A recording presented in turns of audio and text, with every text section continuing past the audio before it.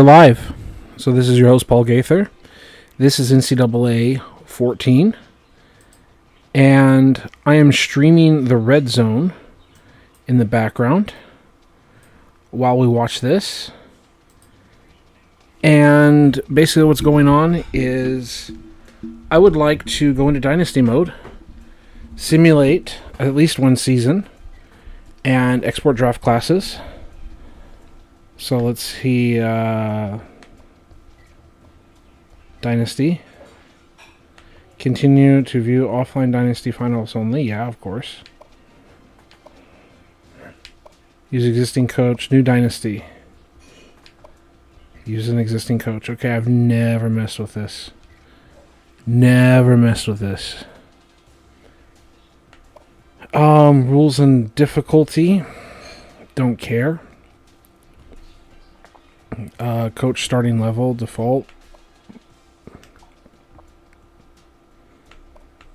Don't care. User versus user skill. What is all this?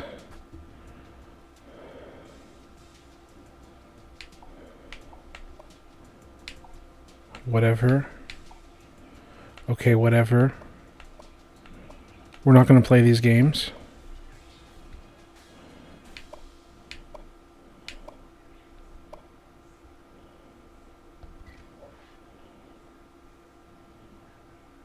Do I get to choose my team? It shows the Boise State Broncos, but I haven't chosen a team. Okay. So not to disrespect a team, but I just want like one of the most doesn't make a difference whether we make it or not, right? Oh my god. What is all of this? I mean, this is cool, but it's also, what is all this? Yeah, sign contract. What? Why? I just want to play a season. Oh my god, I just want to play. Game management, recruiting, whatever. What?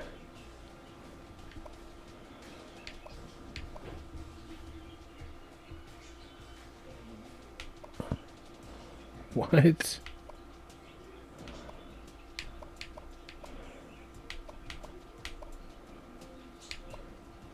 Okay.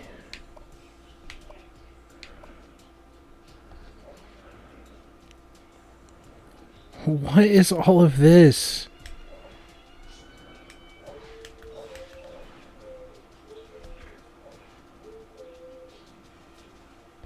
Okay, great. Like, what?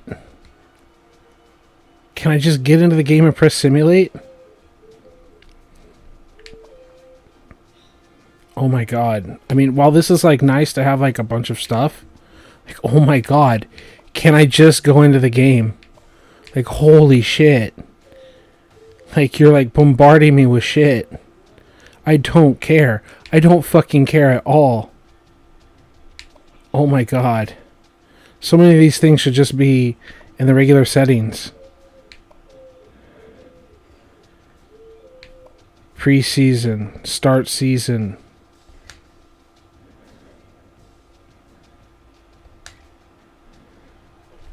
Wow. What the fuck is all this? And then, yeah, Denny and Retro are like, let's go. Great idea. That whole idea, what I'm trying to do, guys, is I just wanted to simulate and import a draft class, and I wanted to see what the storylines would look like in Madden. I'm not trying to hate on this. I like it. It's interesting. It's a bunch of stuff. But part of me is just holy shit, you're bombarding me with shit. I don't care. Right now, right this second, I don't care. Let me just go to simulate the year, export the draft class, and go into Madden. I'm watching football right now. Red Zone. It's 17-13. Literally, I've never played this. I literally only turn this game on to play an exhibition around New Year's. It's a good game. It's fine. I just never got around to it. Wow, this is a bunch of stuff. When I say it's a bunch of shit, I don't mean shit like garbage. It's just you're most likely like all Americans and you understand, like, oh my god, this is so much stuff. It's so much stuff. Like, you can tell why the casual fan is overwhelmed. So, like, oh my god, it's too much shit. Like, in your face, like, hey, maybe a menu where I can go check it out later if I care. Right? Advanced week. Advanced 2. Oh, thank God. Okay. Conference championship. Great. So let's watch football and let's chill. Well, I just saw a touchdown for the Colts. Looks like a touchdown for the Colts. Isn't Flacco their quarterback? Like, dude, like, did stuff for the Browns, got into the playoffs, and then embarrassed himself, and now he's with the Colts. Was he ever elite? No. But, damn, good on Flacco, man. Denny said, I never played it either. Haven't played NCAA since the original Xbox. Well, Denny, I did play NCAA, I think 9. I know I played 10 and 11. I know I played 12. Like, I have those here in disc form. But 14 was just hard to get. And I'm not being a hater. I'm just like, oh my god. I really like the idea of, like, if you want to do more stuff, it's here in the menu. But versus, like, we're in your face with piles and piles and piles of things. And I'm like, this is overwhelming. There should be a quick start button.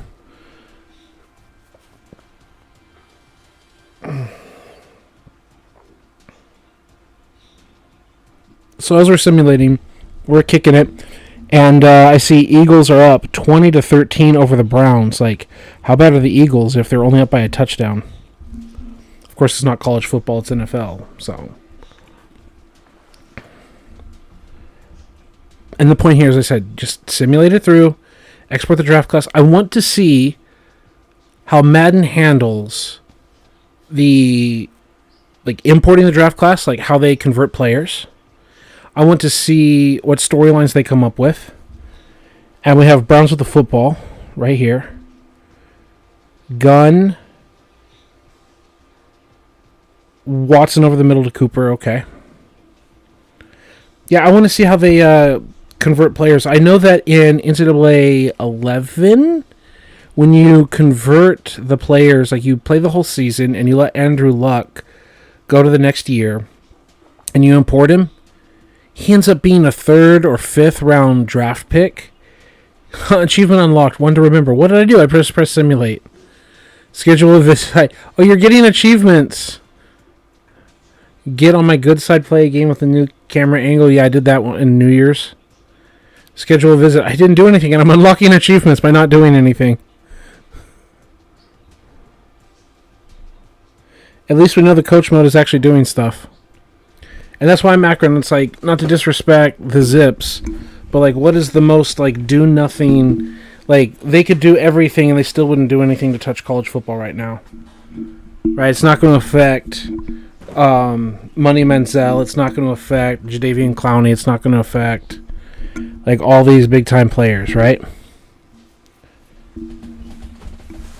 There's so many guys here in this game that are seniors that are, like, already retired in the NFL.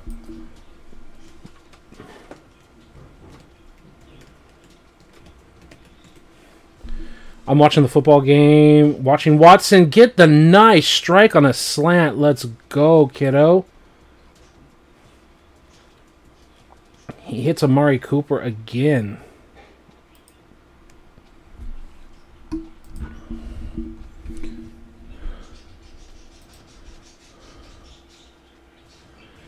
It says Christian McCaffrey was with Stanford in 2014. Then 15 and 16 with number 5. But was he a redshirt freshman? Asterisk indicates bowl and blah, blah, blah. Would Christian McCaffrey... No, it doesn't show a redshirt. It just shows class.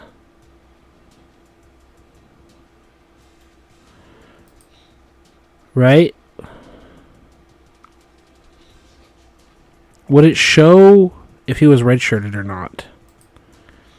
So it would be the next season. So Christian McCaffrey would be like a creative player as a Niners fan to make.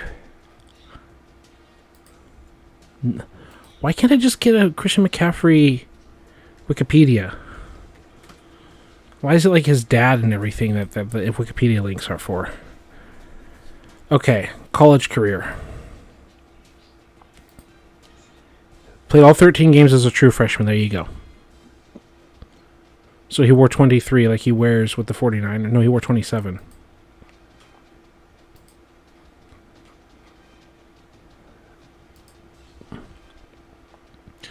So it's just simulating. I was just looking for famous players that I might know.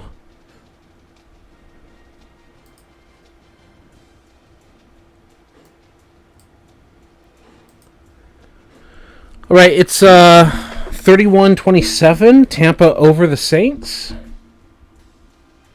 So go Baker. Not rooting for either team. We're on week 7. This is taking a long time. But it should be worth it.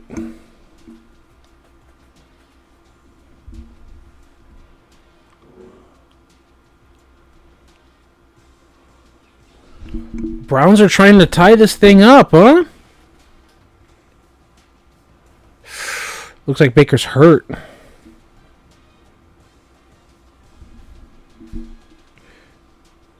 Yeah, on Red Zone, we're looking at Baker getting hurt, possibly. Something about replaying fourth down. They just keep going back and forth between Baker's game and the Browns and Eagles. It's 20-13. And the ball is on the 3 or 4 yard line. Hard to tell from here. And a flag. 3rd and goal. False start. They're going to be backed up to around the 8-ish yard line. This is taking a long time. And I can understand. This game is allegedly really, really good. People love it. And I'm sure it deserves all the love that it gets. Like, this is a reason to play Madden 14. Is because it's connected to this game. And if you actually put like true effort into this game year after year, which we might do, right now we're just testing. The whole point is to test and just simulate the season. I hope there are no like season career-ending injuries that fuck everything up, but if it does, it does. But I really want to see, for the first time ever, how the storylines are impacted and the player names that we know.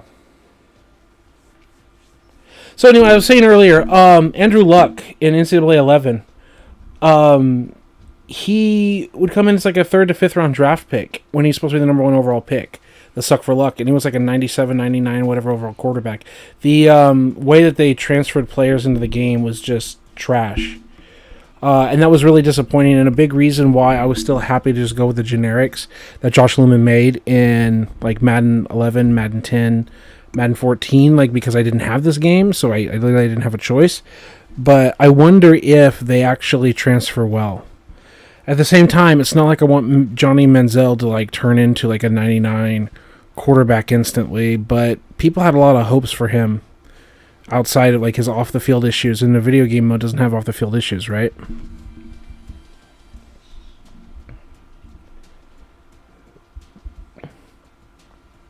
Wow, such a super false start in the Browns game. He was running the whole play. The tackle didn't just like move a little bit early. He went straight in like a block set and was like looking around for people to block.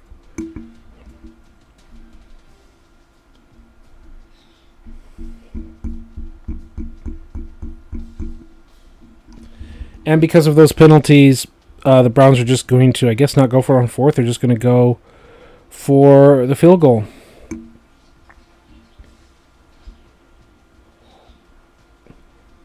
Now we have an update on Washington and the Ravens. And it looks like they're cutting the deficit. It's 20-30, a 10-point game. Trying to bring up the legend of Daniels.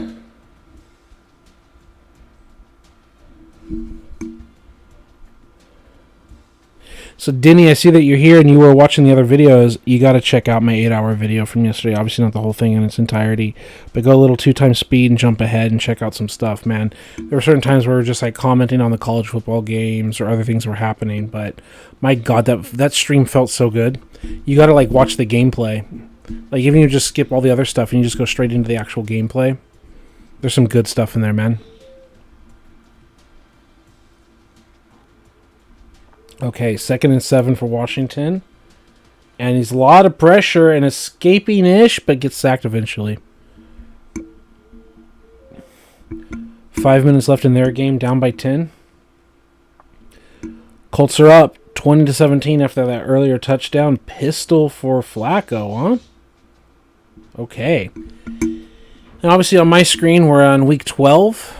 So we're getting towards the end of the season.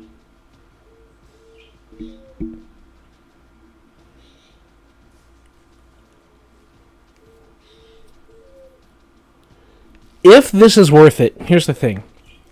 If this is worth it, then it becomes worth it to actually play through Dynasty and then transfer into Madden.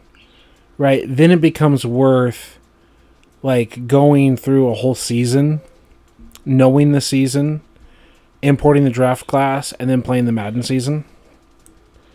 And it's worth trying this out before we completely restart our Jags franchise. I mean, we have restarted it, but before we jump in. And then Alter is here. What's up, Alter? Sorry to repeat for everyone else, but we're simulating just so we can get a draft class into Madden and see how it works. We're watching football at the same time.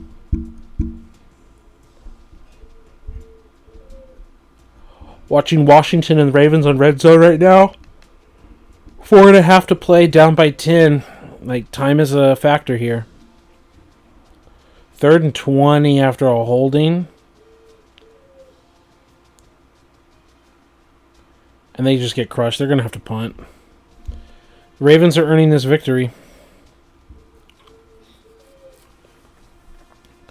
And so, Alter, as I've already said right before I think you came in here, is if it's worth it, then we can actually legitimately pay attention to playing an NCAA season and then playing a Madden season and then going in and looking at real-life players that are worth creating, like Christian McCaffrey and you know, obviously when it's time, creating Patrick Mahomes and all of that. At least trying to create a version of them so that we could have them in the game. If we have something worth it in terms of Madden transferring the players. Denny says, what? I would watch a future series following teams on both, where you would know the prospects as they come up. Yeah. Yeah, exactly. Like, it's worth it, but that's Denny if it's worth it. Because if you have the situation where, like, Andrew Luck, which he's not in this game, he's already done, is like some guys who are like obvious, like first round picks, number 1 overall pick, like we just know. It's like, yeah, he's a 5th rounder, and you're like, the hell, man? Like, Johnny Manziel shouldn't necessarily be the number 1 overall pick, but Johnny Manziel, wasn't he a first rounder by the Browns? And you can say he's overdrafted, but he shouldn't be like a 5th round pick in the game either, you know? Jadeveon Clowney was like supposed to be, was he the number 1 pick? I think he was. Maybe I'm wrong. But, like, stuff like that. Jadeveon Clowney's in this game as a senior or whatever. Like, if Clowney ends up being, like, you know, a 4th round pick or whatever, like, okay, I don't know how his season was here, but come on. There's got to be at least some relevance to how this game wants to import players. Otherwise, what's even the point?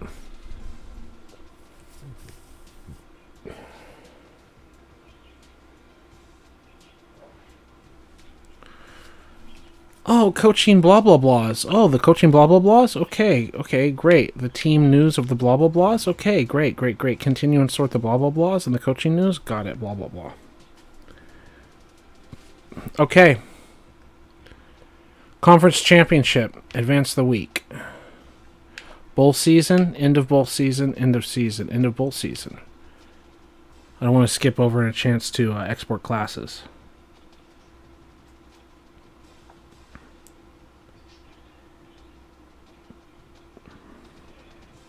Because you know one thing, Denny and Alter, is we can know, like, oh, we know who's going to be the good NFL player. Okay, that's like, it's not cheating, but it's like, we get to draft and we get to see the real names, you know? It's not like this generic guy that Josh Lumen invented.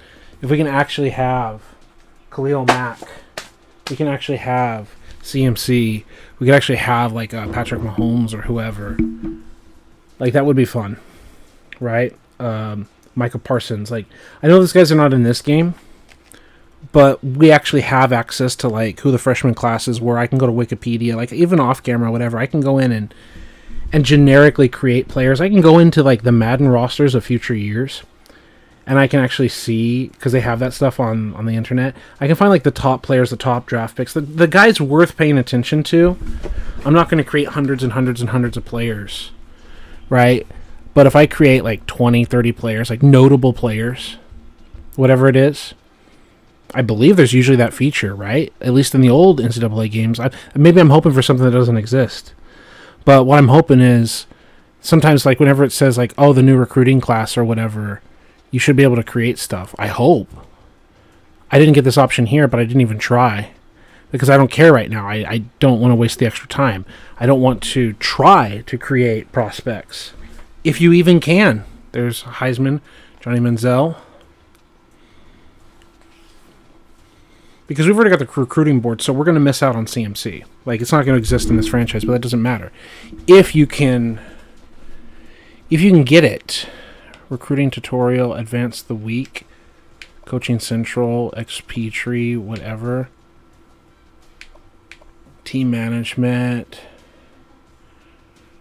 Like, I don't see anything. I see end of season, right?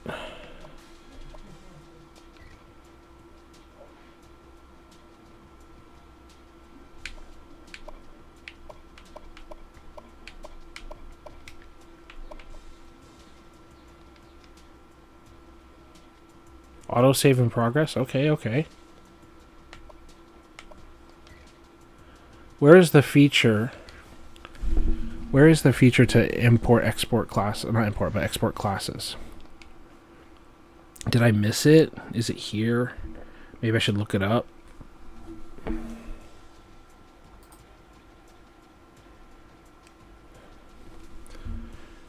Head coach, whatever.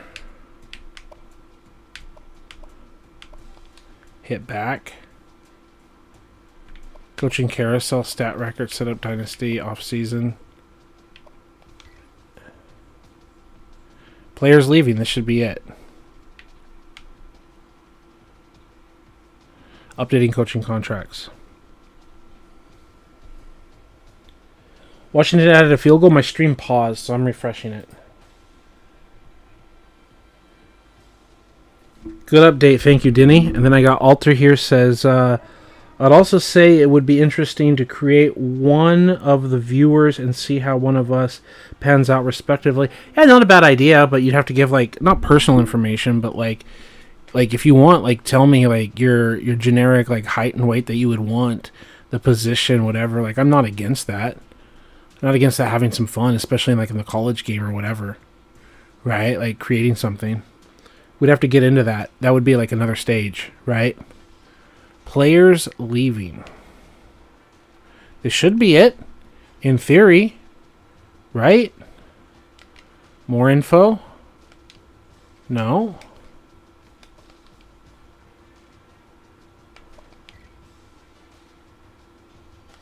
I don't want, like, where would the export roster be?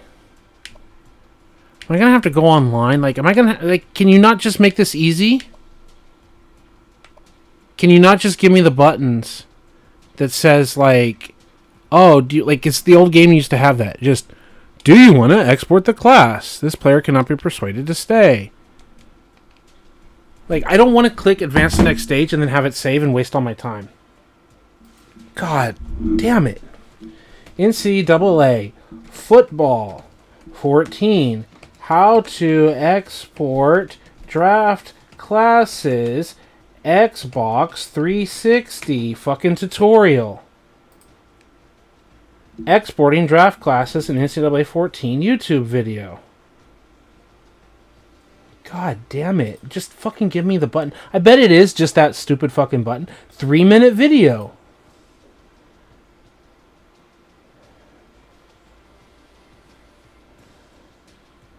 After carousel ends, go to players leaving.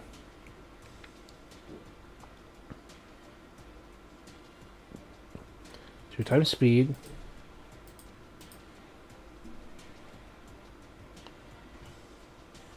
Okay, so this talks about players like declaring for the draft or whatever. They all say graduation. Whatever. Pro draft. Yeah, DeMarcus Lawrence ended up being like an NFL player. You cannot persuade it on other teams. Projected 5th round. So there you go. There's that. All teams. All quarterbacks. Okay. I thought Johnny Manziel was a senior. Is he staying for another year? So, Marcus Mariota is projected to be a 5th rounder. And that's it. It says, so this is already like an orange flag, not a red flag for me. Before I do anything else, I'm glad I'm clicking this. Are you getting this, folks? Marcus Mariota, whether you feel it's right or wrong, I mean, he's not a star quarterback in real life, is projected to just be from a 94 overall to a 5th rounder. The top quarterback in the draft class that's coming out. Oh, this better be it. This better be it. But they're not saying like with the draft class here. Still, can I sort overalls? Bortles. Thank you. Fuck, I was freaking out. Projected round 1. Bridgewater round 1. Graduation not projected? Oh, it's because they're junior, senior. There's got to be senior redshirt, though. He's graduating, too. Do they feel he's not even going to be a pro draft? Is that what's going to happen? I go from freaking out about one thing to another. Are they saying he's not even projected to go as a 99?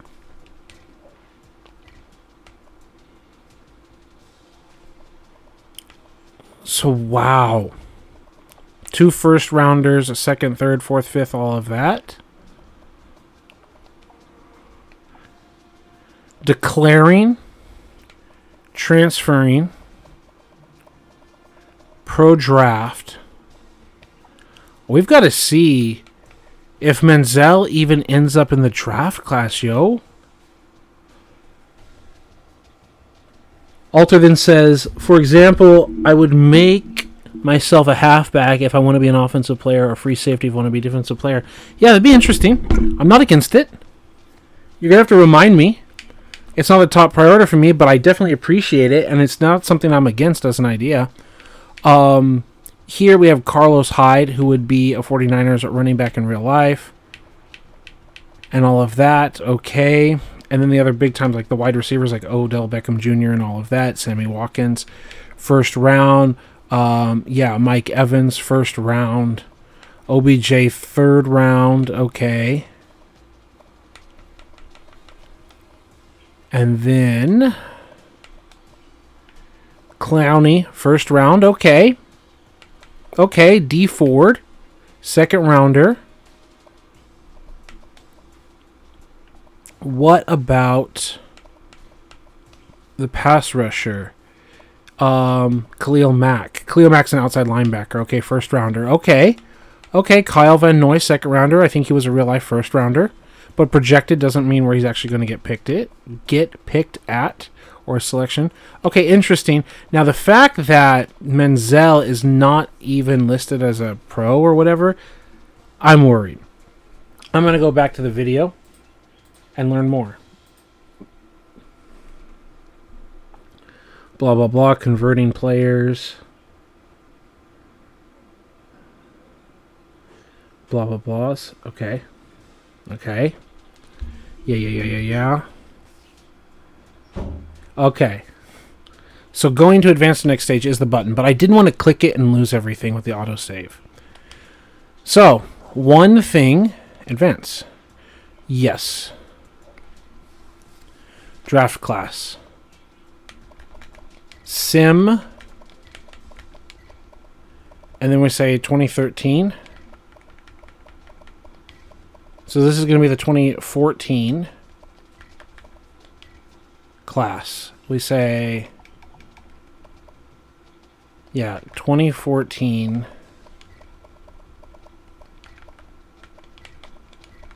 sim class.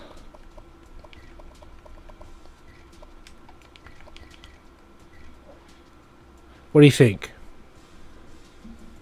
That way we can separate it from whatever like dynasty we're using, right?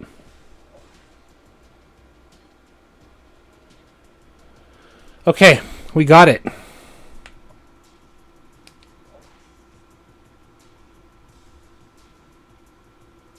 Oh, for Madden 25, guys. For Madden 25. Can you believe that? They're actually unable to save it?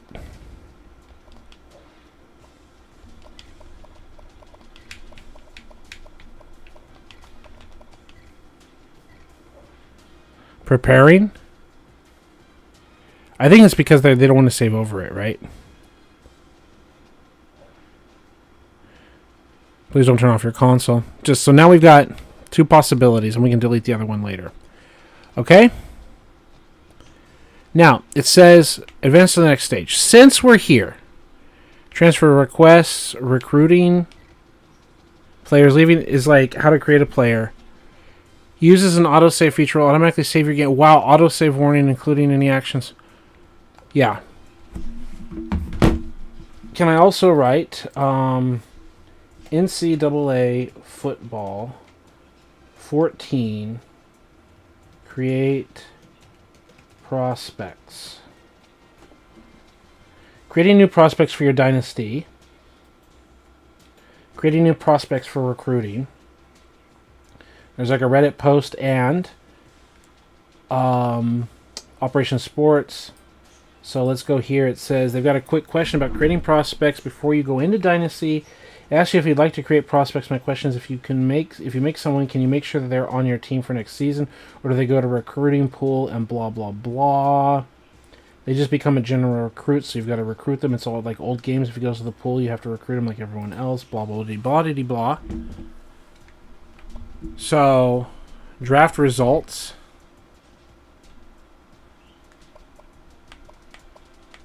Wow, it says draft results. It's like, oh, he was drafted in the 5th round. We haven't even had the draft. You have like the make believe version, right?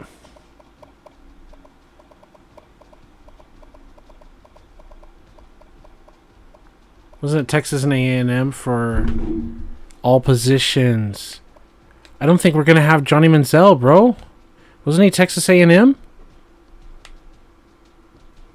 Like, bro, I bet he's not even there.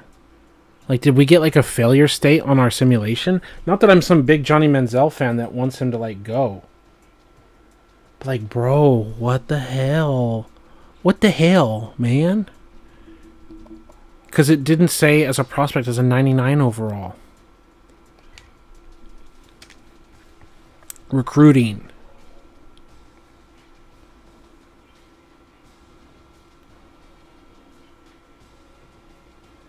So I want to see where I can create players. Because, I mean, it should be too late because this is going to be the next season for CMC. But let's look it up. Let's look up other players. Let's go Pat Mahomes wiki. Because I don't have everyone's personal information memorized, right? Texas Tech 2014. So just like CMC, they were in the same draft class, but sometimes they're different ages apart. So Mahomes is also not in the video game, and he's another player I should have like created.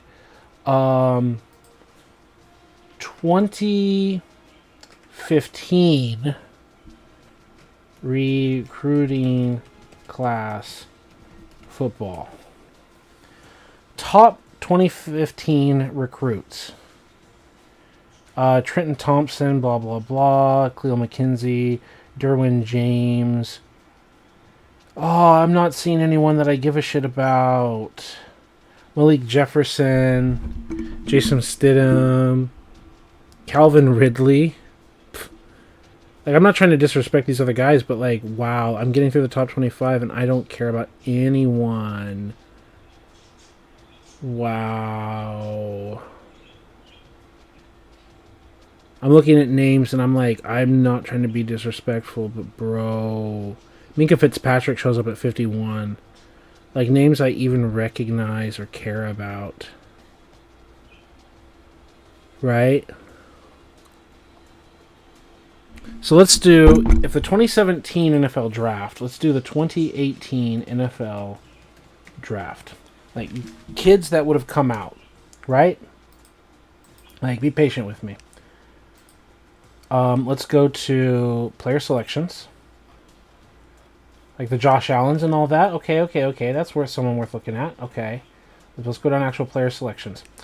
Baker Mayfield. Saquon Barkley. Sam Darnold. All of that.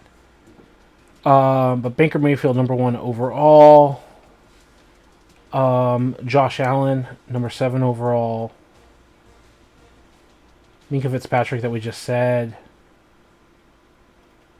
Blah, blah, blah. Lamar Jackson. There you go. Lamar Jackson's obviously the big name. Like, 2-time MVP winner and all that stuff. Says, College Louisville, obviously, 2015. So, high school in Boynton Beach, Florida. So, if I go to recruiting, where do I create recruits? So that's what I want to know. If I want to create Lamar Jackson, not saying that we're going to, but Lamar Jackson.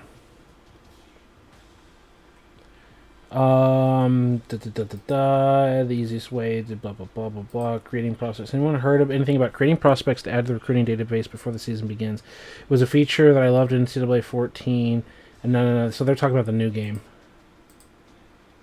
How do I get my creative prospects to attend my school? Creating the custom recruits, NCAA 14, 10-minute video. I don't want to watch a 10-minute video.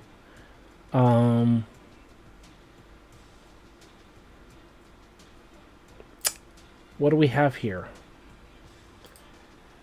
6 years ago. Blah, blah, blah. Mute the video. Fast forward. You're just at your desktop, bro. Bro, don't fucking bullshit me in your fucking video.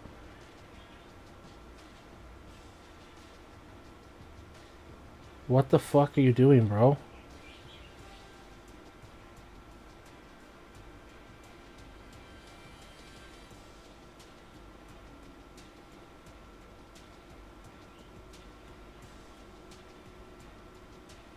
What the fuck?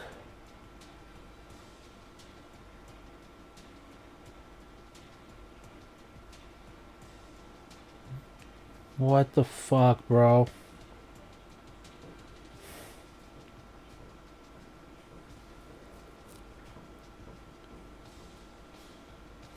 Okay, so where is it? This like the guy's like literally creating blah blah blahs, and it's just like he's fucking talking bullshit for like 10 minutes and nothing. Great.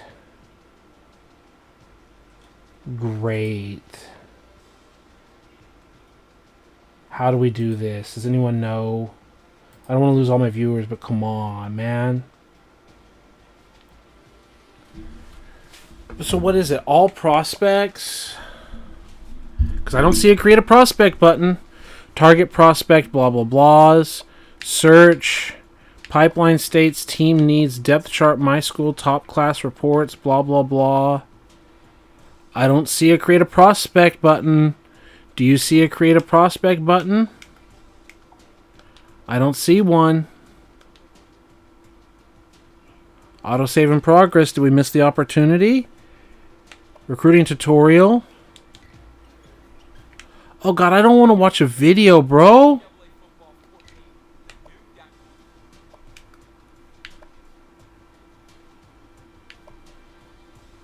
Oh my god, it shouldn't be this hard. There should just be an easy, like, little button. There should just be a button. I should just be able to go to recruiting. I should be able to see, create a prospect. That's it. It should be a thing. Dynasty, create prospects. How to.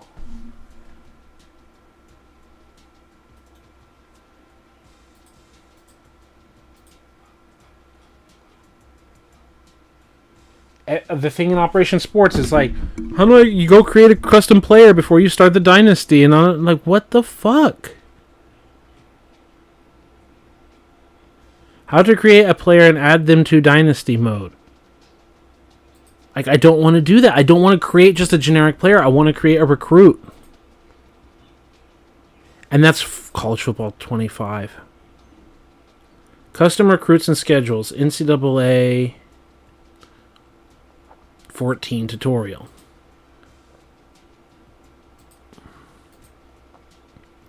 Oh my god, a 40-minute video. Oh my god, bro.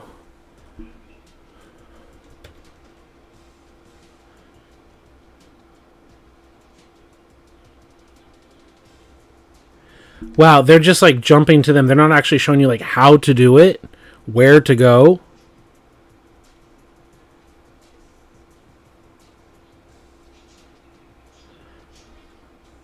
Oh my god. Fuck you guys. Fuck you. Just give me a fucking tutorial on how to do it, where to go. It's not hard. It's not a hard idea.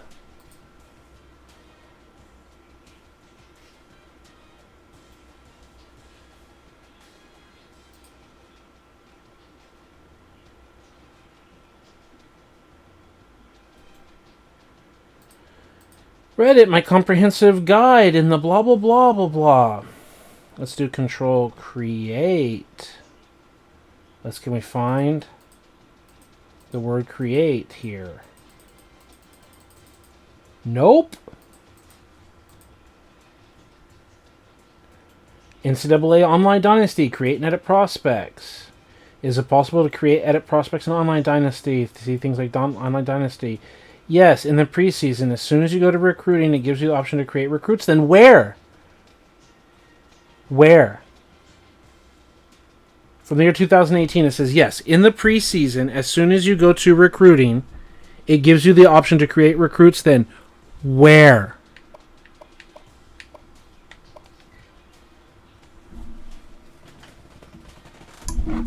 Where?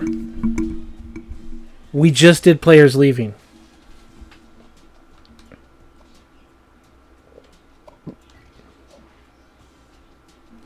Recruiting reports. Do you want to buy time savers? No, go fuck yourself, EA. Recruiting strategy. It's not there. Depth chart team needs pipeline states. The top 100. Target prospect. Team needs.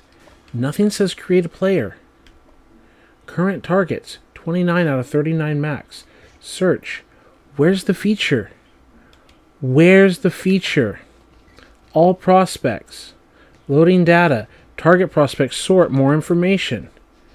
More information just tells us about the school. It doesn't tell us more information or options. Recruiting board. Recruiting tutorial. I guess we're going to have to watch the stupid fucking video, aren't we? I'm sure it won't tell me what to do. Hey guys, I'm David Pond. NCAA Football 14, the new Dynasty experience. Check out all the new features.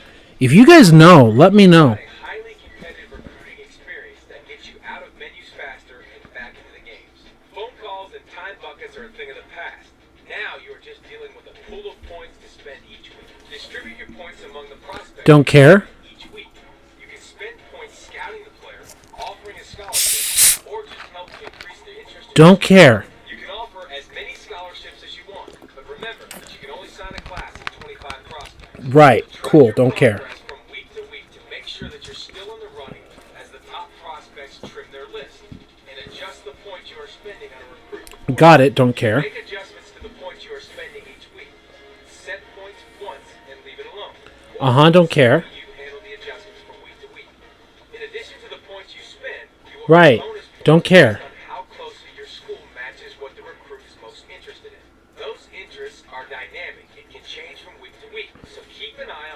Make sure your grades are not falling. Still don't care. If they drop below a certain point, Boy, I wish I could just select what I wanted to learn.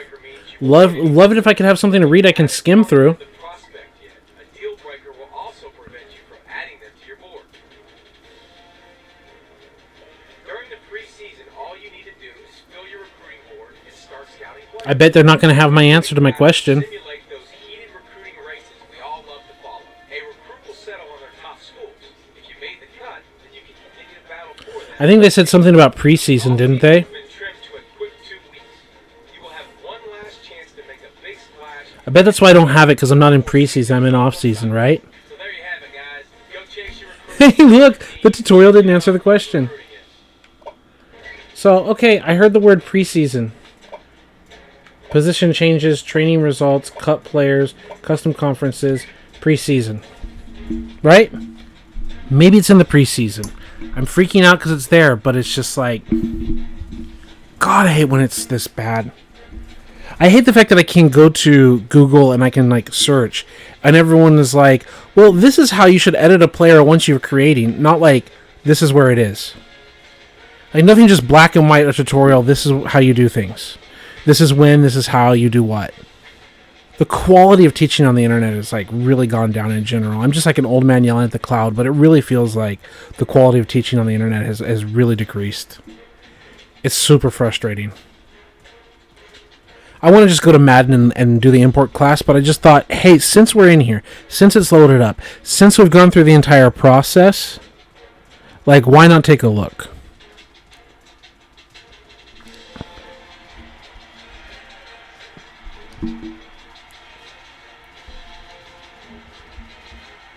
See, this is what bothers me, all this, like, cut players and no. I'm like, where's the recruiting class?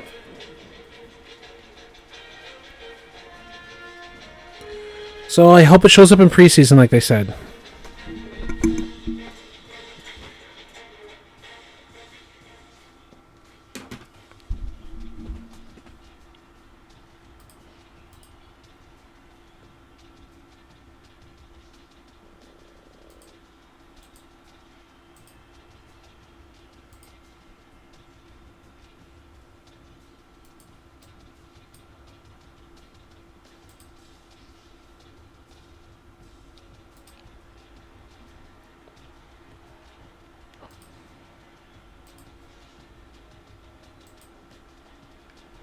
Okay, set up recruiting board, recruiting tutorial, redshirt players, all of that. Set up a recruiting board. There's create prospects. How many prospects can I make? If I want to make Mr. Lamar Jackson, if I say first name, Lamar,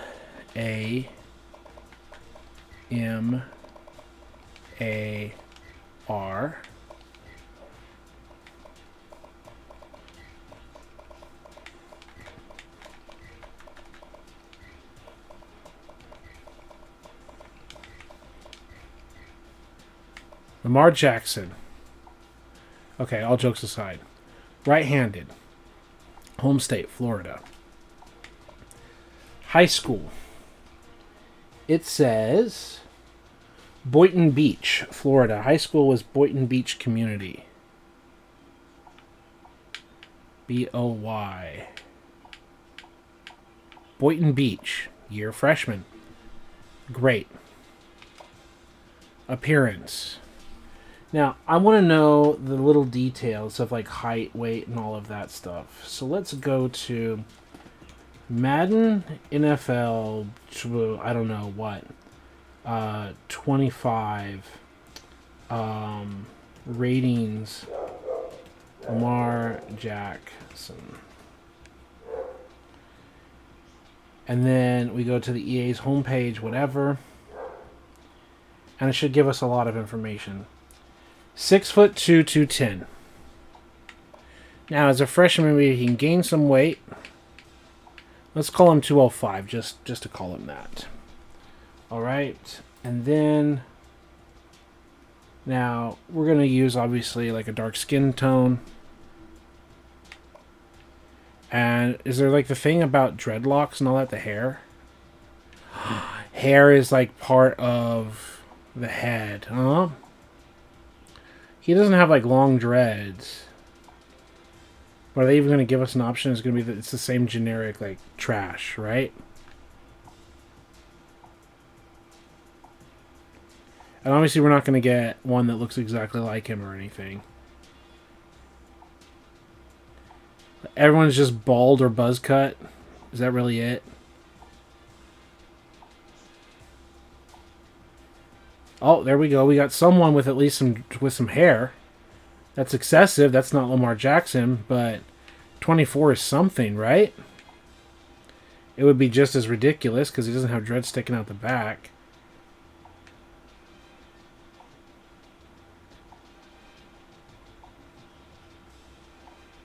One player has dreadlocks, so if you want dreadlocks, you can only have one face. Wow, that's definitely unique, EA. You're special.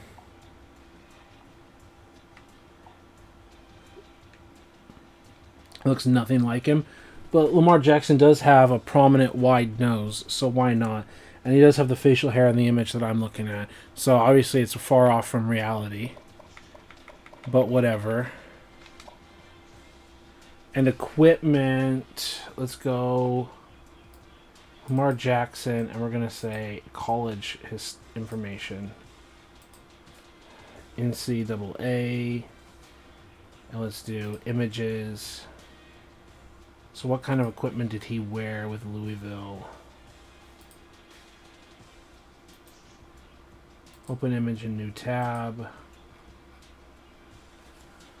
Okay, so kind of like a bit of a revolution kind of stuff. Not this one.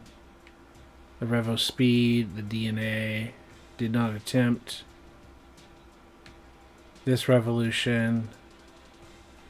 The Schultz, RXP. No. Let's do generic like Ion 4D or whatever. And he had like little sidebars.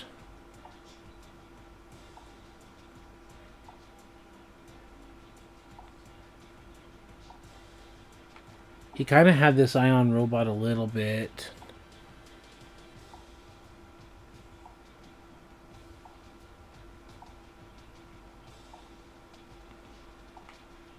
Yeah, that's the closest. No visor. Neck pad, no. Shoulder pad. Height, no. Left sleeve, right sleeve. Jersey sleeves. Elbow, wrist. Do we have... I don't see anything about a mouthpiece. He wore like his exposed mouthpiece, at least in the picture that I see. And it looks like he just has wristbands. Right, it looks like he just has wristbands. So all this like back plate and blah blah blah. Bicep, hand, wrist. Right? We can't even give him a number. Okay, we can't even give him a number. Alright. They say in Madden, this kid's like a 95 speed guy. And while you can become more athletic as you get a little bit older, let's just call him a 93 speed. Not trying to like disrespect him. You know what? Like whatever. 1 point lower. You can get better. Acceleration. They say 95. So again, you can get better. Agility, according to Madden, 95. Okay, so 94. You can get better. Strength. I don't see strength. There it is, 63. Let's call it 60. Hit the gym. Awareness. They say 98. He's got all those years of work, and in classic NCAA fashion, like, give him, the change from yellow to orange. Not saying that he doesn't deserve high awareness, just simply saying that Lamar Jackson, like a lot of guys, like anyone who's like a freshman out of high school versus years of college ball or whatever, that should be a good start. That should be a good start. Break tackle. They used to give him 82. Let's give him 78. Trucking, they give him 39. So, stay the same. Elusiveness. Elusiveness. Do they even have that rating? I don't even see that. But they talk about all this break tackle is 82. So, break tackle is 82. They talk about ball carrier vision 98, 76 stiff arm, spin move 83. Let's do spin move 83. Again, he can get better or whatever. I don't know. Stiff arm 76. We just make him the same. Ball carrier vision, they say 98. Let's give him a straight up. Right in the green. Like as a freshman, let's give him 85 ball carrier vision. Right? And elusiveness, we're in these 80s range or whatever of the break tackle and everything else. So let's say like in the same range. Yeah, let's do 84, right before the green 85, right? Juke move. They say 91. Let's give it 89. Get it up there. Carrying. They have change of direction. Where's carry? Carrying 70. Catching. That would be under receiving. 64.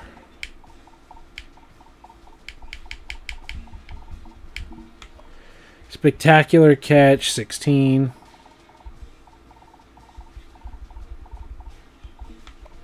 Catch in traffic, they're giving 17. Route running. Oh, they have short, medium, and all that, but let's just give them like 18. Let's split the difference and just call it that.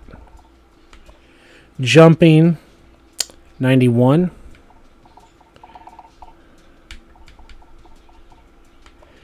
Throwing power, 93.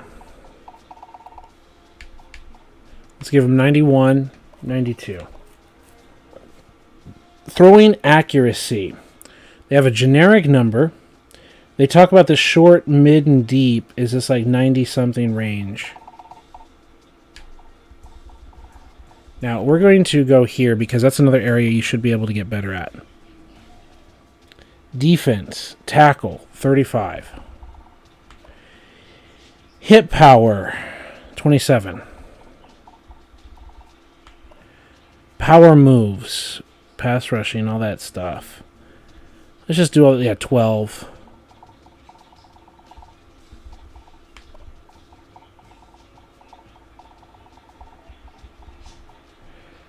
Block shedding, 16. Pursuit, 38. Play recognition, 10.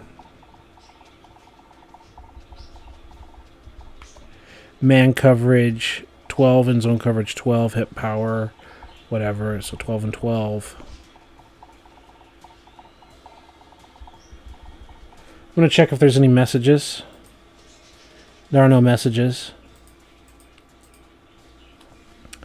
Hit power 27. Do I even see anything about hit power? Yeah, it was 12. No, it was 27, right? Okay, I already did that.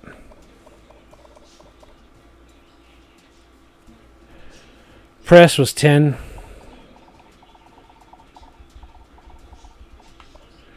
Receiving release was 17.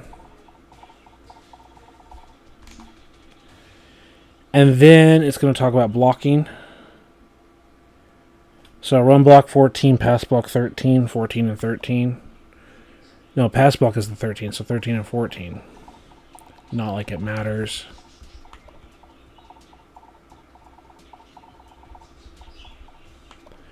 Impact blocking, 29. And then kicking, power, 12.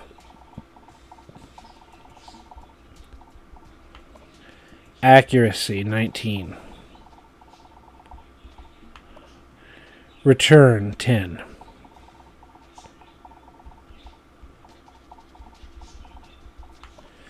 Stamina 92 and toughness 96.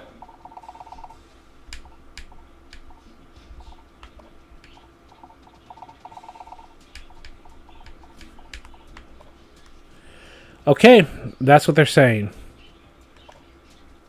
Advance.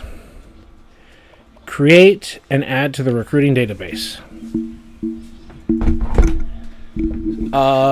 Set up recruiting board. So that's the only player we're going to create right now, just because we're going to check it out. No. Are you sure you want to discard the prospect? Yeah, because we're not going to waste time on more. Set up recruiting board, skip to recruiting. So there it is. There's the answer to the question. Alright, so we've got a generic Lamar Jackson based on the Madden ratings of who he becomes. Watching football, the new games are starting. Dallas and Lions, blah, blah, blah. Let's go here, let's go here. Let's set that up. Now I've got everything set up like before. So, let's go to the top 100. Is Lamar Jackson in the top 100? Let's go all positions. Ranked 54. So, let's go to 2015 recruiting class football. 2014 recruiting class. Let's do, how about this? Lamar Jackson recruiting class ranking. What kind of prospect was Lamar Jackson in high school? Jackson was ranked 409 prospect in 2015 recruiting class according to the 247 Sports composite rankings, including the number 12 dual threat quarterback. Blah, blah, blah. So, an unknown, but of course I gave him like all these abilities, right? And he's a 4-star prospect. He's an 81 overall coming out.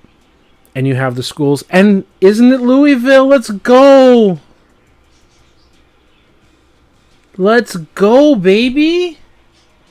Come on. Come on. Can I get a like? Can I get a like on this video? Can I get a comment in the chat? I got 2 viewers up here. Let's go. Give me some feedback. Give me some love in the comments. Give me a wow face. Give me a something, bro. We created Lamar Jackson. We just made him. And Louisville is one of his top 3 teams on this board here with UCF and Texas A&M. Come on, let's go.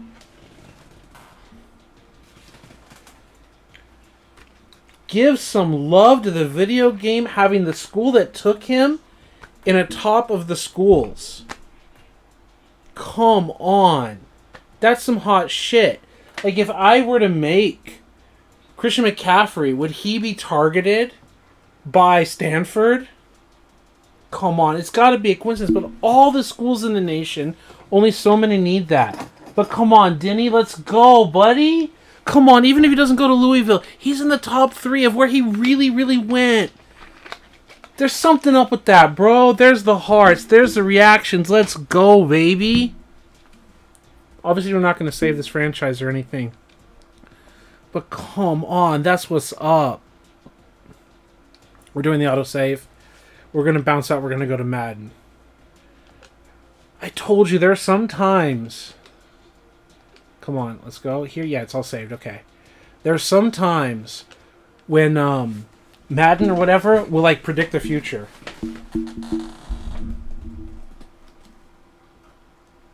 Come on, that is hot shit, bro. As we said, like, the Raiders wanted a running back in JD. Aqib Talib going to the Broncos. Like, there's so many times where it's just like, yeah, you set this up, and that's the team that wants him. That's where he wants to go. Like, it doesn't say Boise State's looking for him. It doesn't say Alabama. It doesn't say Florida. He's from Florida, and it doesn't show a single Florida team is interested in him. It said Louisville, his real team. Let's go. That's hot shit. I know I'm like hyped up for like a stupid thing, but if you don't get hyped up for that, then what are we getting hyped up for?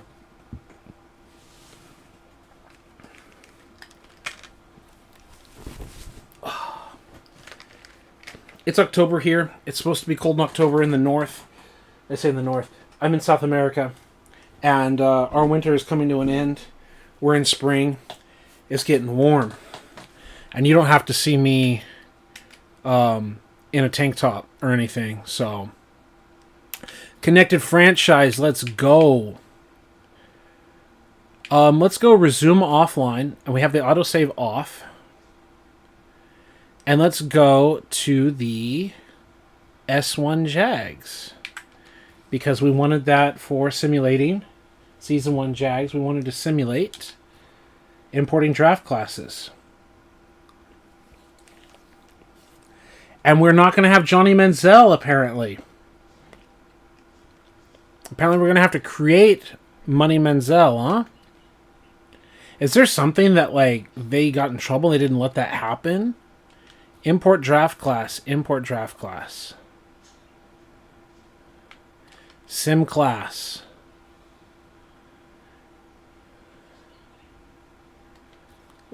Simulated, uploaded correctly. And then we're going to advance the week.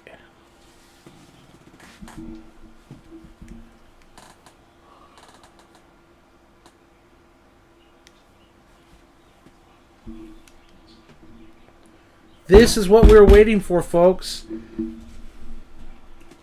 Let me look around the rest of the league while that's loading. NFL Week 6. What are the stories in Week 6? What are the games here in Week 6?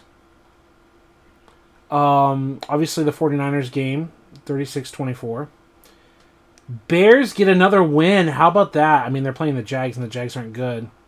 Who says I'm in a Jags franchise? Buccaneers won 51-27. Ravens took that W, 30-23. Packers got the dub, 34-13, of course. Colts got their win with Flacco. Texans just beat the hell out of the Patriots like they should, because the Patriots are going to be like number 1 pick in the draft. Eagles finished the job against the Browns. Chargers are up 10-0 over, obviously, the Broncos, who are not exactly a threat of a team. So good luck and good work for Harbaugh this year so far. Steelers and Raiders are in a 7-3 ball game. Panthers are the game that they're showing right now on Red Zone.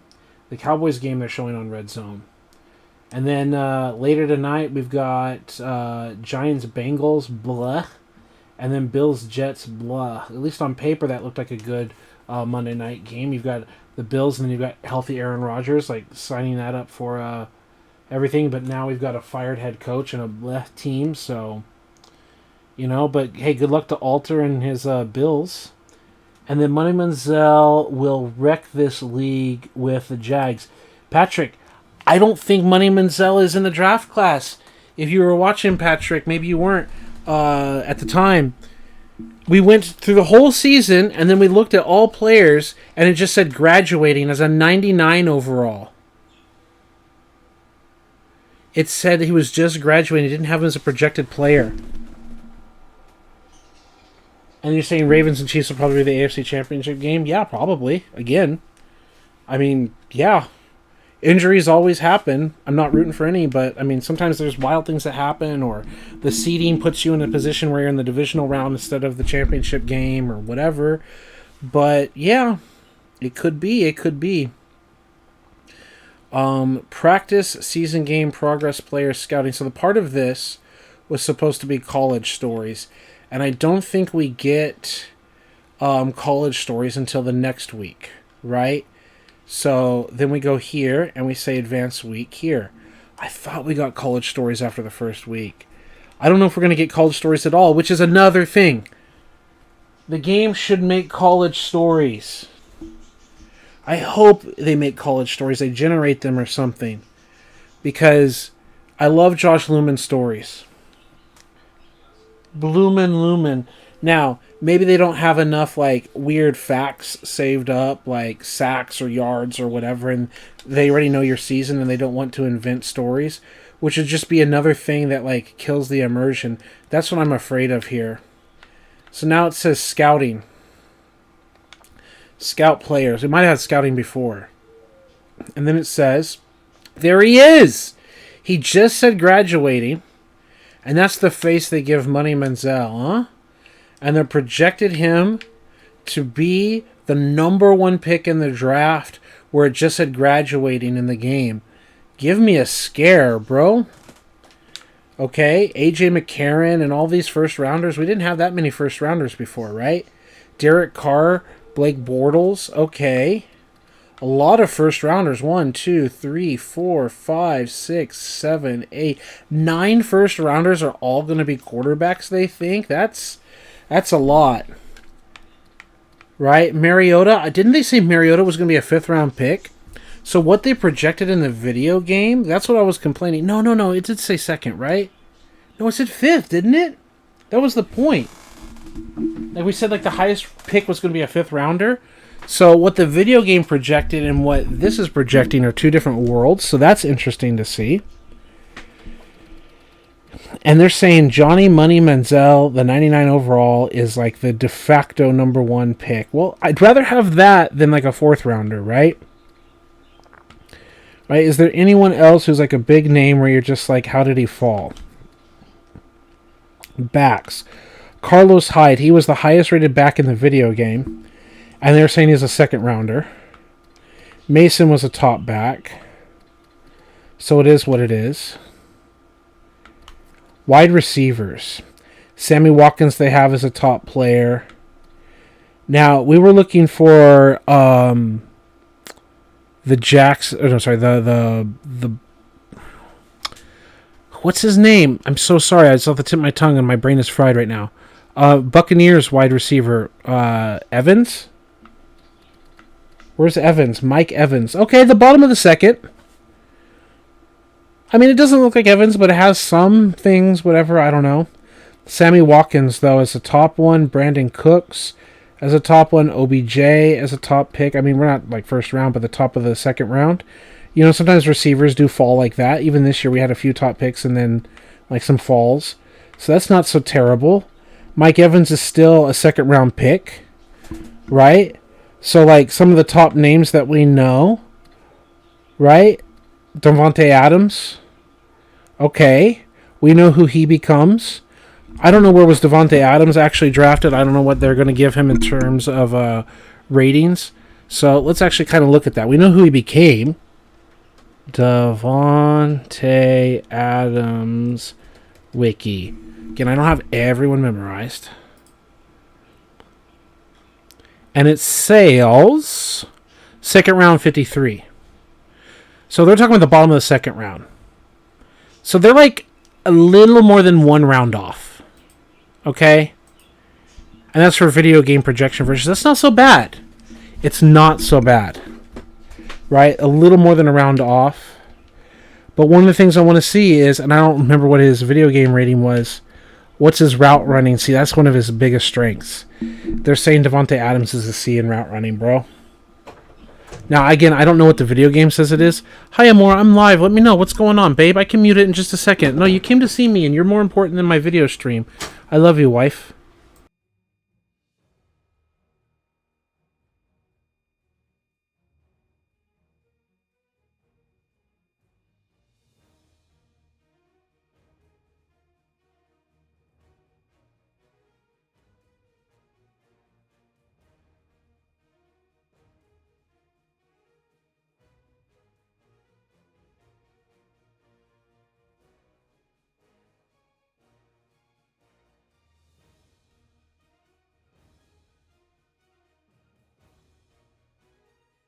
All right, we're back. We're back. Okay. Wow. All right, let's go back to the red zone, and let's take a look at that. So Davante Adams doesn't get the love for what he's really good at. I mean, that's not to say that you can't increase his ability. Let's dump the points. They're saying he's a 74. So he's not elite. You've got to develop into that, right? Let's go to Money Manziel. Let's scout some things. Let's say, what's his awareness? A B. 85 awareness as a rookie.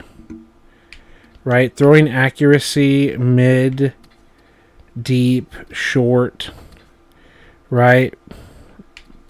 Throwing power B. I think he had like 90 or something throwing power before. So we can unlock this. We have enough space. 87 throwing power, right? Accuracy, we can unlock that. It's like fine. Throw on the run, B, right? Play action, A. That's the abilities, the mobility, right? So play action there, we can unlock that easy. So he'll like fake the shit out of people. So yeah, he could like really, really do it for us, right? Money Manziel could be our play action awareness quarterback, right? He could really be it. But are we gonna do so badly we have the number 1 pick? Probably not. Right? But there you go. I mean, I know I'm spoiling the points, but there you go, baby. So we looked at the wide receivers, tight ends. Are there any big names? For me, it's like obviously Gronkowski is already in the league. Travis Kelce is a rookie in this game. Kittle is like a 5th-round pick in real life, and he wouldn't even be available yet, but he would be available very soon. I think he would be a rookie in 2017. I think he was a 5th-round pick in the 49ers' first draft with Kyle Shanahan. I don't think it was 18 was his rookie year. I can look it up again, but I think it was 2017. So he would have been similar to CMC, like a prospect to create, you know? So that's like a thing. And you want to make him good enough that he actually would go into the draft, right? Or you just have to make him as a player, I guess. You can create a prospect, whatever. But no big tight ends here in terms of names. Like, sorry to disrespect any of these players, but I've never, like, Eric Eberron, yeah, I've heard your name before, but, I mean, come on. Tackles, Taylor Lewan, the big-time name, would end up playing with the Titans and was a really, really, really good player for them. Right? Swanson, guards. Like, no big names as top picks.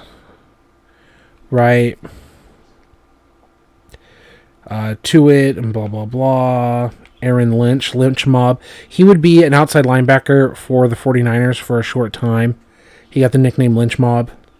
He was a decent pass rusher for a little while, and then that was it. Oh, I have a hard time pronouncing this name. But I remember him being pretty solid. Jadeveon Clowney, number 1 pick in the draft, right? Wasn't he number 1? We're not going to have a bunch of points right now, but we can simulate. We can say finesse moves, power moves, block shedding. Right? That's part of the point. Let's do 90 finesse moves. Right? And then we can simulate the week and look at more. And we've got D Ford and DeMarcus Lawrence. DeMarcus Lawrence is a 2nd-round pick. Let's go. Right? From Boise State. Interesting. Defensive tackle, Aaron Donald in the 1st round. Let's go. Aaron Donald in this class, baby. You can't get everyone. You're not going to just have a whole bunch of 1st-round picks, but who are you going to go with? Right? There's some solid, at least names that we know what they did in real life. It'd be interesting to scout these guys seriously, like I scouted before, and I see no comments here. It says, yeah, Clowney was number 1 to Texans, yeah. Yep, and then Patrick says, I went to middle and high school with Swanson. Awesome. How was it? Cool guy? You're not going to say anything negative anyway if it was, and I don't want anything negative not that I don't want, but, like, I hope it was awesome. I hope it was a down-to-earth guy and all that. You know what I mean? Ravens, yeah, okay, yeah. Those are the 2 comments. Very good. That's cool, man. Anthony Barr, outside linebacker. Khalil Mack is a top pick. So a lot of the names that we know are top picks. I thought Kyle Van Noy was a 1st-round pick for the Lions, and then he was like a disappointment for them, and then he had a resurgence of his career with New England and all that. So in some ways, it's kind of funny that the video game is like, he's a 4th-round pick. And it's like the Lions overdrafted Van Noy, right? Like, at what point are you like, yeah, the Lions overdrafted him. He should have been a third-round pick or whatever. And then it took Belichick and that defense to really, like, get his skills up. That's, like, kind of like a little side note. Like, what if we did the Lions and we just draft Van Noy as, like, our first-round pick, like, later in the draft? Wasn't he? I'm going to look it up to be sure. Let's go here. Let's go to Kyle Van Noy Wiki. Kyle Van Noy.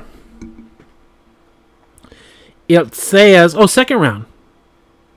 Second round by Lions. Pick 40, though. Near the top, because 33 is the top. So near the top of the second round. And they're saying he's here. Right? And he had the resurgence of his career and all of that. So still, that's interesting. My point still stands. And you said, nah, he was super cool. Yeah, that's awesome. It's really great when people are down to earth. You know? There are times that where people are arrogant about their athletic ability or whatever. It's like, oh, I'm not going to do my homework because I'm going to go pro or whatever. But then you've got, like, the people who really do go pro, most who go pro are really chill people because they don't need to be arrogant. They don't need to be like, oh, no, I don't need to worry about my homework. I'm going to go pro. It's like, no, you are going to go pro because you do worry about your homework and you work hard and you study and you're a really great person. You have great, like, interviews and blah, blah, blah. Like, those piece of shit people, you're like, yeah, no, you're not going to make it, kid. Like, you don't know that you don't know. Right? So that's really great to hear. Jason Verrett, yeah, he was a guy who was a very talented corner that suffered from injuries. When he was healthy, he was a top corner in the league. But he suffered lots and lots of injuries. Now, the current corner, I think Stephon Gilmore's already in the league in this game, but I'm going to check. I think he's already with the Bills. Let's go.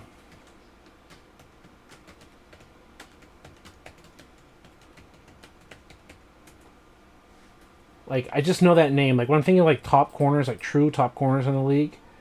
Yeah, he's already in the league. NFL Draft 2012, so he's already a second-year pro in this game. I was just trying to think, like, who are true top corners? Because obviously there's, like, you know, Talib, but he's, like, older, you know, and there's, like, of this era, this generation. And Revis is obviously already in the game, and he's been in the game for several years. Like, he was, like, 2009, he was in the game 2008, whatever. Obviously, Sherman is, like, second-year pro in this game. Like, there's certain guys that's like, yeah, they're already in the game, but apparently Stephon Gilmore's already in the game, too. 2012, this is his second year in this game, and he's with the Bills. So, I wonder, let's, again, go to NFL Draft. Let's look at the chat. Let's say 2014 NFL Draft, because our first draft is going to be the 2014 season. Let's look at the list. See if some guys are even in the picks. And it says, yeah, Clowney number 1, Houston, like you said. Absolutely. Rams, Greg Robinson, offensive tackle of Auburn. So let's go tackle and see if Greg Robinson... Hey, they say he's going to be number 4, and he was number 2. Hey, that's not so bad, huh? Give me another wow face for them getting that pretty close to accurate. They're saying Blake Bortles was the Jags pick. Blake Bortles. Pick 15. He ended up going 3 overall. Sammy Watkins, who they have as like a top pick, went to number 4. Video game is saying 16. Khalil Mack was number 5. And they have Khalil Mack as 17, so they have Anthony Barr above him. Jake Matthews. I mean, this for like the entire real life season has gone by, and blah blah blah, and teams and stuff like viewing the future, and these are projections. It's not so bad, huh? They're saying Anthony Barr went 9th, so he's right there at the top with them. Wow, they got Anthony Barr dead on. Wow, Anthony Barr went 9th overall to Minnesota, and the game says he's going to go 9th. What's up with that? Simulating the NCAA video game to import into Madden to go to this, and he got projected dead ass on. What? Come on, you got to throw up those little likes, Denny and everyone. Come on.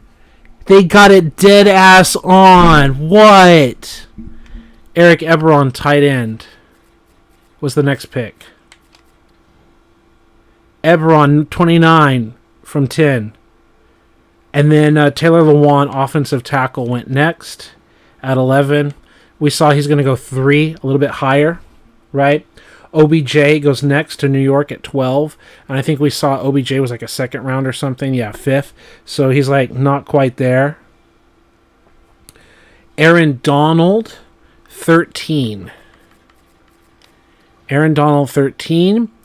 19. Within 6 picks. Come on. Within 6 picks is the projection. Like, they're so close.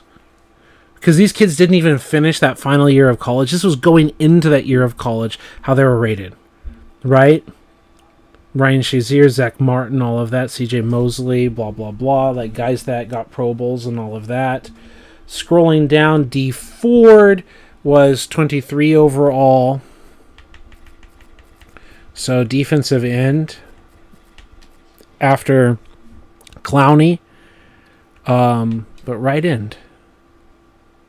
It says unscouted. Okay, available. Yeah, they're a little off here. But they're saying D Ford 23 overall. But they're saying the bottom of the second round. Okay, so they're off for some of them. Jason Verrett. There's come on, so get the picture out of the way. Get these pictures out of the way, Wikipedia. I don't care. Great. Okay. When I just hover my mouse over something. Jason Verrett, pick 25. I mentioned him. 22 within 3 picks. They got Jason Verrett within 3 picks, y'all. They got him within 3 picks. Jimmy Ward to the 49ers at 30. Hey, 3rd round, that's not even close. You see, some of them are not even close, but I'm not seeing big problems, right? DeMarcus Lawrence, they said 2nd round out of Boise State, and he is projected as a 2nd round. 24, the bottom of the 2nd round. Okay, they're saying bottom. He's like the 2nd pick in the 2nd round. Okay. Derek Carr to the Raiders at 36 overall. And Carr is down here. But he's still a 1st rounder. The bottom of the 1st, they're saying he's a little high. Right? And then we got the Kyle Van Noy and all those things that we've already seen. Devontae Adams, they're saying 253. And Devontae Adams was down here at 4th round. Okay. Then the Carlos Hydes and all of that I know about just because I'm a Niner fan, not because he's great. Devonta Freeman, Falcons, Pro Bowl, 4th round running back. Is Freeman even here on the list? There he is. 4th round 4. He was 4th round 1, 2, 3. Oh, they got him 1 pick away. What? Devonta Freeman, come on. They got Devonta Freeman within 1 draft pick. He was the 3rd pick in the 4th round, and they're saying he's the 4th pick. Come on. Let's go. This is good. Like, some players are off by a few rounds, and other players are, like, almost dead-ass on, yo. Give me some interaction in here. Are you not amazed? Am I the one just freaking out as a weirdo? Like, Paul, you're overblowing it. Like, tell me. Give me feedback, bro. They're getting some of these players, like, dead-ass on in their projections, which was my problem when they had stuff, like I said, like Andrew Luck going, like, in the 4th or 5th round. With all the skills that they had. Dude, they're picking multiple guys like dead ass on.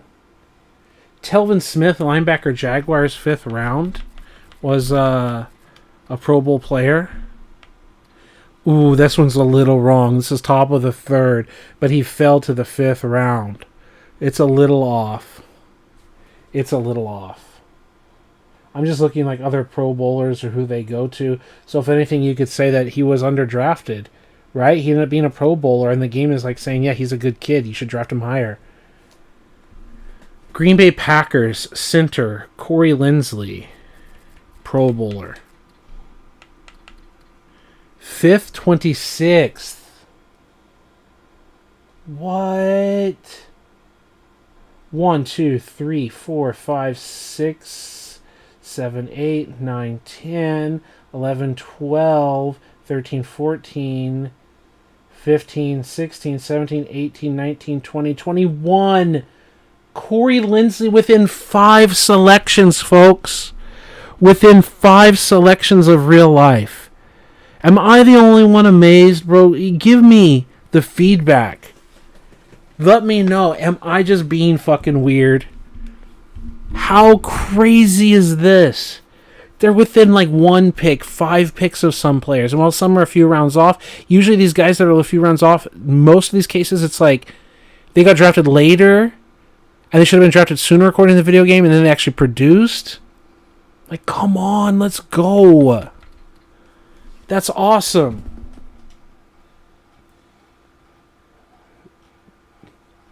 That's awesome. Undrafted free agents. Roosevelt Nix, fullback. Makes sense.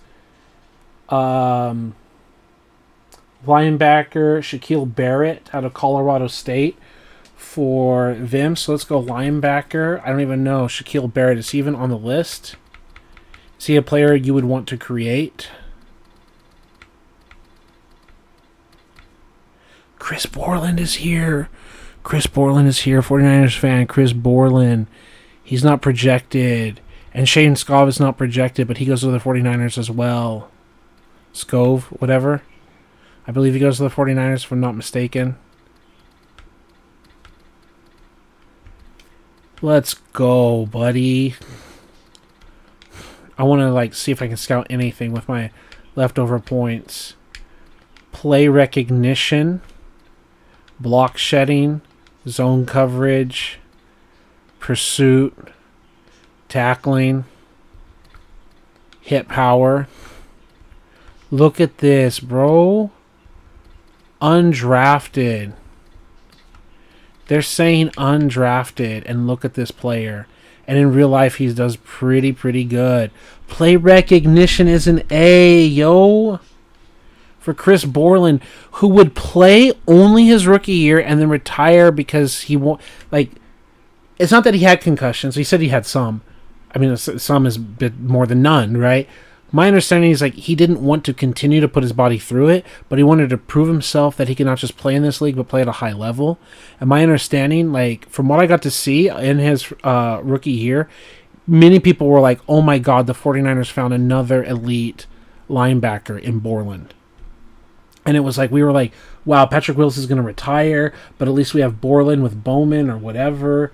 Like we've got the next like star linebacker. And this game is even like, yeah, this kid is a tackling machine with play recognition. Let's fucking go, man. That's hot. Let's go advance to the next week. I hope the players are not like overrated because they're real life people. And that's the other thing is like, I'm afraid that to some degree it's going to be a little weird. And they're going to be like, oh, well, they're real people, so we're going to like rate them really highly or something. I don't know, bro. That's hot. I see the hearts flowing in. Let's go. Let's go to scouting. Scout players. We can sort by all scouted. We can look at Borland. Scheme, base 4-3. That's what the Niners were kind of going to. Right? Jumping, agility, the strength, whatever. The awareness. The man coverage. Right? The toughness. Big hitter. I don't want to open that up right now. Clutch, all of that. But play recognition, bro. Hit power. Tackling skill. Right? I mean, the pursuit, we're going to have to raise that up. But imagine this as a player. Because play recognition is the defensive awareness. This thing is just, like, not really real. They're not saying he's the best in coverage, but they don't give linebackers a high coverage rating anyway. They save that for secondary players, right? They're like, he knows how to read the play, and he can hit and tackle like a beast. Like, that's what's up at the middle linebacker spot. You don't want to be dirt slow. But let's go, baby. That's fascinating.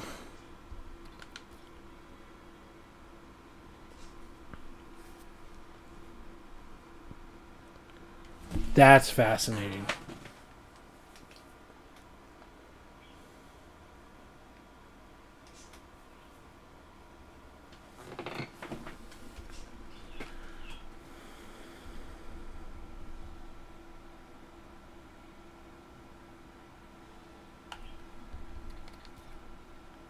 Scout players. Already scouted. Clowney, what are your skills? Block shedding, 87. Power moves, not there. Tackling, 91. Hit power, 98. Pursuit and play recognition. Hey, it is what it is. Right? Wow. Borland, what speed do they give him? B speed. B speed, huh? Like, not bad. Wow. We just kind of wanted to look at certain guys. Devontae Adams' big thing is he was like such an elite route runner. So the fact that they don't give him that, but I wonder what he was in the game. You know? Borland, though. 94 tackle, 96 play recognition out of Wisconsin. Right? So we're just kind of look at this. 89 hit power, 94 tackle, 96 play rec. I'm interested in going back to the video game and looking at what he's rated and seeing how close that stuff is. How close they transfer some of these skills.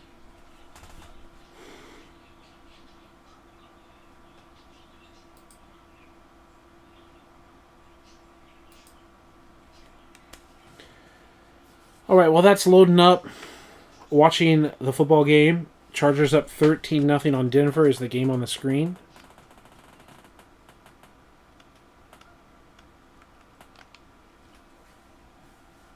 Then it switched over to Lions up 7-3 over Dallas.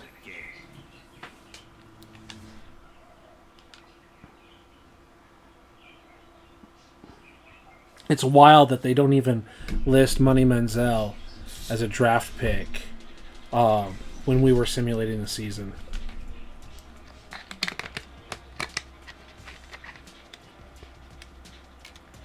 I want to go to Wisconsin. I'm going to look at Borland. I want to see his ratings, and I want to see how they kind of transfer over. Team management.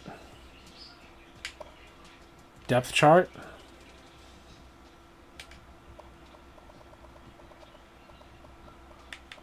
Wisconsin. Borland. 79 speed, and they're giving that as a B rating. I understand that. They're giving him a high awareness. I wonder how much that translates to player recognition, because remember, his awareness was not rated so high. His acceleration was an A, remember? Or something like that. Yeah.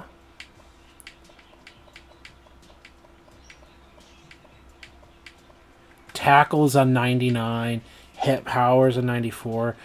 And then play recognition's a 99 versus an 89.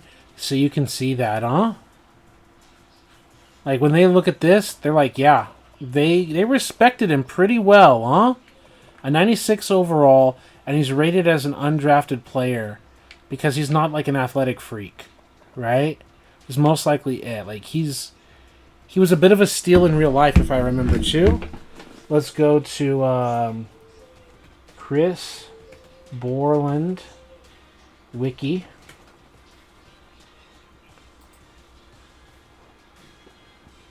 And it says, 3rd round pick 77.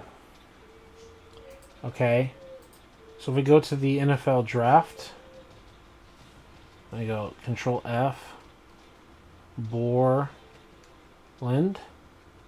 So that's 1, 2, 3, 4, 5, 6, 7, 8, 9, 10, 11, 12.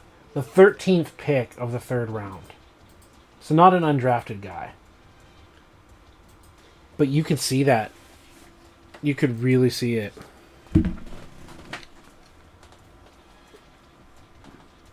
Let's go edit rosters.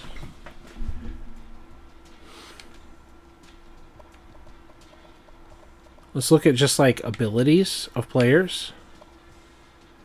Let's say all positions. Let's say all middle linebackers. Yeah, Borland's like the #1 linebacker in the video game. 96 overall. Like, I didn't edit this. That's what he is. And they're just like, yeah, at 5'11", 248, he doesn't have like the physical stature or whatever, but he ends up being a great linebacker in the video game as well. I don't yeah, he was not even rated to be drafted. Where he was a 3rd rounder, so, I mean, okay, that's a little off. Play recognitions. Highest of middle linebackers, probably. I mean, yeah, there's other guys. I mean, 99 is going to be the highest, but other linebackers, Khalil Mack, right? Van Noy, some other names that we know. Interesting.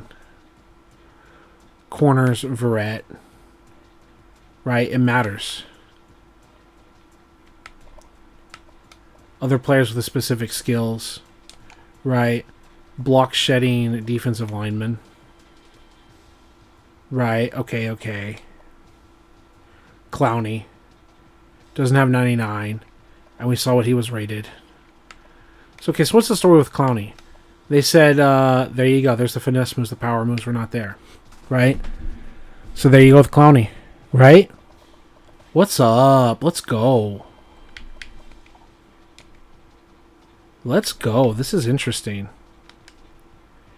Might be fun to get some sliders going for this.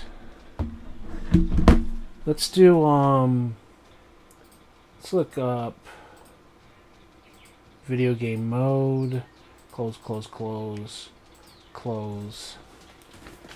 go. NCAA football 2014 coach mode sliders simulation as like keywords. Operation Sports, YouTube, coaching, aggression, blah, blah, blah. Definitive coach mode sliders in the making on Operation Sports. Okay. And then 7 hours ago, NCAA football, realistic settings for the na-na-na-na-na. What do we have?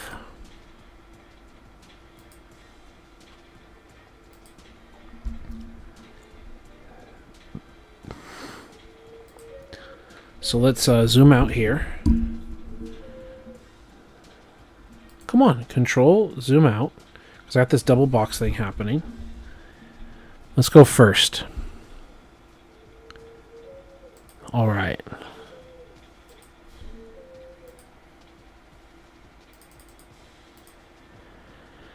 Okay, posted in 2014. When was it last edited?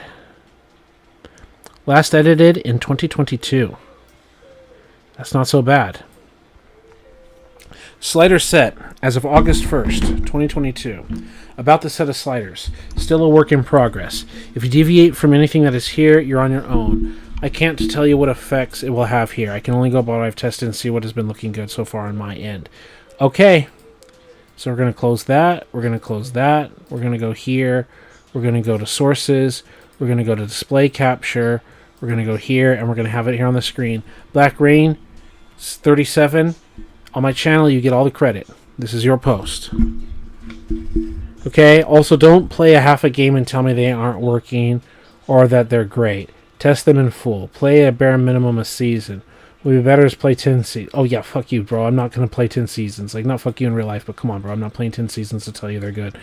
I think we will only know the true value of sliders once we have the computer-generated roster after blah, blah, blah. I have no illusion that we're using community rosters at this point of blah, blah, blah. I don't care, whatever. A lot of credit goes to so-and-so for his ideas. Link below. Okay. 50-ish threshold base slider set for NCAA 14. Thread reboot. I hate putting out sliders that aren't perfect, but it's not possible. However, there's blah, blah, blah, stuff. Okay, try to keep this short. First things first. I wish I could have kept a complete default set, but as the game truly does look nice that way, unfortunately it just doesn't produce the results we need. So we have 3 edits in the game rules. Get to the point. Getting the computer running game up to speed is constantly bogged down unless you go crazy with sliders. The animations and realism go out the window. And the most annoying, pass protection by the right tackle. How many times do we see the left defensive end slip, slide, and grease right by the tackle? And how many times does our QB decide to run, only to run right into that left defensive end, not sliding right by the tackle? It's completely open run lane. It'll be frustrating beyond belief. So the key way is to find a subtle slider combo to alleviate the most we can. Will we see this problem most likely? Will it blah, blah, blah? I've been trying to come up with a set that will blah, blah, blah. So in an effort to make things more fun and realistic, resorted to coaching only higher rated tier teams. But hey, give anything a shot if you want to blah, blah, blah. It's very important to use a roster set that has all the blah, blah, blahs, whatever. It's not that it doesn't matter, but seriously, come on, bro. Playbook's default control coach section and the blah, blah, blah. Auto strafing off, auto passing off. Okay, so I'm going to go to my settings. I'm going to be copying a lot of this stuff. It says difficulty, and I don't have that yet. But I'm citing everything to Heisman for right now. And I don't have anything here for that. Game rules, offsides, custom AI and stuff. No visual settings. No. So I don't have anything here about auto strafing and auto passing. I see home field advantage, ice the kicker, and blah-diddy blah-blah stuff. I don't see anything about coach mode in the default settings. So let's go to house rules. That's just the same thing with a different menu. Basic controls, advanced controls, system settings. Autosave, favorite team, playbook, default team, blah, blah, blah, volume control, blah, blah, blah.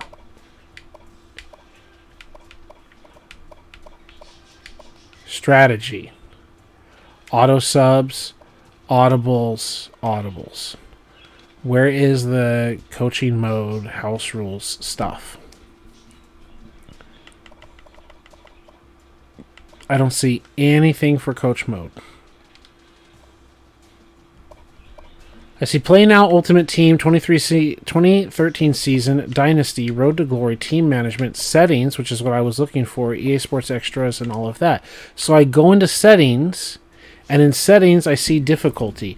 In Difficulty it says Offensive Skill, Defensive Skill, Injuries, Fatigue, Quarter Length, Play Clock, Coaching Tips, Game Speed, Player Minimum Speed Threshold, Home Field Advantage, and Ice the Kicker. Nothing about a coach mode. In Game Rules, it's just about offside, intentional grounding, all the other stuff. In Custom AI, it talks about the user stuff, and you've got the computer stuff, and it says Visual Settings, Standard, whatever, Player Lock, whatever. I don't see anything about auto passing or whatever. I go to House Rules, and it's just the same thing. It's just another menu to get to the same set of menus. That's useless. Strategy. Auto subs.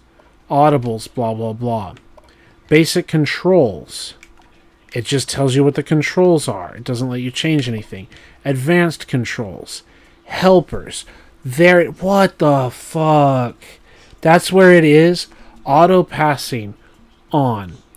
Auto strafe. Off. It says auto passing off? Isn't that the point of control? What? Definitive coach mode? Auto passing off?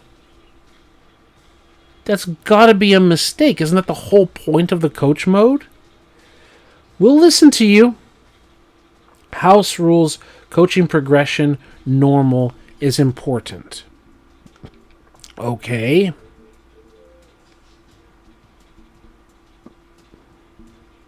Coach skills. Refer to the link. Do not fast sim any play. Will not adhere to the slider settings. Accelerated clock. Can only be used in the fourth quarter and last 2 minutes to keep the total amount of plays realistic. Okay, whatever. Optional recruiting house. Whatever. Main menu and dynasty settings. Offensive and defensive skill and all of that are not Heisman. They're All-American. That helps me. So let's go All-American. Injuries are on. Fatigue is on. Quarter length, they say 11 minutes. So I'll go with 11 minutes. Play clock on. Coaching tips, usually I want off, but I'll have them on for the beginning because I'm still learning it. Game speed, they say fast, I say normal. Sorry, I know that makes a difference, but also I like football to look like football. People like it faster to be more challenge. Player speed threshold, 60. Okay. Don't really like that. I usually don't like that. I like it, No, I think, yeah, 60 is fine. Sorry. It's supposed to be closer to 100 is the closer they were. Yeah.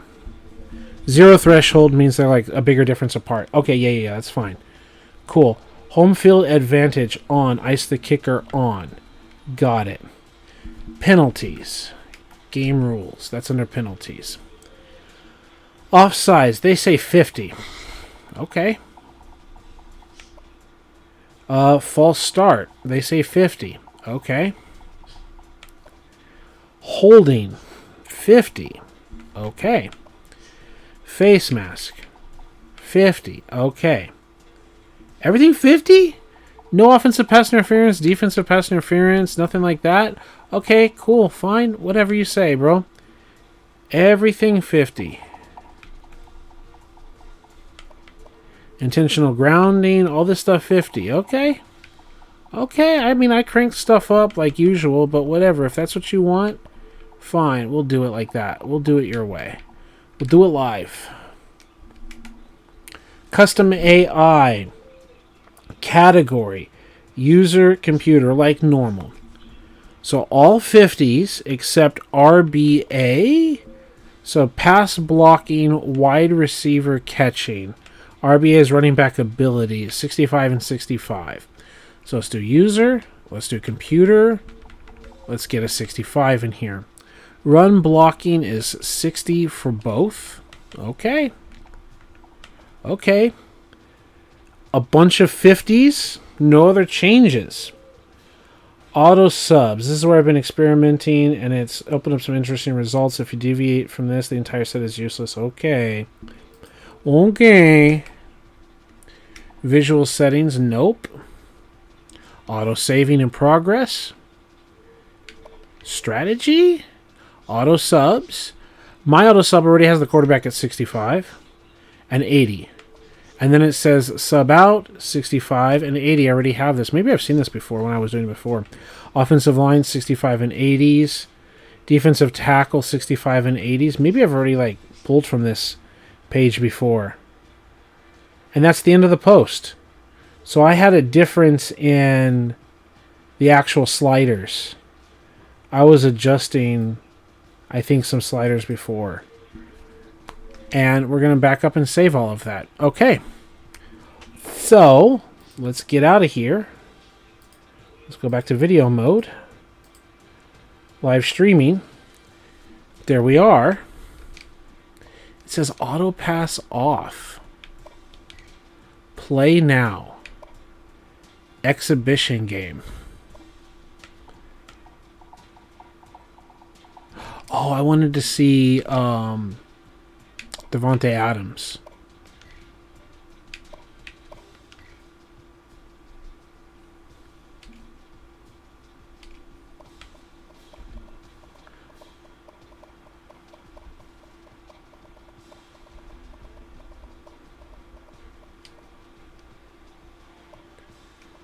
Texas A&M like that. And then was it Fresno State? I want to see Davante Adams. Fresno State. Fresno State. Davante Adams. They only give him 83 route running. I mean, fine, fair, whatever. It would take him time to develop, but 83 route running only. Let's go to Madden. No, let's look up Davante Adams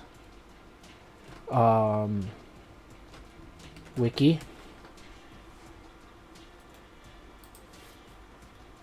Obviously drafted in 2014. So let's say Madden 21.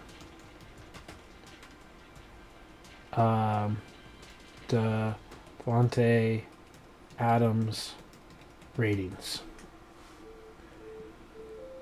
No, 21 is his last year with Green Bay. So let's say Madden 22. They have Devontae Adams 22. For the 21 overall, it says Ghosts of something. What is this? Overall, Ghosts of Madden. Devontae Adams, EA's website. Player ratings of 94 overall. Receiving. Route runnings are all like 95, whatever. Mutt head. I don't want Mutt versions where they just like make everyone like super amazing. But let's look at this source. It says the Ghosts of whatever. And it says catching traffic, whatever. Devontae Adams, 2014, Madden 15? Let's go Madden 15. Can we find anything? Player ratings, doesn't have anything. Entire league, okay. Madden 16. Green Bay Packers. It's just going to have overalls, though, right? Yeah, it's just going to have overalls. It's not going to have player ratings. Let's go Control F. And let's highlight Devontae's first name. And Control F, find in the sheet Devontae. And that would be under Packer. Okay, this is Browns. Okay.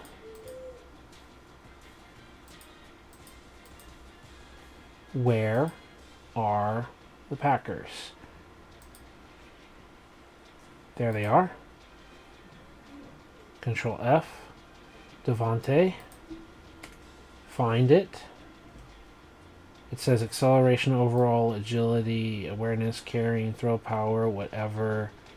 Jumping, stamina, trucking, elusiveness, blah, blah, blah. Play recognition, man coverage, spectacular catch, route running.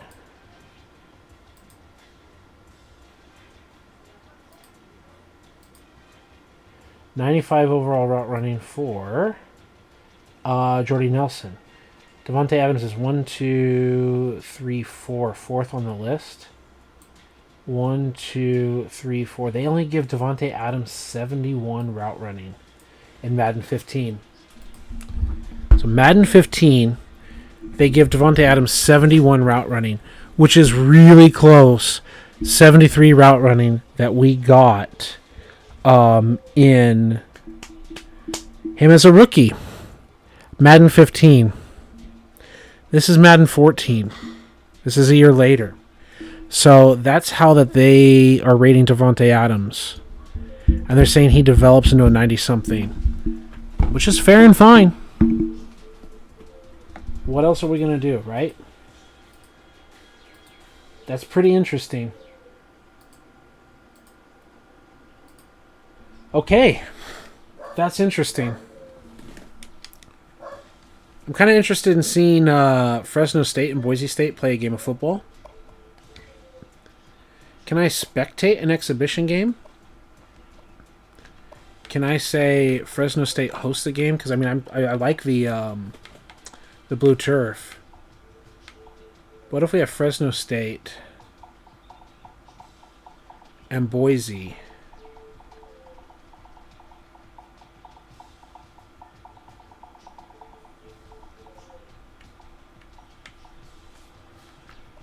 And we see no controls have been assigned. Would you like to watch the computer controlling those teams? Yeah. Will that matter? Start the game.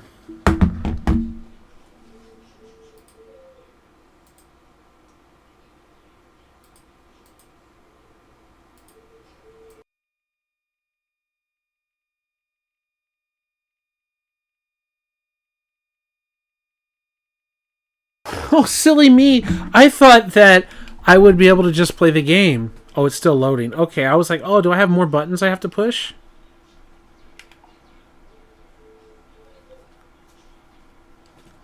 It says Fresno State is ranked 20th, but Boise State has the better team because of the defense. And Boise State's unranked. Let's go. A to continue.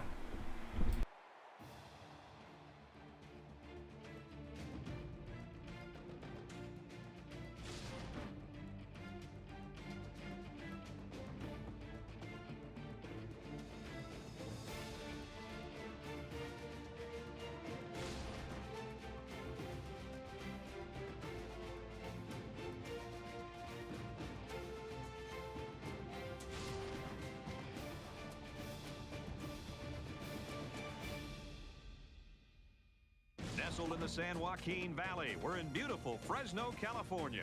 This coin toss presented by Nissan. Innovation that excites.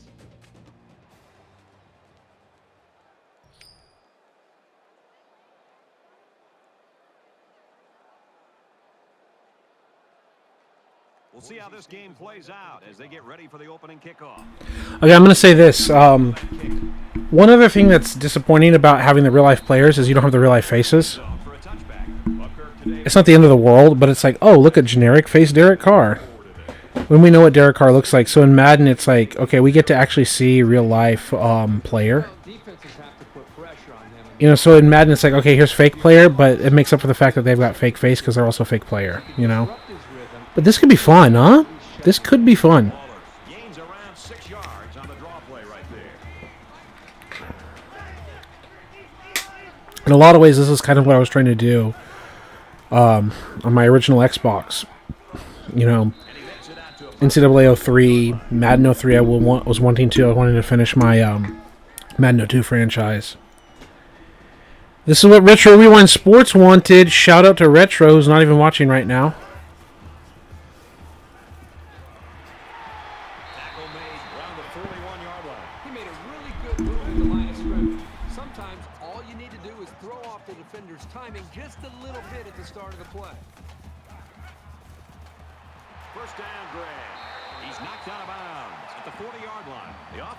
Successful on that play there. That was a very good passing play to get the ball downfield for a very nice gain and a first down.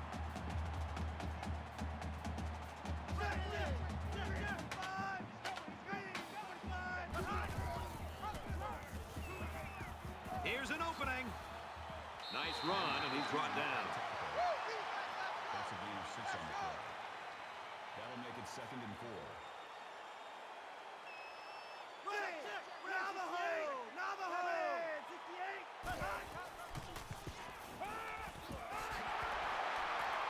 And he's taken down at about the 25-yard line. There's very good chemistry between these two. They like to run through all their routes before the games. And I have to say, they looked sharp before this one even started. Little screen pass intercepted. That's a great tackle at the 26-yard line. That was perfect coverage against a pretty good route. He was all over that pass.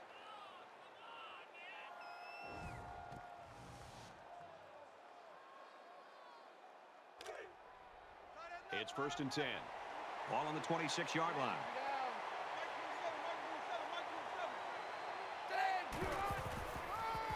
The running back gets a yard, maybe less. No gain on the play. That makes it 2nd and 10.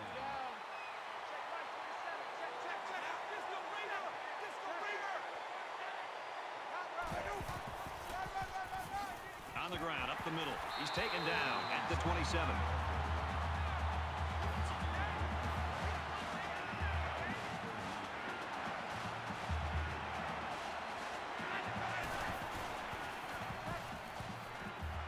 Halfback's got it on the quick throw. And he's tackled around the 32-yard line. Nice gain, but not enough for the first down. Yeah, that's a nice play there. They did everything right except get enough yards for the first down. Harmon is the punter.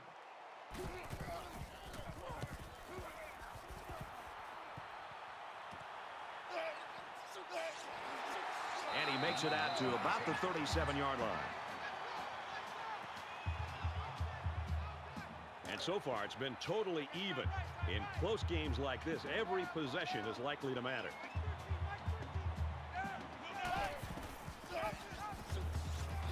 There he goes. yardage on that run. That's good for a gain of 7 yards. That makes it 2nd and 2. They'll spread the field here. Let's see what the defense does with a 5-wide outlook.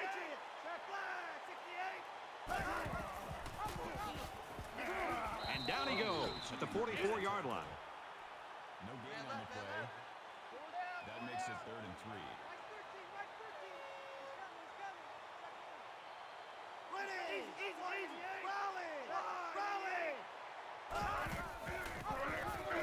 They'll bring him down at the 46. Call it a gain of 2 yards. That'll bring up 4th and 1. Swanson is waiting for the snap.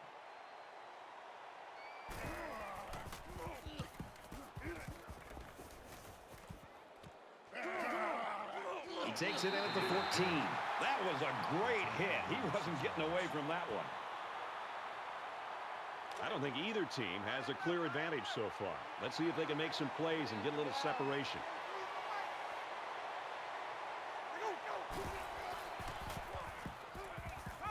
He's got it with room to run. He's out to the 30. He gets hit out of bounds at the 35-yard line. He is such a good target, really anywhere on the field. But they like to get him the ball in short to medium range situations.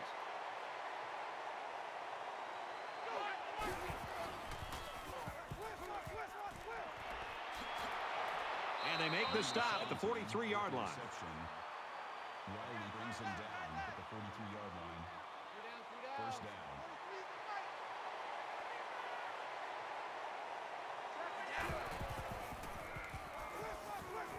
Slings it. Tackle at about the 37-yard line. Gain of 6 yards. That'll bring up 2nd and 3.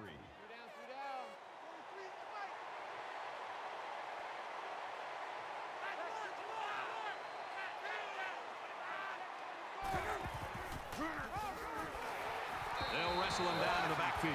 This defensive lineman's got the kind of size and strength where he can disrupt the play all by himself. From the 39-yard line, it's 3rd down.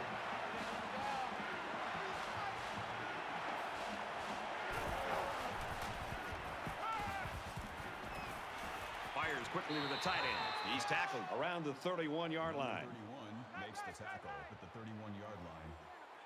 First down.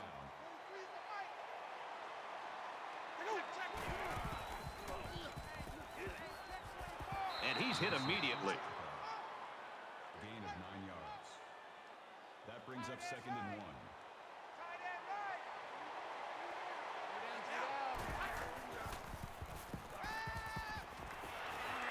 Brought down at the 16-yard line. Gain of 6 on the pass, and that's good for a first down. Heads-up play by the quarterback to find his receiver in traffic and get the ball into his hands. When you've got a quarterback making throws that quickly, the defense doesn't have a lot of time to react to the play.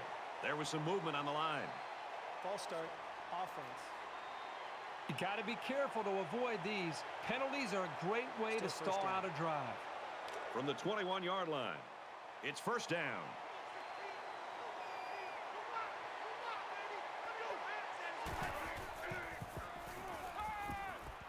Makes the catch, and look out. He's out of bounds at the 10-yard line. Nice pickup as they connect on the pass play. Well, they look to be in sync right now. They're both reading the defense properly, and the result is a nice game.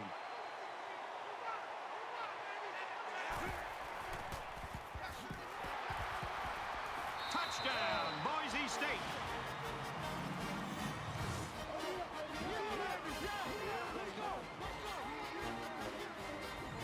Boy, did he look determined running the football.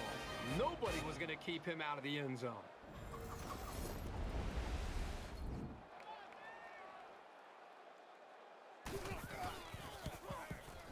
And he hits the PAT.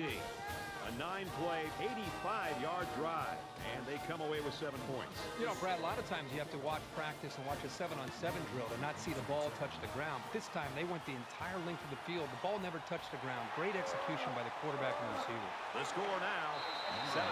They'll bring him down at the 31. The Broncos are looking downright scary on defense so far, Herbie. They are flying around as a group right now, completely aware of what this offense is trying to do and dismantling them every single time on every single play.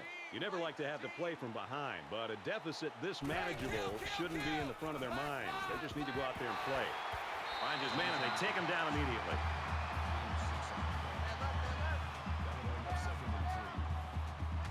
Five guys will be out in the pattern as they're in the shotgun.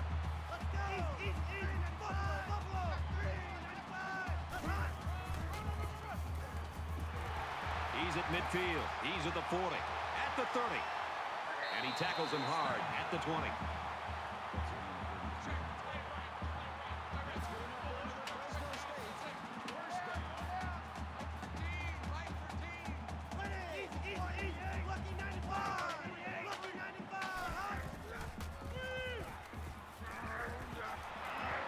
Catches it, but they knock him out before he can get back to the original line of scrimmage. 3 yards on the play. That brings up 2nd and 13.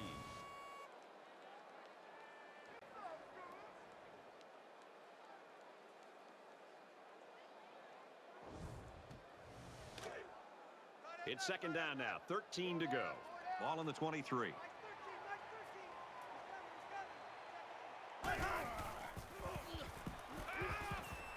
Looks for his tight end over the middle, and he hits him hard at the 20-yard line. Gain of 3 yards. That brings up 3rd and 10. Mike 13, Mike 13. Check 15, check 15. Zips it to the tailback, incomplete. Well, that was the intended receiver on the play. It's 4th down. They'll call on the field goal unit here.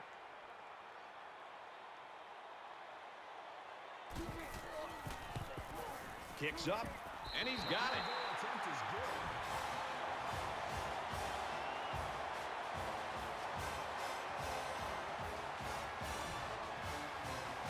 Fresno State gets set to kick this one away. He sends this one deep. He's to the 20. Tackle at the 22.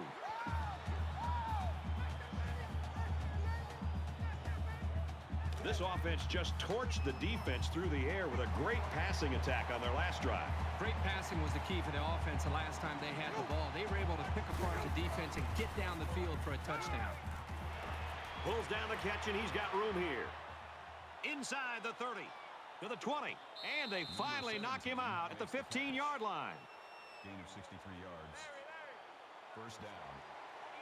Boise State holds a 4-point lead.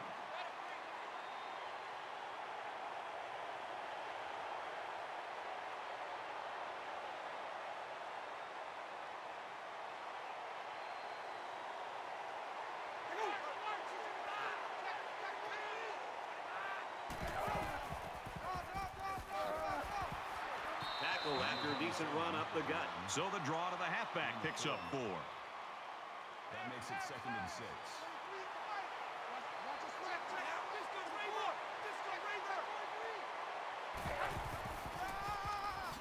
Give to the tailback, and he's met in the backfield. That was a loss of 1 yard.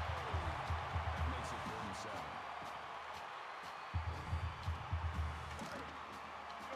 7. It's 3rd down and 7 to go. Ball on the 12.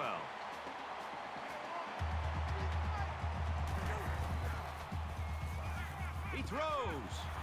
Zips it to his receiver. Touchdown.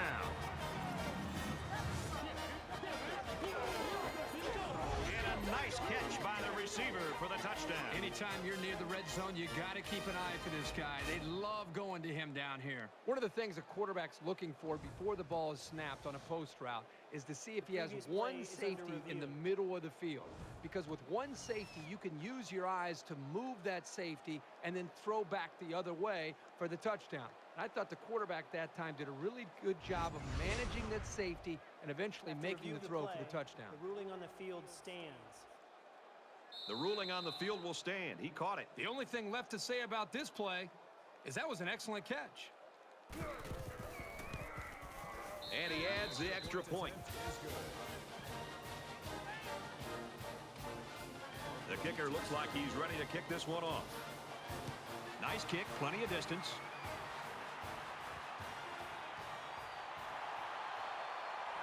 He's taken down at the 19. Boise State's got people flying all over. All right, so you know what's up. Right now, if you're listening, if you're watching, if it's Patrick, it's whoever, the fact that the screen goes dark is a big reason why I like having my original Xbox. You can just run it on Sim and check on the pets and check on the family and pay attention to the wife and everything there. And I see the comment from Scarlett. What's up? How you doing? You can like do stuff and come back to the game, and it doesn't have like the dark screen. Like they're trying to like screensaver me or something. It's like they don't do that if I'm in the menus. Maybe they do if I'm in the menus, but like, how about you don't screensaver me? How about you let me just run the game? Just run the simulation. I want to see if there's like a hack version to change that. Good stand there. They weren't fooled at all by the offensive play call.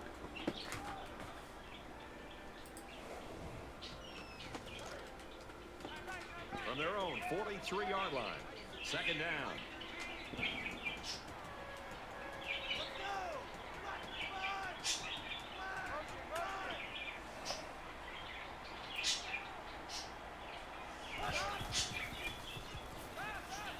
It says how to turn off screen dim on your Xbox One. That doesn't change anything. And he's shoved out of bounds around the 8-yard line. It says I have a problem with my 360 Slim screen dimming when I play in 10 minutes. I have it for 2 days and I don't know. No.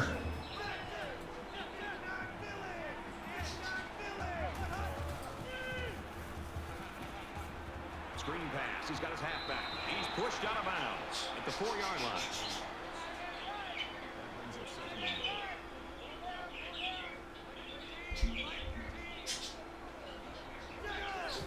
It's talking about like TV settings. It's not. Taken down right around the 2-yard line.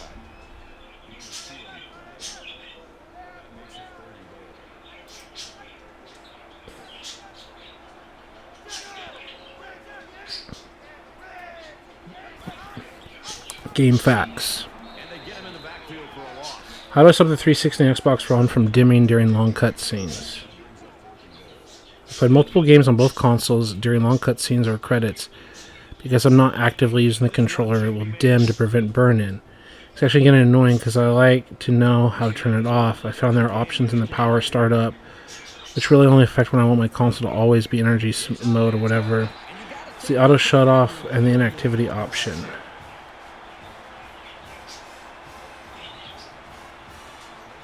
Wondering what game to play with that our cutscenes are so long. And it goes into the end zone, down for a touchback. The Broncos are punching it into the end zone when they get the chance, and that's been the difference so far in the ballgame. Yeah, give them all the credit. It's one thing to move the football down the field, but when you get an opportunity to... It's the auto shut off option and the inactivity option. This offense is Yeah, I get that. 2 drives, and they're coming out on this one trying to do much of the same. You can bet this defense made some adjustments on the sideline, though. I don't know if they can stop the passing attack, but they need to at least be able to slow it down. Second down and 10 to go. Turn off screen dimming. Xbox 360. Turn off screen dimming. Good outside run there.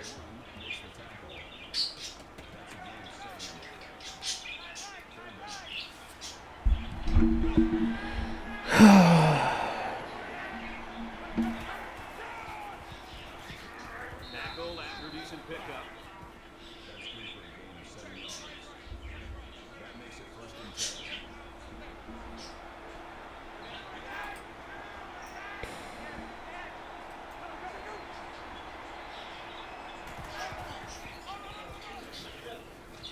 Makes it out to about the 49.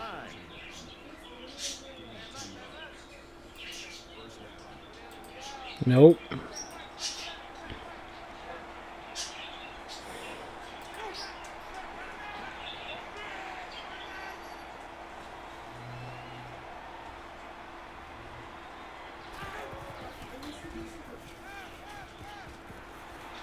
He's knocked out of bounds at the 37.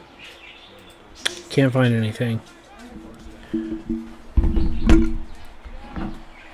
Boise State rated the higher team, not ranked, rated the higher team with the higher defense, is holding Fresno State's offense back and winning this football game. Let's go.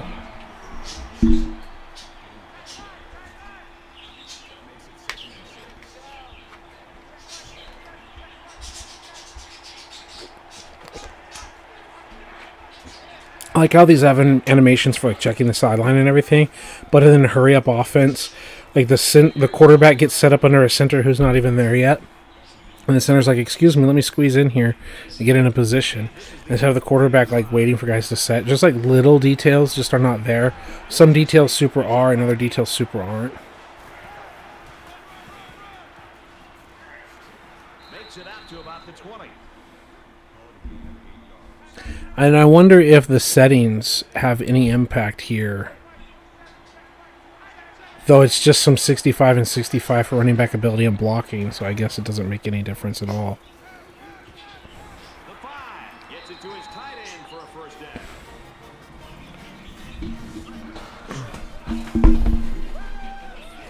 It's 20-6 in the first quarter.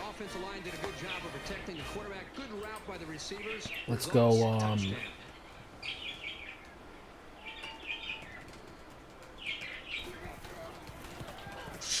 splits the uprights with the extra point. 2013 Boise State Fresno State football.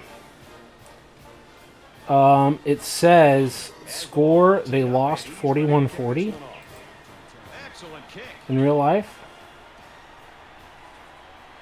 Is that right? He's to the 20, and he's taken down at the 24.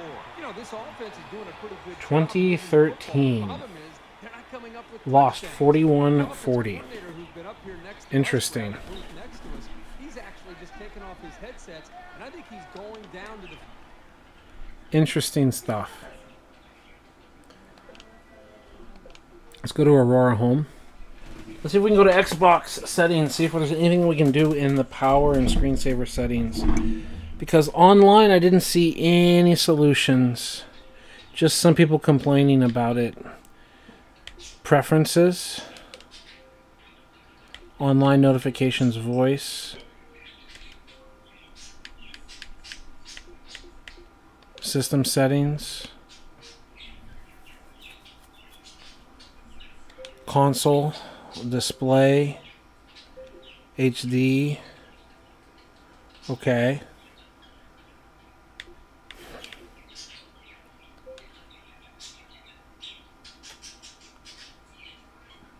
No.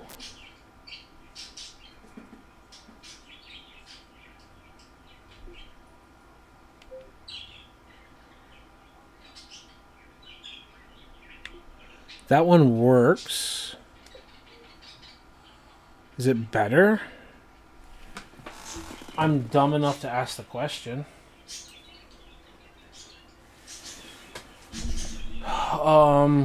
Then it says optimal resolution.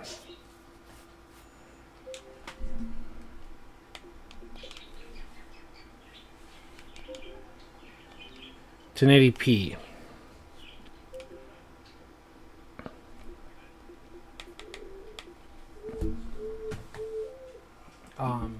Xbox 360 1280 x 768 better than 1080p question mark. Stupid question because I don't know.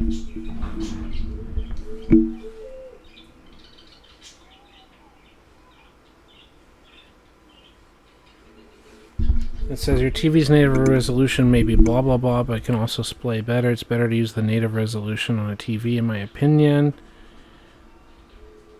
Does it look better on a 720p monitor? Xbox resolutions. 1280 by 1024 has a higher pixel count, which is the best alternative when the original resolution will be scaled to a different one. It's certainly not better. 1080 is actually... Okay, 1080 is supposed to be 1920 by 1080. That's across your scratch. Okay, so that's where the 1080 comes from, is I guess it's supposed to be more than this. I guess. It's supposed to be 1920 by 1080. That's, I guess, where the 1080 comes from. Because I'm literally that ignorant and don't know.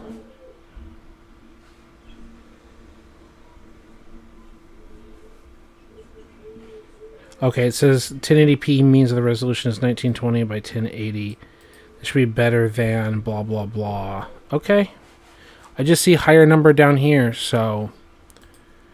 Me dumb man, me caveman, no difference. Just looking at stuff. Okay, but we clicked optimal. Screen format, reference levels. Yeah, whatever. Color space, screensaver. Enable the screensaver to automatically dim the image after 10 minutes of an activity. Disabled, let's fucking go.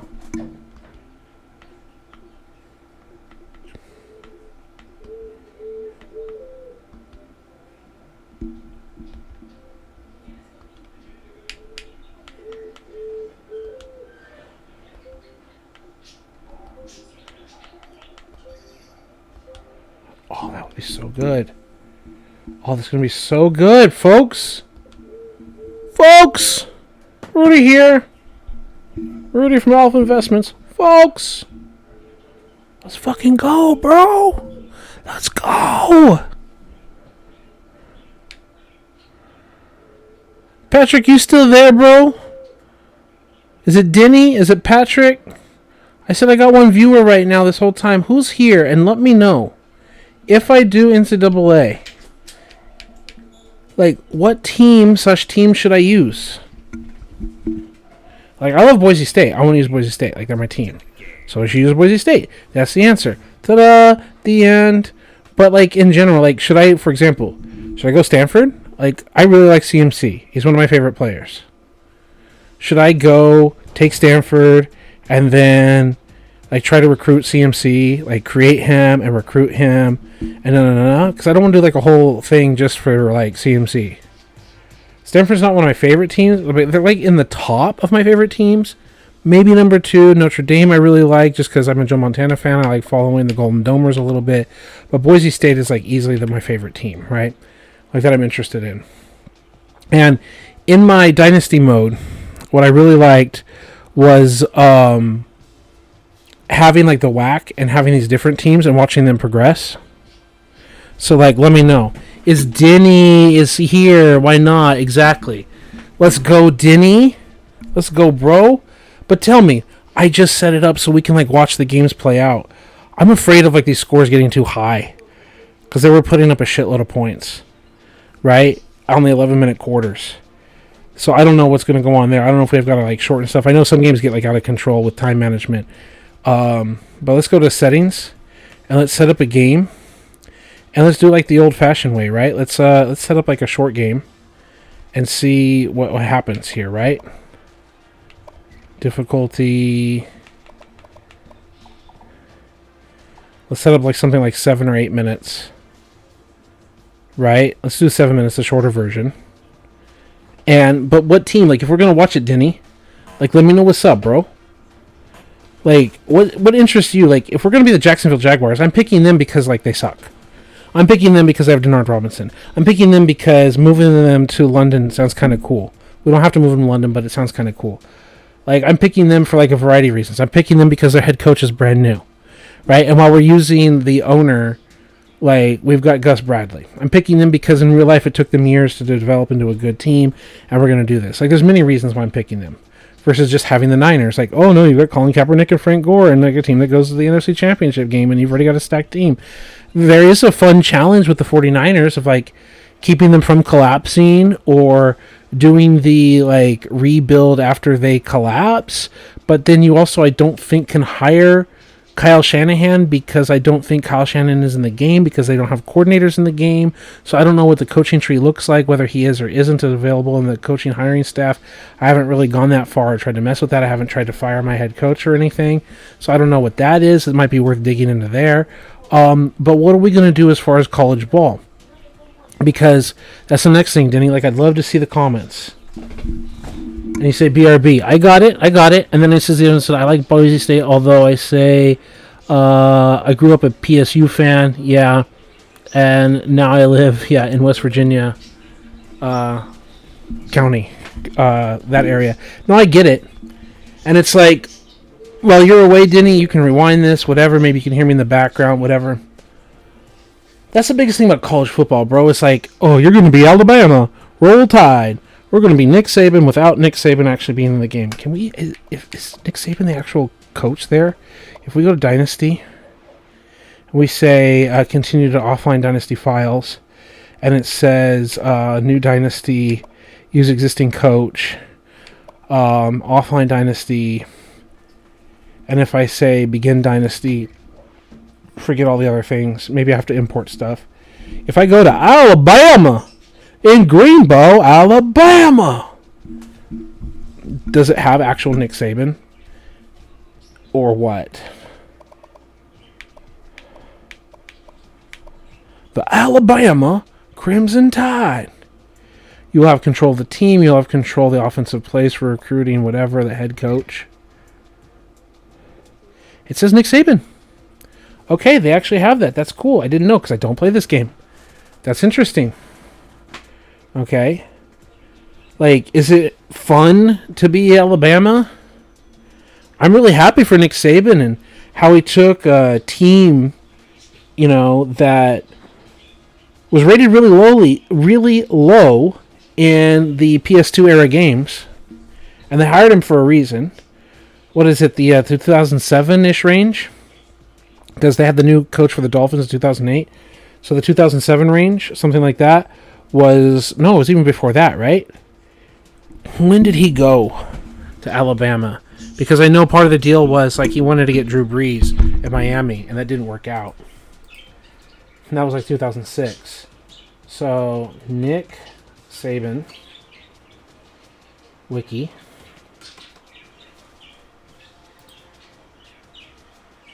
And Alabama 2007, I was right. Okay. So it's he took Alabama and brought them back up to a 5-star team. Right? If we go back to 2006, we say Alabama football NCAA history year by year. Crimson Tide school history, football, whatever, list of football seasons, I don't know, whatever. So, what? 2007 was Nick Saban, 7-6. Before that, 6-7, 10-2 in 2005, 6-6, 4-9, 10-3 in 2002. So the NCAA 2003, they would have a 10-3 season. 7-5, 3-8. In 1999, they would go 10-3.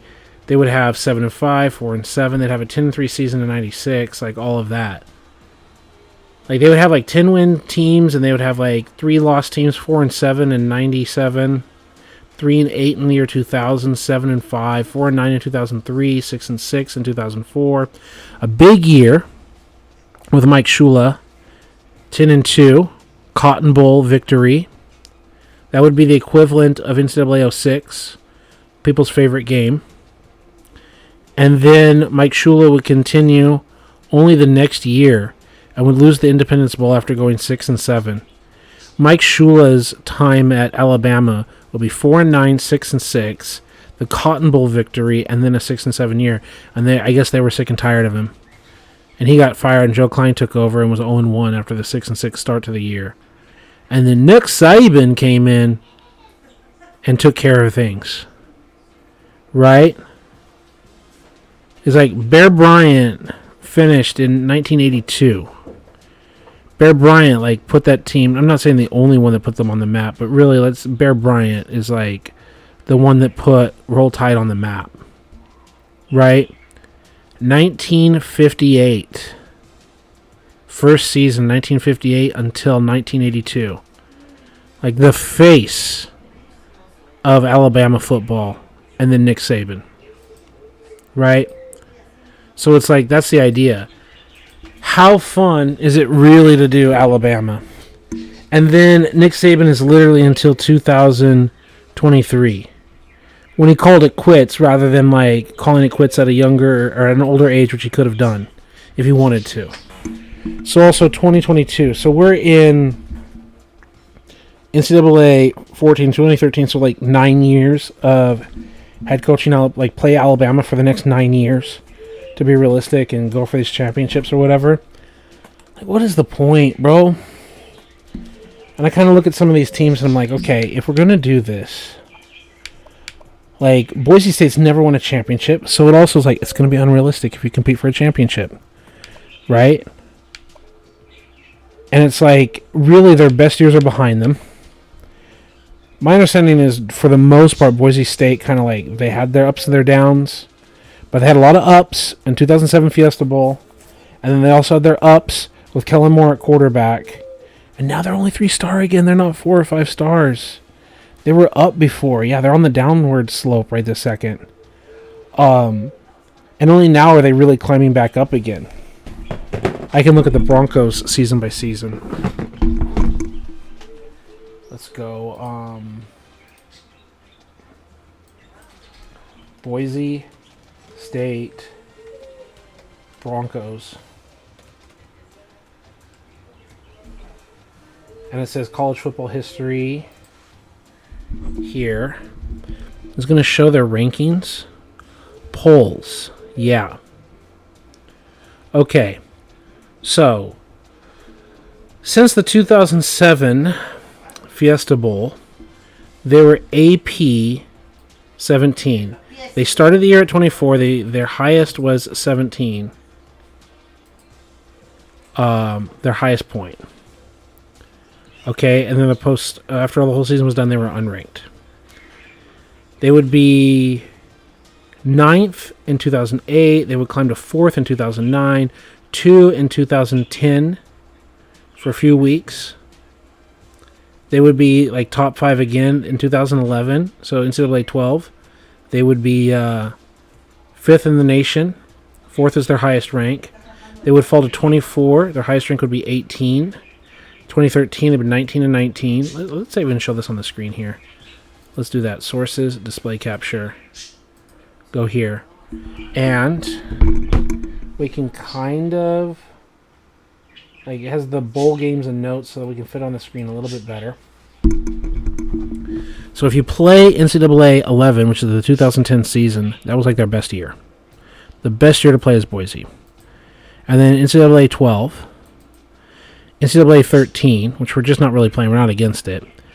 Our team here, it says pre-unranked. It says pre-unranked. Come on, get that off. But in our game, they said unranked. That's interesting. And the highest was 19. And we were just playing against Fresno, and it says that we were like beating Fresno in a game that we would lose 41-40 in real life. Our future, our real-life future, would be as high as 16, 20, 13, 22, da-da-da-da-da. And then, like, nothing. 3 years of nothing, and now we're at 17 right now. With this big win. Right? And we went Andy Avalos for 3 seasons. And now we're with Spencer Danielson. Right? Andy Avalos played for Boise State on the PS2 era. Like, you can actually have him as your player, and then later as your head coach. So that's the other thing here. If we're taking over, Chris Peterson is in his final year. Like, Chris Peterson saw them get to their highest mark. And then what happened to Chris Peterson after that? What did he do? He went to Washington.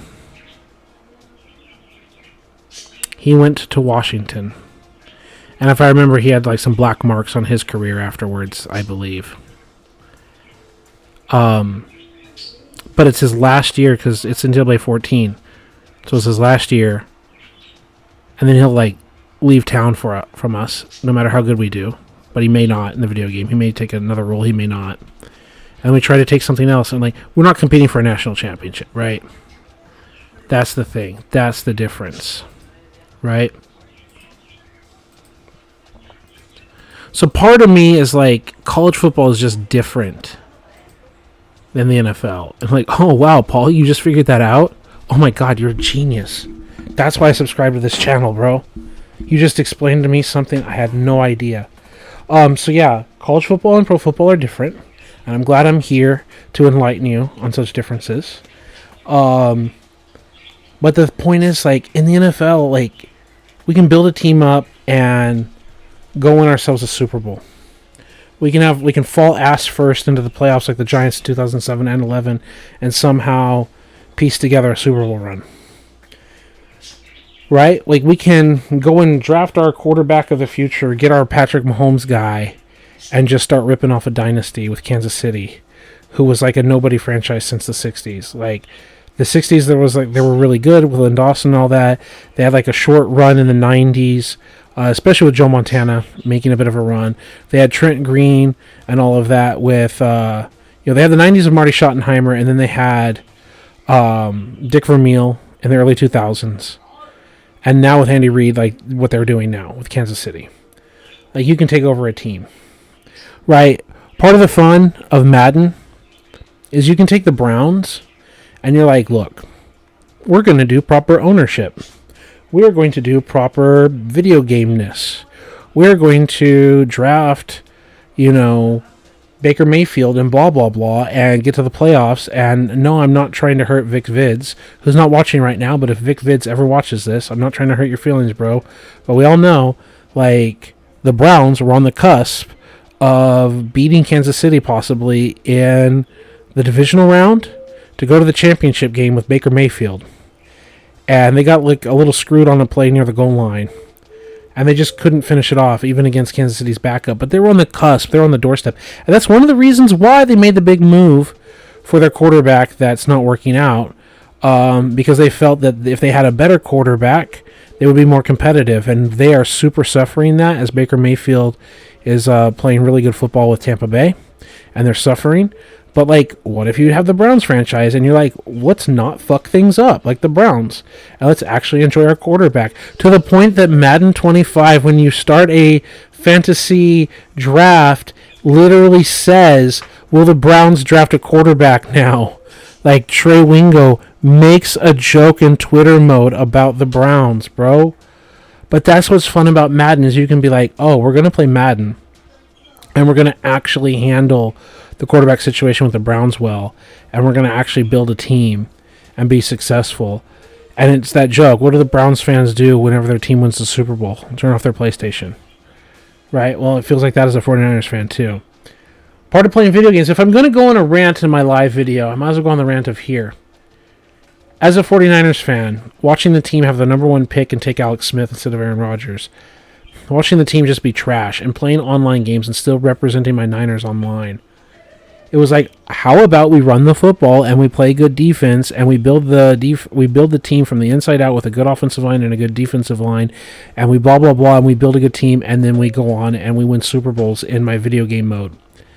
And then you watch, like, the team actually start to build from the inside out of the defensive line and offensive line, and getting Justin Smith and, getting good offensive linemen and blah, blah, blah. And then Jim Harbaugh comes in and they make NFC Championship games by playing run defense and running the football well and managing games and not throwing them away. And they would lose the Super Bowl, like, on the cusp. Like, they had a comeback, but they literally took the Super Bowl down to, like, the final drives, and they took the championship game against Seattle to the final drives, and it's like, oh, and then they're going to fire Harbaugh, and the team collapsed, and they've got Tom Sula and Potato Chip Kelly, and they're running the team into the ground, and they don't know how to run a franchise, and what are you doing? And you're just screaming, what the fuck are you doing? And then you watch Kyle Shanahan come in, and you're like, here's an idea. What if we ran the football really well and schemed it up, and we built a defense, and we take Robert Saleh and all that, and we have this defense, and we just have this, multiple front running game with Raheem Mostert and all that, and a quarterback who's not trash. We finally get Jimmy G in the first year, like through a trade. So we get a quarterback who's good enough to start in the league, so who's not garbage, and we suddenly rip off a bunch of wins, and we go to a Super Bowl. And we go to championship games. And now we've got Brock Purdy, and regardless what people feel about him and rank him, like he's the 12th ranked quarterback, he's the 13th, he's the 18th ranked quarterback, he's the 8th ranked quarterback, whatever. Like whatever you feel about Purdy, he definitely is a starter in this league, and he can definitely get the job done in this league. So you have a quarterback who's not ass, and you run the football, and you play defense, and you make championship games and Super Bowls, and it's like, that's what it's about, right? To me, that's what it's about. It's like playing Madden, and it's like, don't be bad. And that's what I'm trying to do with the Jags. It's like, okay, we traded off MJD, but the point is to get draft picks, to get draft capital. It's a real-life thing that happened. You know, give him a chance to go somewhere else, right? And we've got Denard Robinson, and we've got Justin Forsett, and we've got all this stuff. And let's just play, like, solid football, and let's just play solid ball with Chad Henne / Blaine Gabbert is my goal. And let's draft a whoever as a future quarterback, and let's build the defense, and let's build something and compete for a Super Bowl. Right?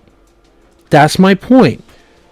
So, I feel like you can be rewarded by grinding out solid football. Tough defense, consistent defense, get some pass rushers, get your man coverage, whatever, and do it. But I feel like college football, I don't know. College football is so weird. College football is like first before the playoff thing, which I guess this is the first year of the playoff, or at least the playoff in the traditional sense that they're going to have 12 teams instead of like a +1 system where it's like the top 4 teams, like 1, 2, 3, and 4. And they're like, oh, you're going to have a +1. Whoever wins this game goes to the national championship. Great.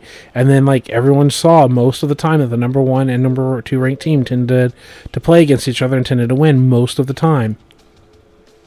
And it's like, well, you're just making us play extra games, whatever. But college football is like, the talent is so diverse, and the transfer portal, and like, oh, they're a true freshman and a sophomore, and I'm going to declare early as a junior, or I'm going to stay back as a senior. So you've got no like consistency from year to year, and you're just trying to recruit well and teach well. And any one given season, the next year, it's like, it's not a completely different team, but you've got at most a 4-year shot with a given squad, right? And I'm not to say like Alabama, look all their titles, so that's bullshit, Paul. I get it. But the idea is like, you're going to go get Andrew Luck. You're going to go get whatever, like insert quarterback name. You're going to go get Trevor Lawrence or whatever. And here is your guy. Go make your like national championship run, you know. And if you don't have insert guy, you probably aren't competing. Oh, you do have guy. I don't know. It's like Boise State just couldn't finish the job, like with Kellen Moore. Right? They were ranked 2 in the nation at one point, and then they like dropped a game to their rivals, and it was like, there goes your season. Colin Kaepernick and Nevada beat you in a shootout. I think that went to overtime or whatever. So now you're not ranked in the top ranking to compete for the title because you couldn't even beat fucking Nevada. So how are you going to beat like a real team like Alabama or whatever, right? And I get it because that's how flimsy and fickle NCAA is. It feels like I'm going to put all of this effort, and it's like, oh, you've got to go 12-0 or whatever. And not only do you have to go 12-0, you have to start blowing out these teams. Like, if you're ranked whatever and they're unranked or whatever, like, you need to beat the hell out of them. You need to put 47 points on them. Like, you need to go, like, online Madden mode on them and just keep, like, hammering them and hammering them. Right? You've just got to, like, oh. You don't win like 21-19 like in the NFL. Like, you better win like 46 to like 13 or something. And it's so exhausting. Does that make any sense? And then the other aspect is like with college football, it's like some of these best players that we saw. You know, I was getting hyped about Chris Borland or whatever. Like, we're not even going to see these guys. Right? From week to week. Like, if we take Boise State, like, what's our schedule? Right? Let me just look it up real fast. Control-Shift-T to open up other years. Can we do Boise State 2013 season, 14, 15, 16. 4 years in a row. Right? Give freshmen a chance to go become sophomores, juniors, and seniors. Freshman, sophomore, junior, senior year of real-life players that exist in this video game. Right? And then here, does it have like the games played? It says like their stats. Schedule and results. Yes. Schedule and results. Yes. Schedule and results. Yes. We're going to go here, display capture. I'm going to check here. Live streaming. We got people listening to my stupid rants. 2013, 8-5. That's what we're supposed to do. We're supposed to lose 5 games. Okay. We're supposed to lose to, I guess, we're supposed to be ranked. We're supposed to lose to unranked Washington, the school where our coach would end up going to coach for. We lose 38-6. And then we become unranked, right? Let's unclick those. And then we're supposed to beat the hell out of a team, and then kind of beat the hell out of a team, and then lose a close shootout. Beat the hell out of a team. Win by 11. Beat the hell out of a team. Get the hell beaten out of us. Win by 12, but still score 42 points against Colorado State. Beat the hell out of Wyoming. Like, how exhausting are some of these games? Lose a close one to San Diego State. Right? Win 45-17. Again, run up the score.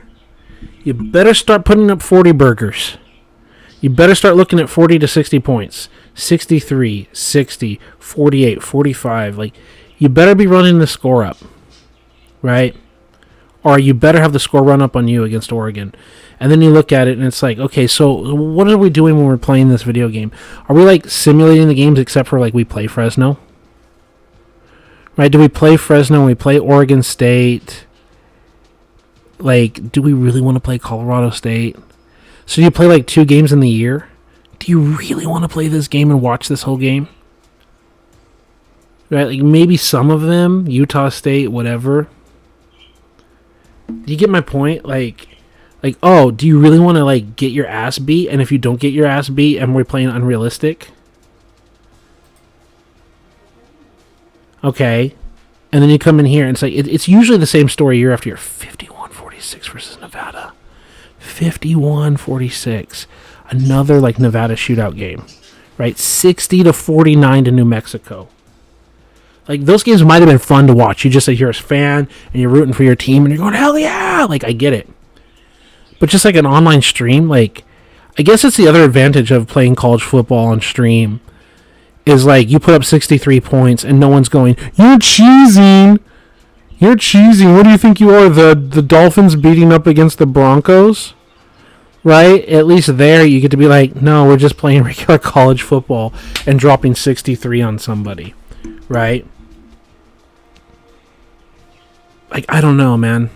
It feels so weird. You're this team, and you're only ranked, and you lose a ranked game 35-13. Like, you work so hard. You know, and in the end, it doesn't even matter.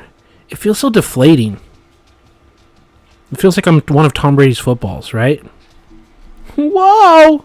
55-0 against Hawaii. We just watched a great Hawaii game. This game was so... Not this specific one, but the one we just saw was so fucking good. It was so good. No, I don't want the Mountain West Conference. I want this season. How good was this football game, bro? Where is it? Where's the season? Season results and all of that. Right here. 28-7. You're like, Paul, how was that a good game? How was that a good game? It was 13-7. It was 13-7 somewhere in the fourth quarter. It was a 6-point ball game. Both teams were fighting back and forth. Ashton Genty fumbled inside the 5-yard line as Hawaii strips the ball out of him and goes bumbling, stumbling, fumbling for the football, only to find out his knee and his butt were down just a second, a hair, whatever, before the ball got stripped out. So, that moment before the review, the fourth down stop and this play and that play. Like, it was epic. 13-7. And suddenly it's like, they stripped Ashton Genty. Oh my God. They're going to take over on the whatever yard line. And they've got a chance a touchdown's going to take the lead. What kind of game is it? And it was a back and forth before that fumble. There was so much of a battle. 13-7. Like, back and forth and defense and all that. And it's like, Boise State wore them out. Right? But it's like, and the review has been, overturned. It's not a fumble. And then the quarterback just throws it to Genty in the corner pylon of the front pylon of the end zone. It's like, okay, touchdown. And now instead of 13, it's 20-7. And then it's like, they got to go pass happy or whatever. And then they go like 3 and out or 6 and out or whatever. And then, whoa, it's another touchdown with a 2-point conversion or what? No, they made the 2-point conversion after the first Genty touchdown. So it's 21-7. It's a 2-score game. And then suddenly it's 28. And now it looks like a blowout. But God, this game was so good. This game was so good until it wasn't. Does that make sense? And so, like, the final score versus, like, the fun, right? Like, Oregon State, that's such a good game. There's some really good fucking games here. Really good games. And just a lot of, like, ugh. Right? It feels so weird. It feels so weird to do college football. And it feels so weird to go through all of that and watch their real-lifeness. And it feels so deflating, like, are we going to even compete for a title? Are we just like scouting players and running up scores against bad teams? Is that the whole point of all of this? Is that all we're doing? I don't know, man. But regardless of them, like any of them, like Cal, here's Cal's story. They had the play against Stanford in the 70s or whatever. No, yeah, in the 70s or whatever. No, the 80s. Because it was John Elway and all that. John Elway was Stanford. It's like, they played the play, and then they had, and I'm sorry to like underemphasize them because they had Deshaun Jackson too, but it's like, and after that, they had Aaron Rodgers, Deshaun Jackson, and Marshawn Lynch that I know of Cal as big name players, and bleh, like, who cares about Cal football? Sorry, fans of Cal, you're gonna hate me. No one's watching anyway, but I'm just like looking back at it. I'm like, what is your story? You have the play, Aaron Rodgers, Marshawn Lynch, Deshaun Jackson. That's your story. Go Cal. Cincinnati Bearcats, you had the Kelsey brothers, and the rest of your team doesn't really matter as far as I know. Clemson, Trevor Lawrence was like pretty awesome for a while, and he was the number 1 pick. And that's all I really know about you, and you also like play against Auburn or something. And you're only famous because of Deion Sanders, who's actually the famous player. And you were good like in the very early 2000s, I guess. And you're a basketball team. And obviously Florida has a lot of history. None bigger than Team Tebow, I think. And the Seminoles, obviously, with Deion Sanders and all kinds of like good fun with, I believe, Anquan Bolden and other players over the years.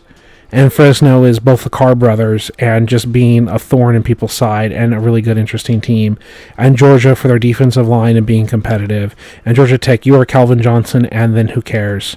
And Hawaii, you're just awesome. You're just awesome. Like, I can't root for you. You are the team that makes such a good rival. Like, it's not time to like roast every college football team, but it's like, you are the team that I enjoy being a rival and even a spoiler and like beating my Boise State Broncos. Mine, I fucking own them. But like beating the Boise State Broncos that I'm a fan of. Good enough to be a battle and a fun team to follow. You're interesting. I don't know anything about you, and obviously, like, you're a famous team or whatever, and you're the Pittsburgh Steelers, and whatever, and Kansas State, you're Darren Sproles, and I don't know anyone else, and LSU football, oh my god, I can't remember the name of the YouTuber. There's a guy who does, like, YouTube shorts, and he's like, when a 1-star is better than the 5-star or whatever, like, that series is so fun. Dumb, but fun, and that's what makes it fun. And, like, you're the Lamar Jacksons. Right, and it's the you're the early 2000s, you're the like 80s, 90s, and the early 2000s range, you're the Michigan, hey, you did one nice thing after all these years. You had Tom Brady, and then you just won a national championship, and your coach went back to the NFL. Congratulations. That is your history right now. Mississippi State. There you go. The Missouri Tigers. The only thing I know about you is you wear black uniforms, and I believe Justin Smith played for you. NC State. The only thing I know about you really is Phillip Rivers went there. The Nebraska Cornhuskers, baby. Like, the big thing I know is, like, this is, like, the team that the fullback lives in, you know? Like, if the fullback, you know, was a person, all fullbacks are people. If the fullback was, like, an embodiment, it would be the Nebraska Cornhuskers. Like, that's, like, since I was a kid, everyone's like, Nebraska equals fullbacks. Fullbacks equal Nebraska. Like, it's just a super stereotype. God, I can't even remember the guy's name right now in the 90s. He had, like, the big run. Can't remember the name of their quarterback. But Nebraska, the football team that everyone knows is kind of good, that the team that you should be able to beat if you want to consider yourself good, and you should lose to if you're not good. Nebraska, we're not going to compete for a national championship, but we're going to be kind of close and relevant. You're awesome, Nebraska. It is what it is. The Wolfpack. Wow, they're also kind of cool as a Boise State fan. Just they're another like rival that's fun to play against and fun to watch those classic games. I think it was like a 1992 like Division II football championship game that they go to overtime. It's like amazing. Like look up like Nevada versus Boise State games. I want to see if I can find it here on YouTube.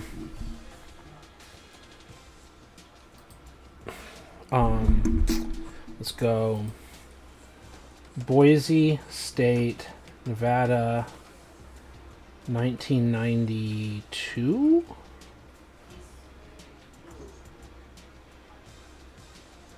That's a semifinal. That might be the game. Yeah. So let's go. Sources, display capture. Denny, if you're watching this, if anyone's watching it, go watch this football game. 1990 National Semifinals, Boise at Nevada. I believe that's the game, and it says that I've watched this game. Watch this football game. What a great football game, bro. What a great football game. Like, you'll thank me later. You'll be like, oh my god, bro, I watched that game. Oh my god. I can't believe I never seen that game before. Like, put it in your watch later. Open up a separate tab.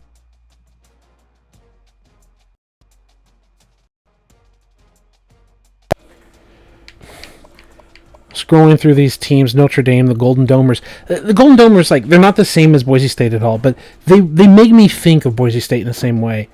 Of like, oh, remember that team that like kind of competed a bit with Joe Montana and like have this old school footage and is kind of cool? Remember this team that like everyone kind of loves, like this 5-star, like air quote, everyone loves the Golden Domers and touch that sign and they're used in advertisements and blah blah blah, and either you love to hate them or you hate to love them or whatever. And it's like you've got Tim Brown and Bryant Young and like all these like famous players that have played there that go in the NFL, and there's like Charlie Weiss, the offensive coordinator of the Patriots, came to be their head coach, but it didn't work out. And they're like Jeff Samardzija, and like I can name all this stuff, and it's just like, hey, Golden Domers. But at the same time, they're kind of like weird and like super college football-y. What do I mean by super college football? Like they're like the spread out and like high tempo, like 5 wide, 4 wide, and also the like speed option, like weird kind of team, if I remember for a bit, at least in the playbooks and the video games. And it's like you had Golden Tate go there and all this stuff, and it's just like, oh hey, the Golden Domers, yeah, they're gonna go out there and go Fighting Irish, whatever, go play other team and like I don't know, like go play a team in the Rose Bowl or something.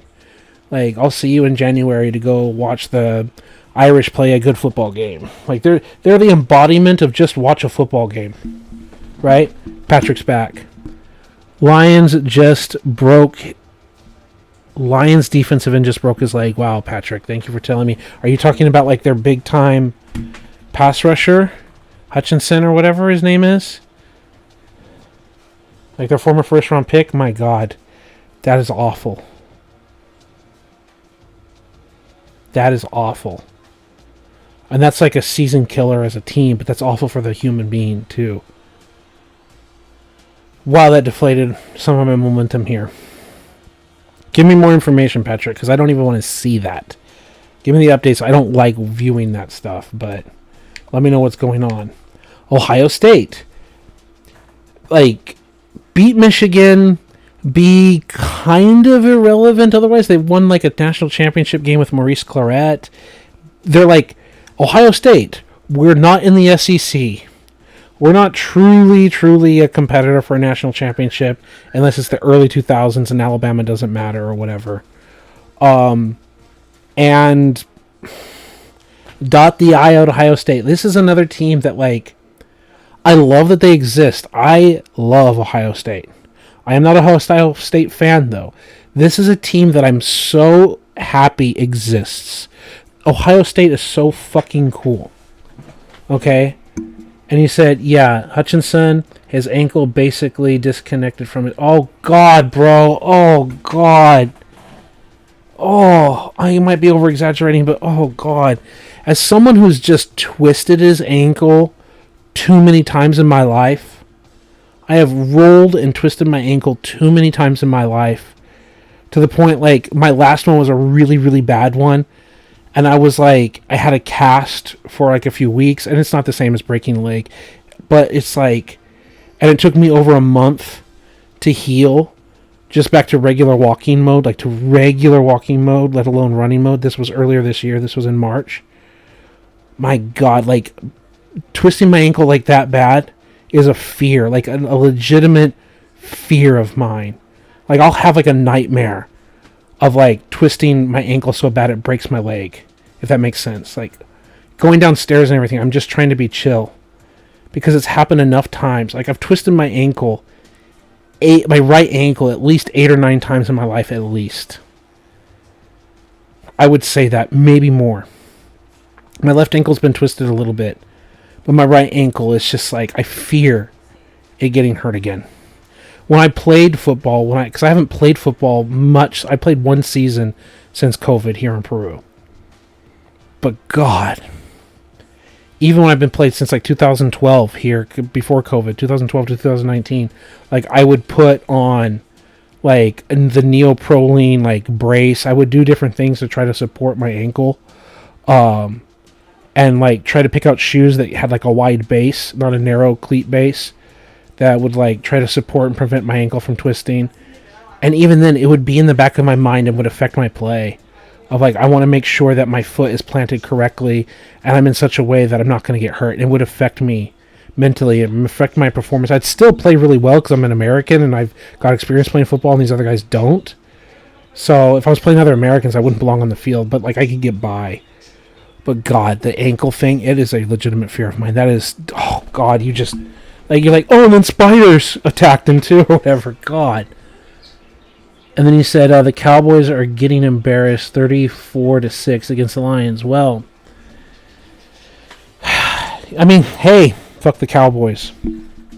You know what? The Cowboys are not Ohio State, but in some ways I feel like a connection of like, I am so glad the Cowboys exist as a team to root against, and also with a silver helmet.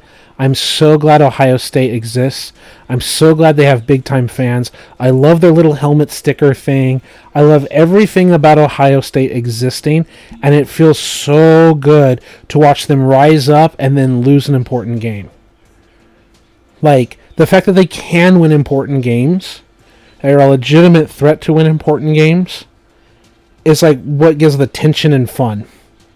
Ohio State is one of those teams I'm so glad they exist, and I'm happy when they are good because it feels so good to watch them lose. Like, if they just sucked, if they were Ohio, like, no one would care. Like, I love that this team exists, and in a lot of ways, like, not against them, but like, okay, this is kind of funny, like 49ers fan, the golden helmet, Cowboys, the silver helmet. It's kind of like, I want Notre Dame to do something. I feel like that meme, like, poking the stick, like, come on, do something. Right? Just checking new messages. Yeah, it says, I live in Dallas right now, and it's so funny to me to see the delusional fans. How about them Cowboys? How about them Cowboys? Is it going to be this year or nah? Right? Football is so much better when the Raiders are good, when the Cowboys are good, like when the Packers are good. There's certain like teams that have earned a prestige. We talk about prestige and 5-star, 6-star here. There's so many. There are NFL teams and their fan bases that football is more entertaining when X team is good and they have a threat to win, and you want to see them lose to other team. Like, football is better when the Ravens and Steelers have tough defenses with hard hitters that just beat the hell out of each other, and you get to watch Ravens-Steelers football games. Right? Football is better when certain teams are good. Like, is anyone excited to watch a Browns-Jaguars championship game if you're not a Browns or Jaguars fan? Maybe just like, hey, look, the team did a thing. But if the Jags like turned into what are the Kansas City Chiefs, like let's say Andy Reid and Patrick Mahomes and stuff for the Jaguars instead of Kansas City, if all of that was happening there instead, would you be like, oh my God, the Jags? Like, I can root for KC as a classic team that was good in the 60s or whatever and had Montana and all that. And you can kind of be happy for them. And the hometown fans are like some of the loudest stadium. And there's like a traditional look to them. And they're kind of cool and Arrowhead and all that. But like, ugh. And you know what? I mentioned the Browns too because the Browns had history, but they've been making ugly uniform decisions when they had some of the most like basic all-time classic football uniforms. Like the Packers and the Browns or whatever, like they had football uniforms that make you think this is what a football uniform should look like, which is what Ohio State kind of has too here. And it's like, now the Browns are just kind of ugly and generic. Like, I really feel that the Browns became the Ravens. Like, they did become the Ravens, but I mean by that is, like, the true Browns are the Ravens. And the Browns that we got in 1999 are, like, the Timo Browns. They're, Mom, can we have Browns? We have Browns at home. Right? They're Browns at home. They're Timo Browns. They're knockoff Bamba Market Browns. They're the fake... Look, guys, I have the Browns logo because my mom has a credit card and we bought the Browns franchise. We got the name in 1999 and we're totally the same, guys, except our front office and ownership and draft picks and history are not. And we're totally not the fake-ass fake Browns. Right? Like, that's how I feel about it. Everyone knows you're the fake-ass fake Browns. You're not the real Browns. The Ravens are. Okay, gotta fix my chair for a second.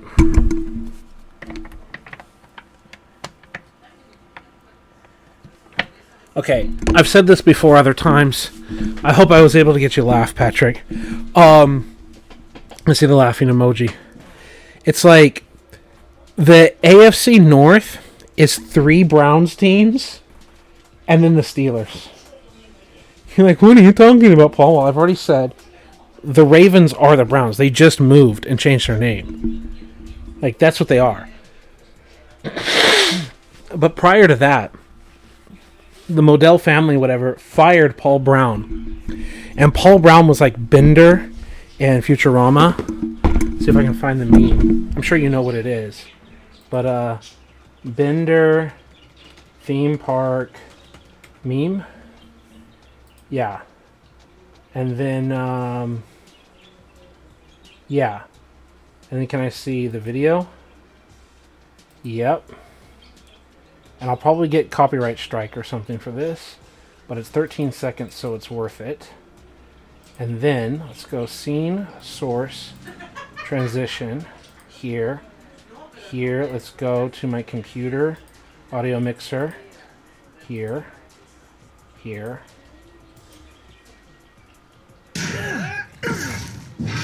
Yeah, well, I'm gonna go build my own theme park with blackjack and hookers. In fact, forget the park. Right? So, let's go here, scenes, display.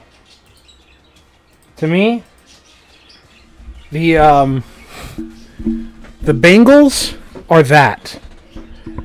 And Bender is Paul Brown. Paul Brown got fired. And he's like, well, screw you. I'm going to start my own team with hookers and blackjack. You know? And that's what the Bengals are. Like, they were literally an expansion team because of Paul Brown getting fired and wanting to build his own team and saying, screw you. And their original uniforms, they replaced the color brown with the color black. And then they kept the orange. And then they put the word Bengals on the side of basically the Browns helmet. Like, the design is all that. Like, look at the classic thing. So the Bengals are the Browns and the Ravens are the Browns. And the actual Browns are not actually the Browns. So it's 3 Browns teams. And the Steelers. So, yeah. Oklahoma, I don't know much about them. I feel that they're, like, supposed to be the spoiler to Texas or whatever, and, like, their rival and whatever. I'm not from this area, whatever. Like, the Boomer Sooners, whatever. Like, it's like a thing. I'm like, I couldn't care less. I don't hate you. I don't really have strong feelings either way for you. Oklahoma State. This team looks cool as shit. I love their stadium and their color scheme and their uniforms, and some of their players are cool as shit. And isn't it Mike Van Gundy is the name of the coach? I'm a man! Come after me! I'm 40! Fuck. And I am 40. I just turned it last week. Like, fuck, I think is it Mike Van Gundy or Jeff Van Gundy? I know those are both two very different names. I think one has to do with basketball and the other one is that. But I think it's Van Gundy. I don't remember the first name. I'm sorry, you can tell me in the chat. But I always remember, I'm a man! Come after me! I'm 40! And, like, he's right. He defended his kids to the media, and he's absolutely right. It's one of those great speeches, but it's like, the great uniforms in that. Don't know anything. Ole Miss. Eli Manning and Patrick Willis's team. That's kind of cool and retro and whatever, and thumbs up. You exist. Your uniforms are pretty cool. And you'll never win a national championship as far as I understand. You're just Ole Miss. You are the team that other teams are going to beat in the SEC, like Alabama, and other teams are going to defeat you.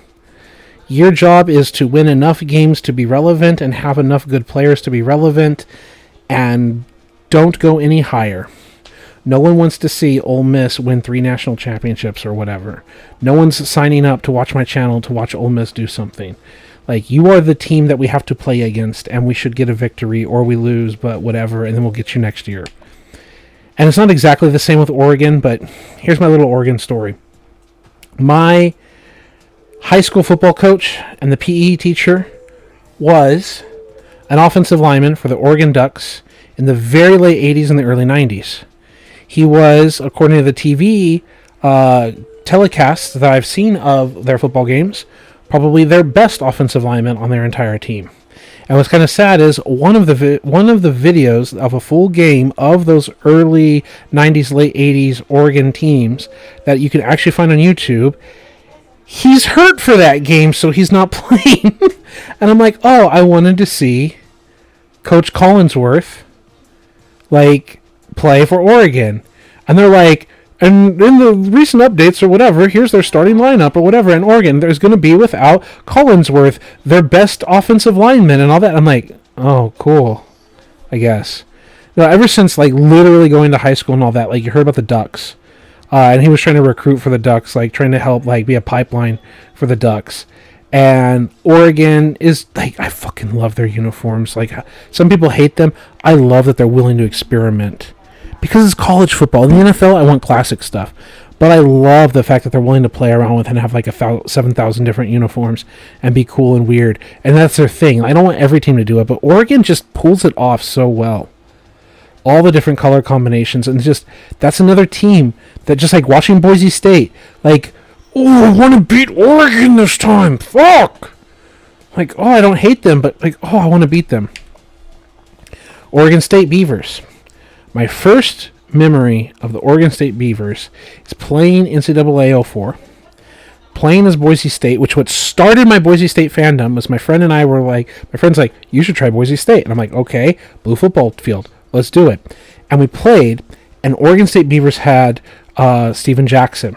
And I had no idea who Steven Jackson was. But one of the things, along with buying NCAA 04, is I also bought like a college football almanac. And I manually put in the names of most of the players. I didn't get to every single player of every single team. But I was like going team by team, and I was like 90 or above players, I'm going to put their names in. So I'm going to go team by team, and I'm going to be like, okay, who's 90 or above that's worth knowing and put their name in. And Steven Jackson was one of them. And we played Oregon State in the regular season as Boise State. And he was ripping us a new asshole. And I'm like, who is this Steven Jackson? Who is this dude? We can't stop him for anything. And then he became like a Rams running back, and he was like a super beast against the 49ers, but against all kinds of teams. Like he was the replacement for Marshall Faulk. And while there's no replacement for Marshall Faulk, Steven Jackson was like an all-pro running back, and he was badass. And the Oregon State uniforms, like the Beavers, they do black well. And I see here, Mr. Aladdin. Dude, what? No, okay. Yeah, get out of here.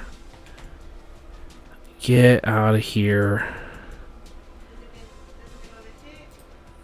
Yeah, get that comment removed.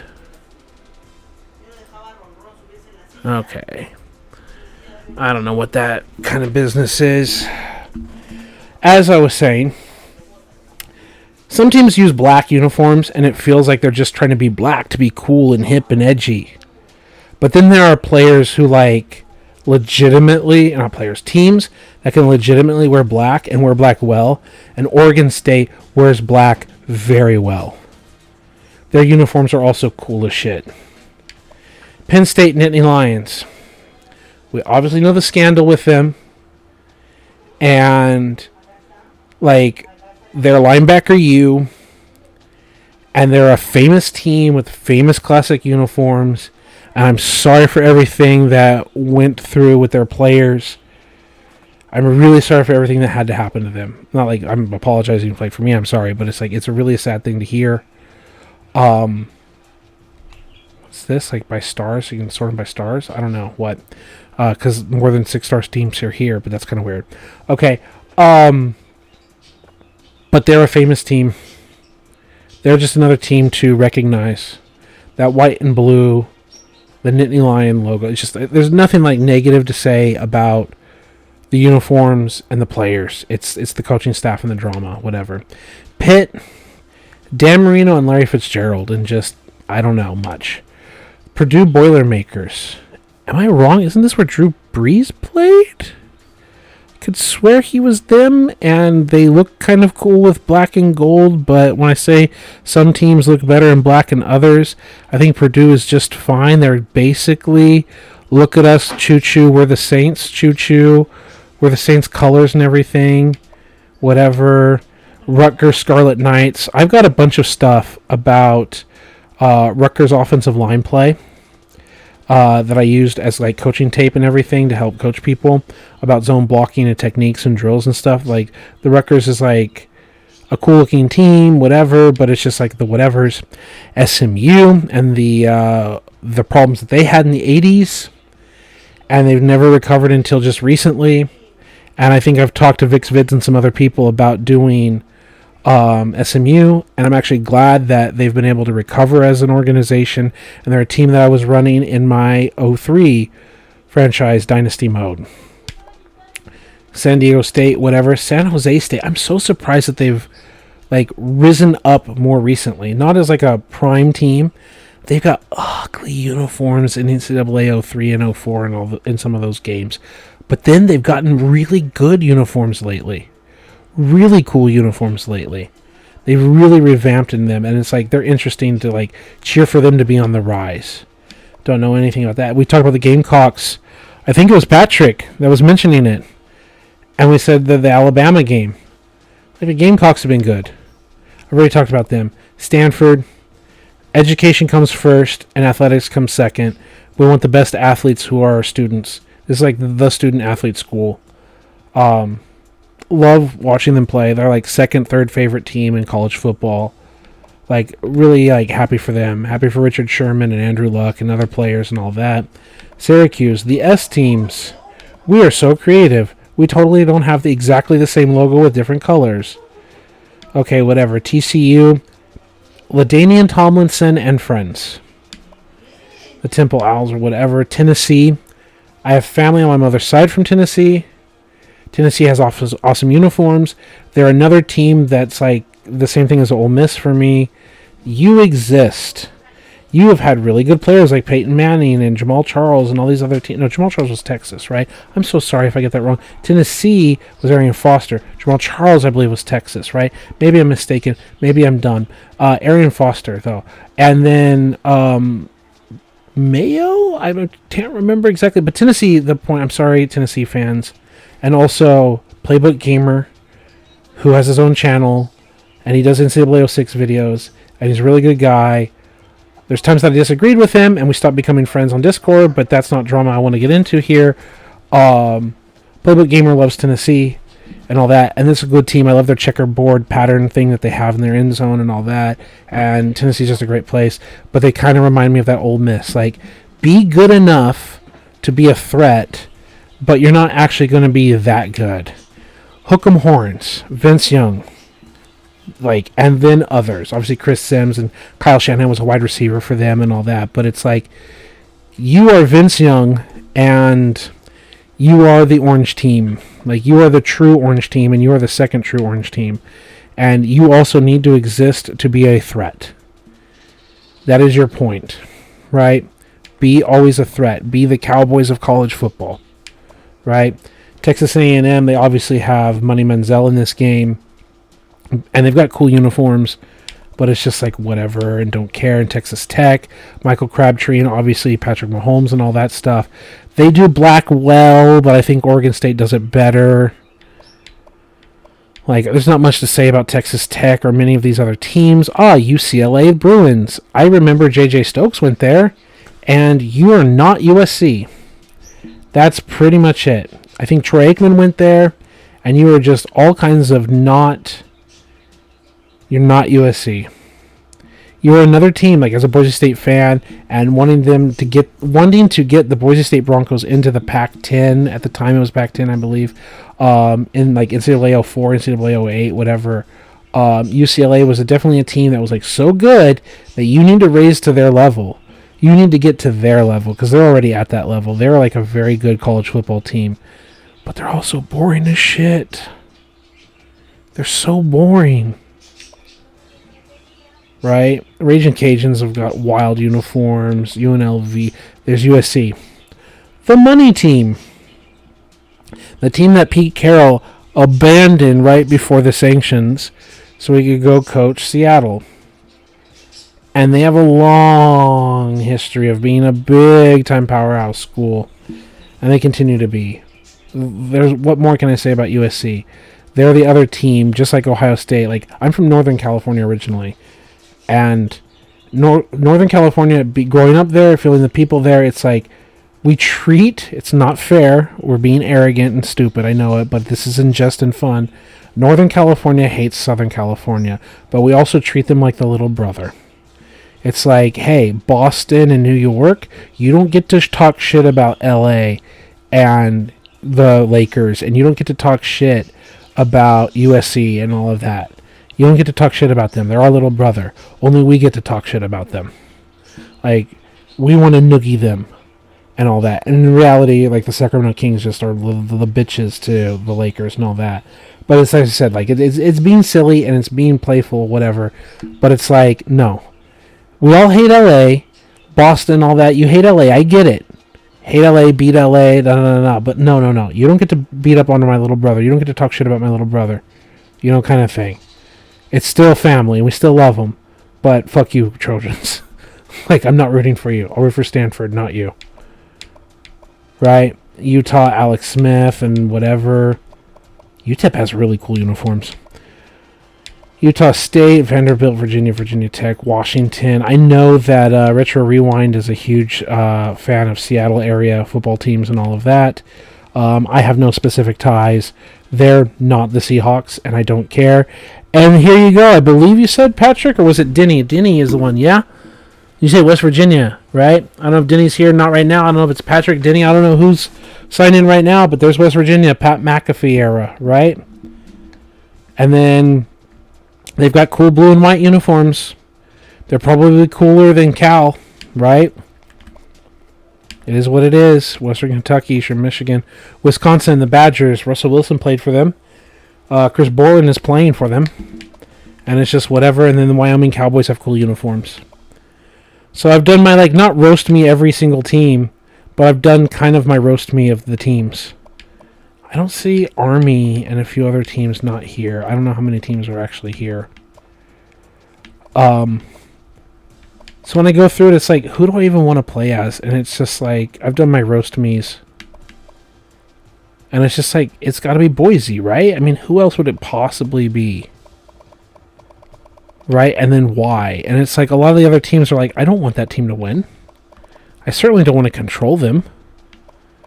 You know? I don't want my coach to take a job at whatever team. I want to be the owner, not a coach. I think that's the other thing. It says, like, when you control a team. Do I want to be the head coach? You will have control of the team. You're responsible for offensive plays and recruiting, defensive plays and recruiting. I want to be the head coach, but I don't want to be the head coach. Can I be like the board of directors and always control them? Like, I don't want to be Chris Peterson.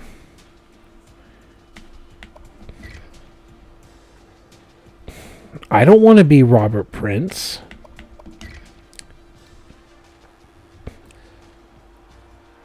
I can't even pronounce it. Kiwa Tukowski. Like, can I... That's what I like about Madden is you can just be like the owner of the team. You can be like the board of whatever. Like, I don't want to stop being Boise State. I don't want to, like, lose control of the team after one season and go to Washington or whatever. Right? That's the thing. Do I, like, do this and then retire this coach and go to the next year, like, create a new coach or whatever? And now it says we're a level 38 coach with no points. Here you can select skill upgrades or whatever. We have no XP points. But we're a level 7, 11, 4, whatever. We don't have any points, so forget it. Unlocked. Didn't do anything. Go outside. Go outside. Max out either recruiting or game management skill tree. Halfway there, complete one tier and tier 2 of a head coach skill tree. Unlock all levels of the clutch. I didn't unlock anything. I just choose Boise State. Were some of these unlocked because of the simulation? I don't know. Video game, I'm not doing anything but going through the menus. And you're saying I'm getting achievements for going through the menus and pressing simulate. Achievements for not doing anything. Ah, my goodness.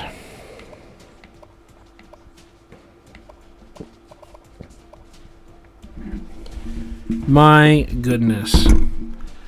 I want to set up the recruiting board and create prospects. Let's go 2014 recruiting class football. Leonard Fournette and Myles Garrett and other rankings. Top recruits. Leonard Fournette. Myles Garrett. I see other names.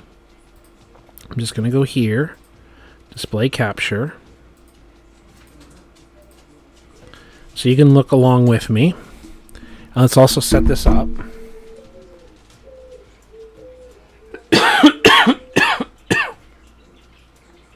Oh, there you go. Even better. Okay. I'm not going to sit here and make all these players, though it would be interesting in a more serious matter to create many players. But Leonard Fournette and Myles Garrett would be definitely players to think about. No disrespect to Jabril Peppers or others, but those other two names are like big time names, even in the NFL right now, that would be worth fun to make. Dalvin Cook. Okay. Scarborough, I've heard his name before. Juju Smith-Schuster. as an athlete. Solomon Thomas, who was a bust with the 49ers in the NFL. Nick Chubb has been a solid running back. A really good running back. Jalen Hurd, Deshaun Watson. Well, yeah, I mean, that's... We've talked about the Browns.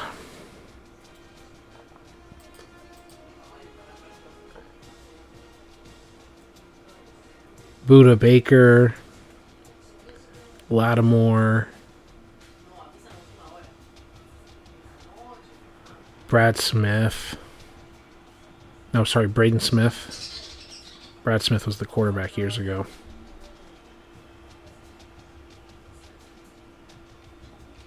Alan Lazard. Like the great filter, right?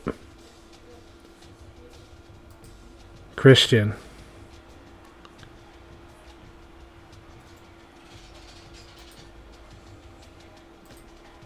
Right?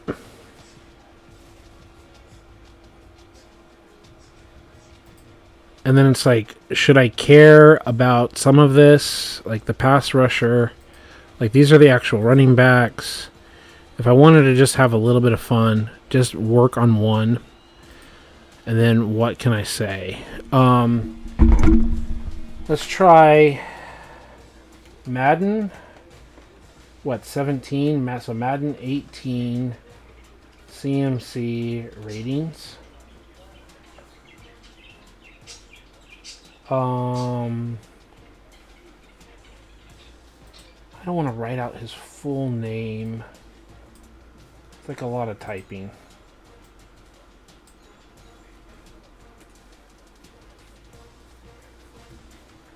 Do we have like his ratings?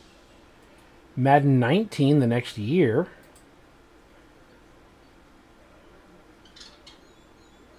Right. Madden 20.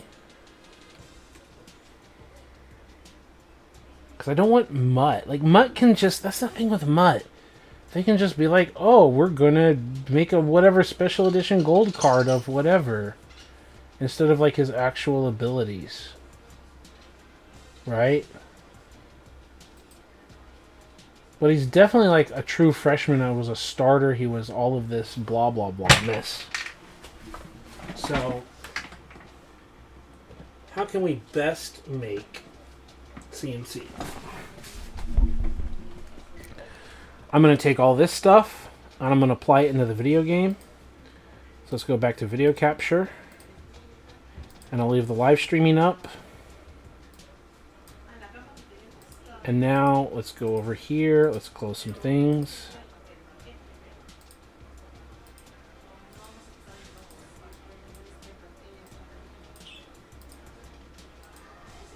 All right. And then Patrick says, remember when Juju would do that dance for his TikTok and the opening team's logo? Yep. That was a whole thing. So I'm not going to sit here and waste time making like 30 fucking players or whatever. But we spent a little time to make Lamar Jackson previously. Why don't we go in here? And then RISTIAN.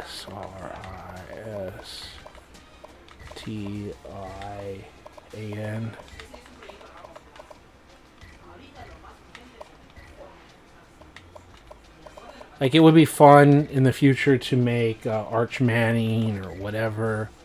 Caps. Okay. AFFREY. FFREY. Halfback, right hand. Now, Christian McCaffrey. So, Littleton, Colorado.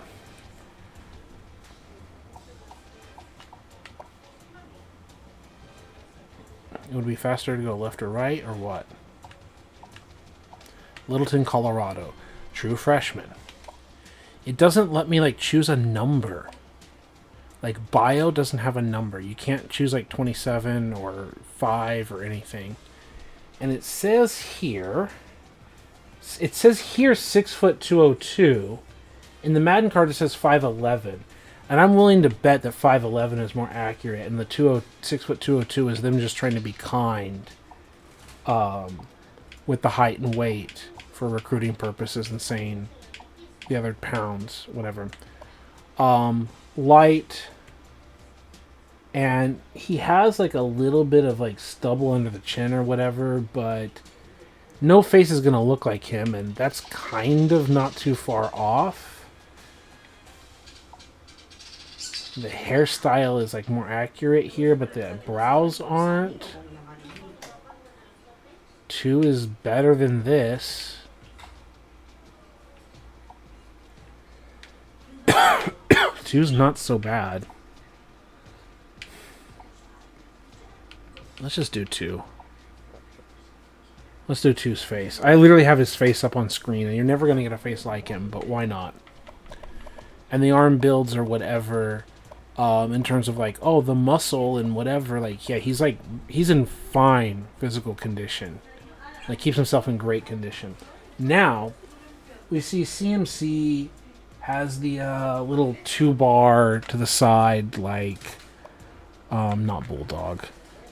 It's not standard. We do the Ion 4D, whatever. Like the same as the Jamarcus Russell, not Jamarcus Russell, the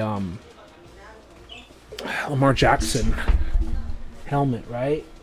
Like, of the options, I think this is the closest, but it has the 3 bars in the front. But they have little 2 bars on the side. He has those little 2 bars on the side. So maybe not Ion 4D. Revo Speed. They have the robot, the 3-bar linebacker, 3-bar running back, full cage. Speed 2, I mean, it doesn't have like the double bars. So no. Do not attempt.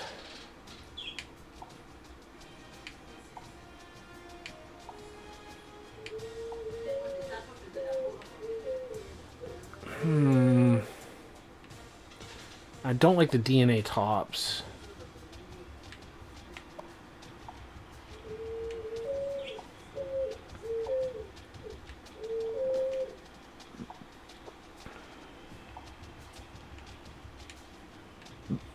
Revo skill.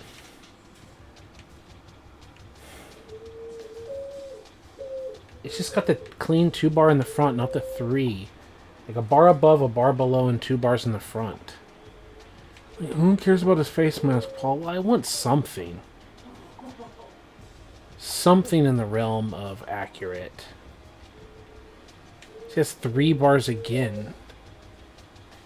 The shut helmet. It's like that, but with the side little bars of the running back. The half cage, full cage, full cage. 3-bar jagged, no. 3-bar running back, no. It's a 2-bar running back. It's like this. It's closer to this. I'll take this over anything else. And no, it doesn't have the visor or anything else, but it's like a different style. It didn't have like neck pads or rolls or anything like that. And let's look at CMC Stanford H-back images of him. And yeah, even with Stanford, like, he wore the closest thing there. But he had, in some cases, he wore a pad, not a pad, like a strip around his elbow, but gloves and white wrist. So left sleeve, left elbow. Yeah, the tiny sweatband. It says team color. He would usually wear the white or the black. He didn't use. I don't see him with the red. Sweatband full, thin black. Thin black and thin white. Let's do thin white.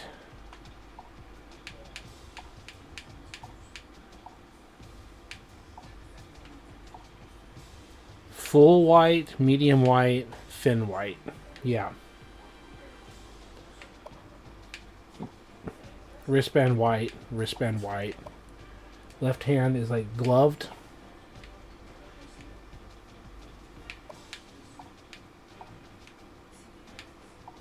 Do I even care what kind? He had like this weird pattern. It was like a swooping like red with black. Kind of reverse of that. Generic team color. Sure, let's go with Adidas. Whatever. Who cares? I don't see anything else about his legs, any other special equipment. Okay. Them skills. So this is the issue where you can look at rookie skills and you can look at physical skills. And in this, they're saying he's a 93 speed. I don't know how much faster or not they get. Does this have all of his ratings or just some? Strength of 76. They're saying his agility is 96. Acceleration is 94. Using my knowledge of NCAA games previously, giving him something like 58 awareness is fine for him to progress from being a freshman. Break tackle, 88.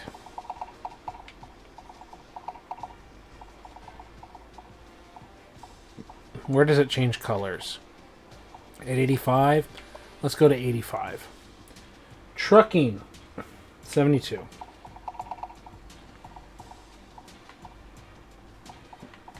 Whatever. Elusiveness, they give him 95. Let's give him 91, some room to grow. Ball carrier vision, he's always been really good at it. They only give him 90 in Madden. Let's give him like 85, 86. As a freshman, with a chance to go up. He played as a true freshman. Stiff arm, I'm not saying this is accurate, but let's go. Stiff arm, 80. That's what they gave him. Let's give him there. Spin move, 96. Let's give him room to grow. Juke move, 95. Let's give him 91, a room to grow. Carry, 93. Let's give him room to grow, 5 points. Catching. I don't see it. Receiving, it's a separate area. 83. Let's give him like, I don't know, 78. Room to grow, 5 points. No, his catch is 85. So 81.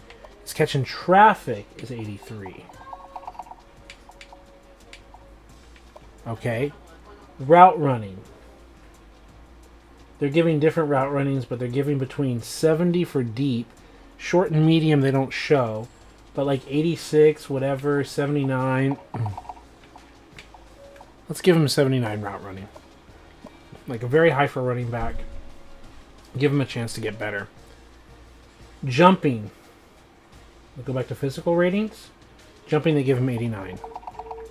Usually you don't like improve that. You don't improve your physical ratings. Then other things like throw power and all that, like who cares? Not to say that he can't throw, but these are like the other skills that it's like we don't care. It matters like, oh, how well can you tackle on a pick six or whatever. But if we're going to have like dumping skills, then let's just do a skill dump.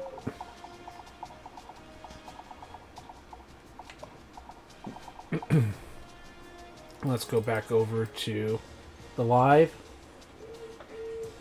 And you said, lol, they put in Cooper Rush. Damn. Okay, wow, there's a lot of messages here. Lol, it says, yeah, I remember those times, Patrick, and now look at him being unproductive.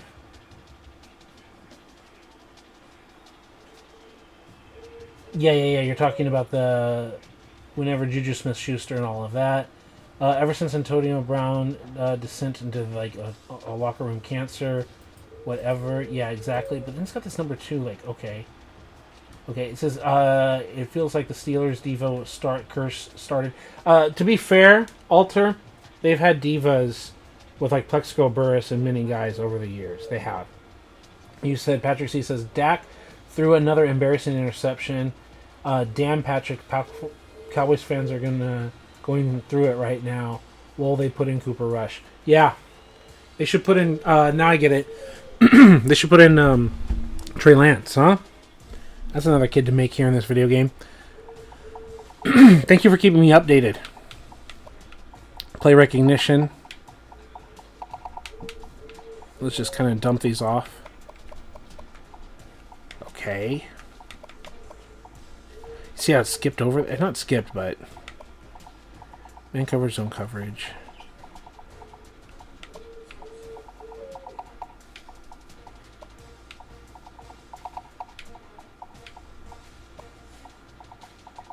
Now, pass block and run block matter in this position.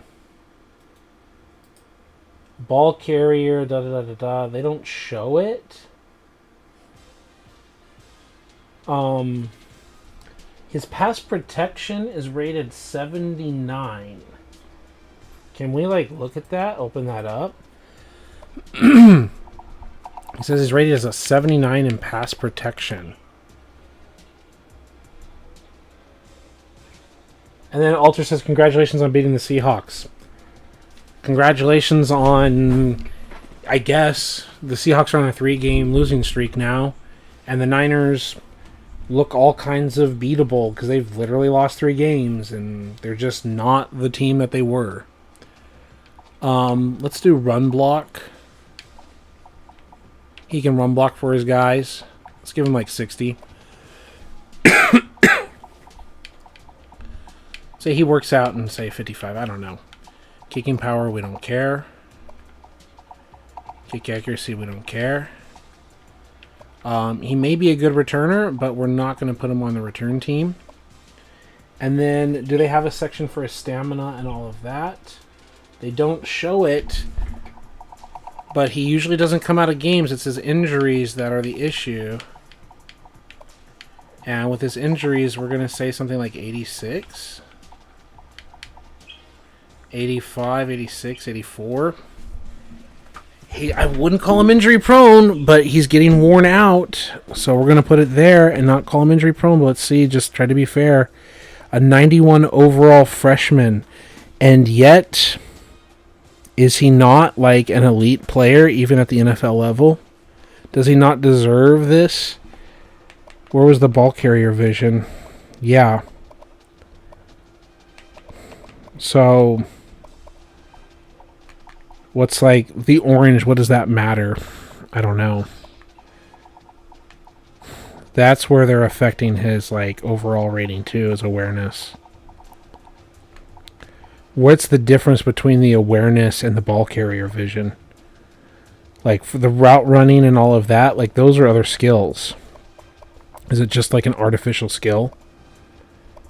So yeah, we'll just do the same thing like EA and have that hold him back. But he played as a true freshman. He played 3 years and came in the NFL and was a first-round pick. So they made Larry Fitzgerald like a 97 overall after his freshman year. You know, like some players are just like that fucking good. So maybe I overrated him based on how they would have rated him, but whatever. But it's also halfback wearing number 12, and I can't change the number. Okay. And create an ad.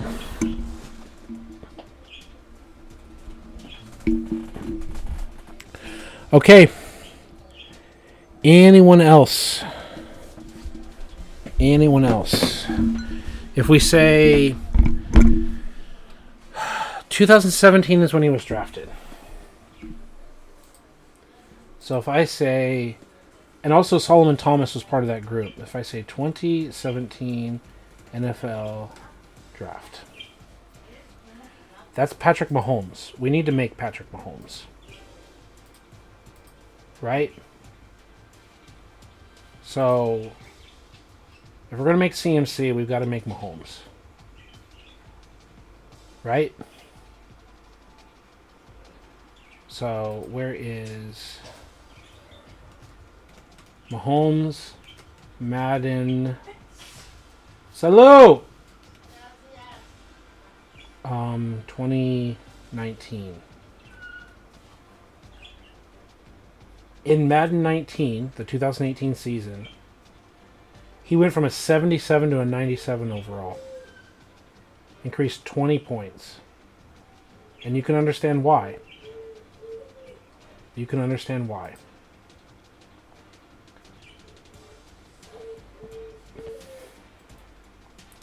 So he's the other big time name worth creating as a prospect to exist. And obviously, if I was taking it super serious, I'd make George Kittle. I'd make a few other guys that I really like. I don't know when George Kittle started playing college football. I can read. It says Iowa. Oh, he's in Iowa since 2012, so he should already be in the game. Kittle should be already in the game. Patrick Mahomes, Texas Tech 2014. So that's next year. So I need to create him. It says other top notable draft selections. If we just look at stuff. Again, we saw Myles Garrett. I'm not going to make him. Sorry. I'm not going to waste the time. Deshaun Watson. We know his issues, and I don't really want to reward that. It says Jamal Adams, Marshawn Lynch, Marlon Humphrey, Buda Baker. Buda Baker is worth making for sure. Dalvin Cook, Joe Mixon, Alvin Kamara would be worth it if I wanted to really sit down and take the time. TJ Watt is worth making if I really want to sit down. But we can save like a roster file here. I think there's a way that I can like save. They talk about autosave. But can I go to my NCAA? Where is the settings? Sometimes you go here. No. Ooh, autosave is on and off. If I could turn it off. But where's the normal save? Preseason, coach setup. Save Dynasty. So let's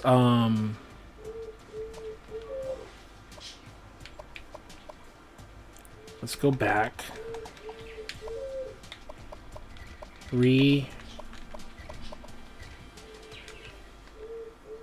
No, what do I want to call it?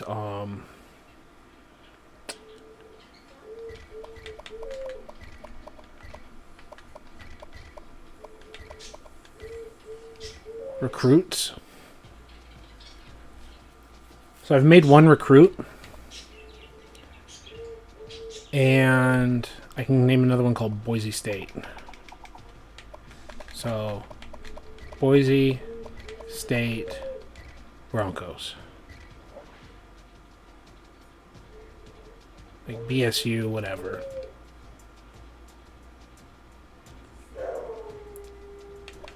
Is there a delete feature? I just want to call it BSU. No.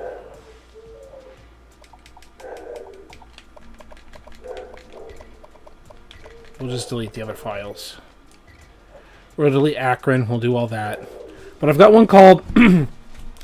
got one specifically called... TJ Watt. Denny, I see that.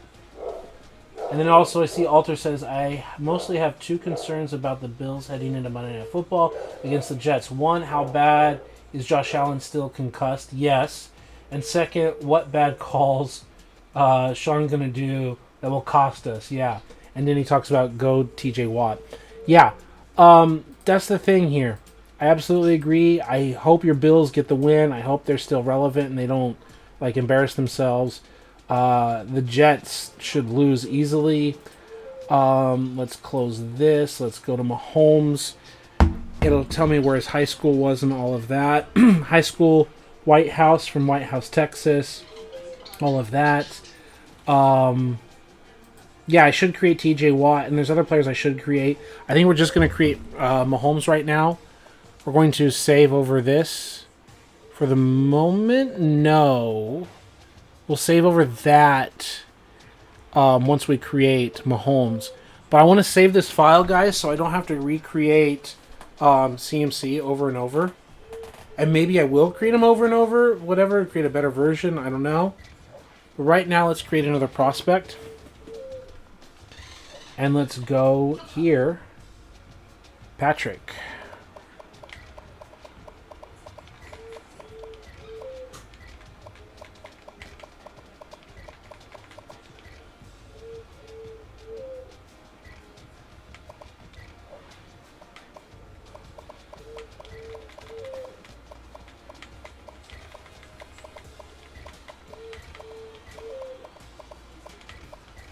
Patrick Mahomes, QB, home state, Texas. All right. And then in Wikipedia, it says White House, Texas. White Settlement, Wichita Falls. So, it's not White House. It says White Settlement. I know it's not the same. But it's the closest we have in the game. Freshman. Great. Okay. 6'3", 230. Medium skin tone. You're not going to get his face. But he keeps the shaven baby face a lot. But sometimes he's got that little like weird beard underneath. And they're making him look heavy. At 230. I know we've got that little like fro going on, but I don't think we're going to find the fro. And why do we have these chunky cheeks?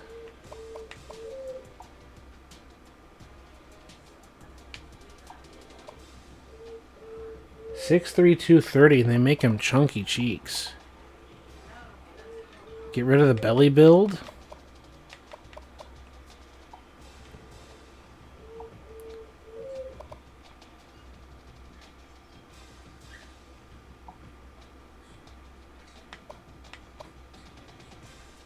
He's less chunky cheeks, huh?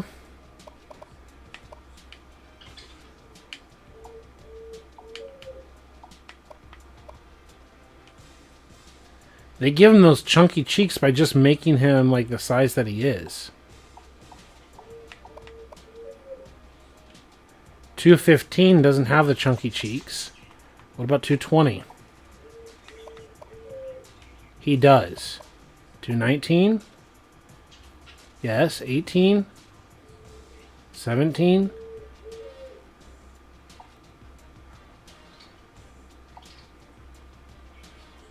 15, they changed the faces. Wow. So he's chunky cheeks once he gets over 215. So where you should have some better choices. There are 31 choices here. We all know what he looks like. He's really famous. We might even do light skin, but choose a darker version of light skin. Something that we have to do sometimes. These are all medium skin of a different style.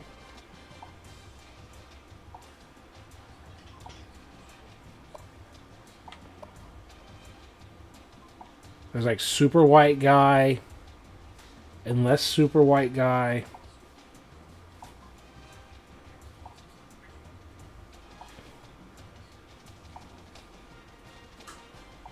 Like the light medium.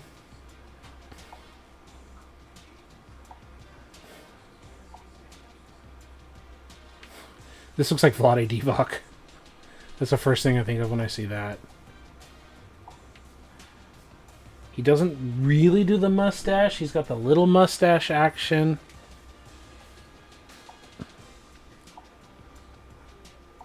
Definitely not the full-on goatee. Now we're in like whiter white guys.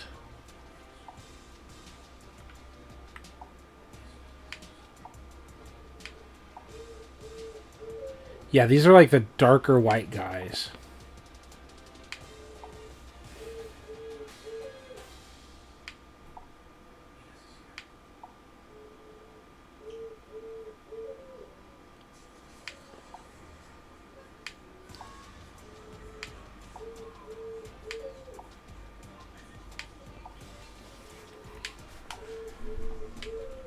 Nothing really good to choose from, but I think I kind of know what I want. And I think it's going to be around here. 40-ish.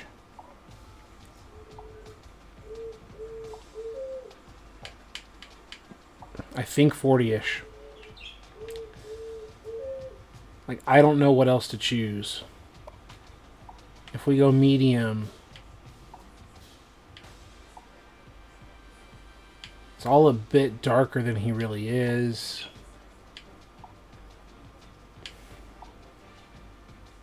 Yeah, I think light 40. You tell me what you've seen. Do you think I'm completely off? All right, Mahomes Equipment, Texas Tech.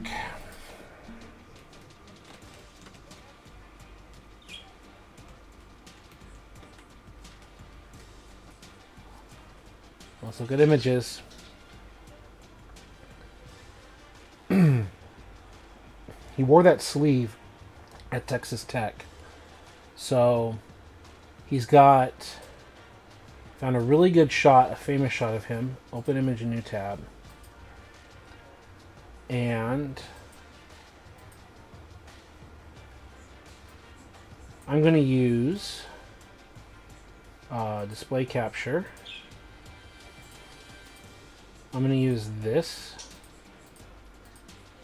as a source. If you look at Mahomes' stuff, you can constantly see the thing on his arm,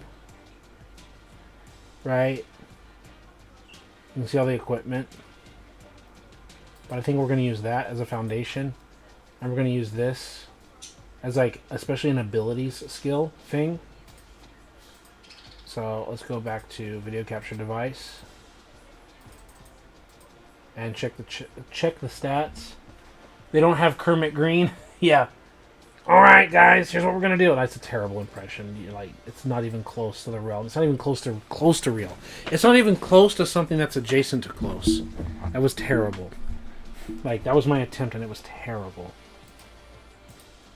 Like, I'm not saying that was, like, I'd never practiced it. I just, like, my brain was like, make this noise. And I was like, nope, that's not the noise. Okay, but the helmet, it's that 2-bar kind of thing. Like, high and low bar with, like, 2 little wiggly bars in the front.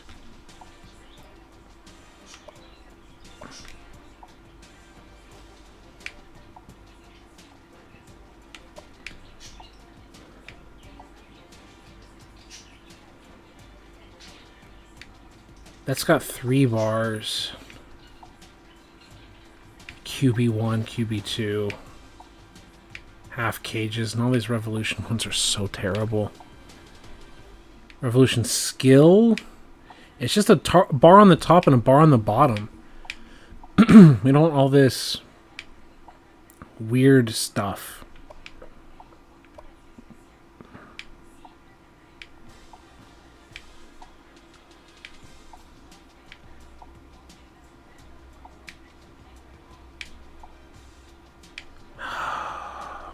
Nope. Revo speed. That's not so bad. It has the 2 bars on the side. That's the closest thing. Speed looks like it might work.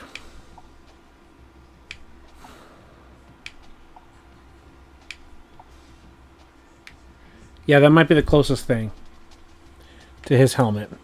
Visor, none. Neck roll and all of that, none. Pad shoulder height.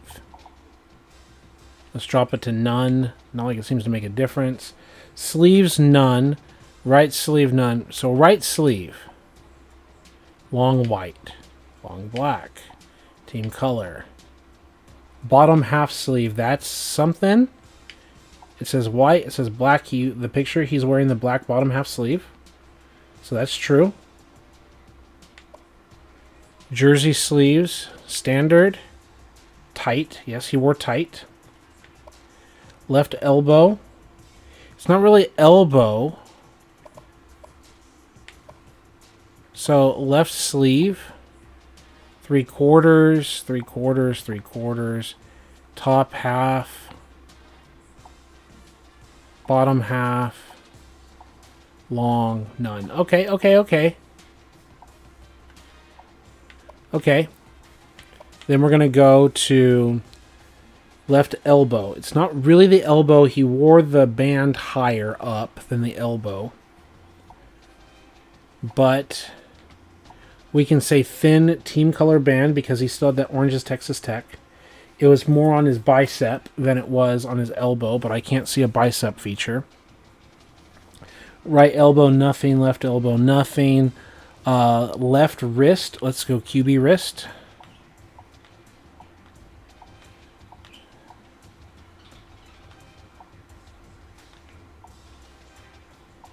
And it's kind of black with the white information on it.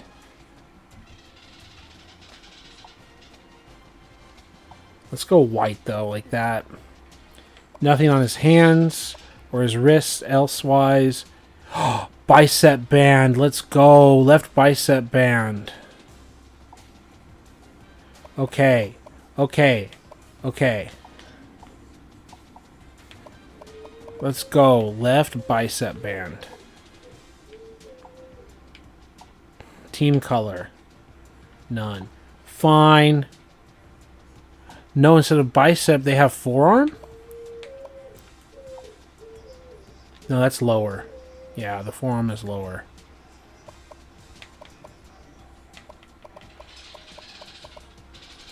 The tricep instead of bicep, huh?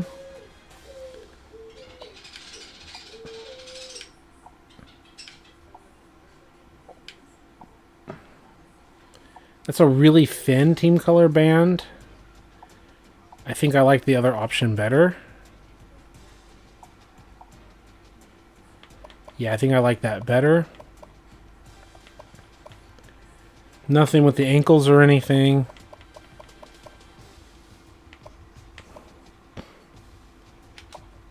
And skills that pay the bills. And yes, I'm going to check everything else here. Live stream. Okay.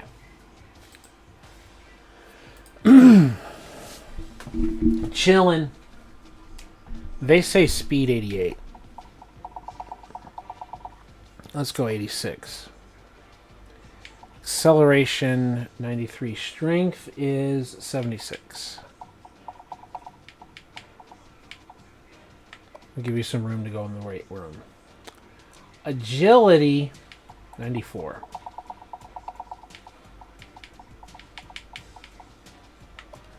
Acceleration, they give him 93. We'll worry about awareness later. Break tackle, ball carrier. They give him 87. Whatever. But trucking, they only give him 56. And obviously, him as a freshman and him as a NFL player under any read are not going to be the same. But what can we put? Like, are there certain things that we can get him in the realm so he can progress into that?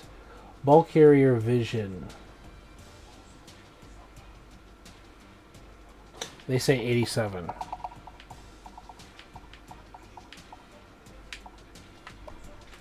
Stiff arm, because ball carrier vision is something you develop over time. They say 61. Like, whatever. It's never going to be a threat. Spin move. They say 77. Whatever. Juke moves. They give him 90. Carrying. They say 69. Catching. They don't show anything. I don't care.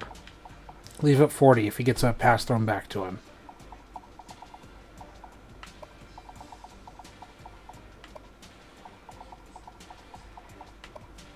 Jumping. Back to the physical abilities. They say 82. Throwing power. Here's the big deal. They're telling us he's a 98 throw power. I don't believe that. I know that he's got a cannon arm.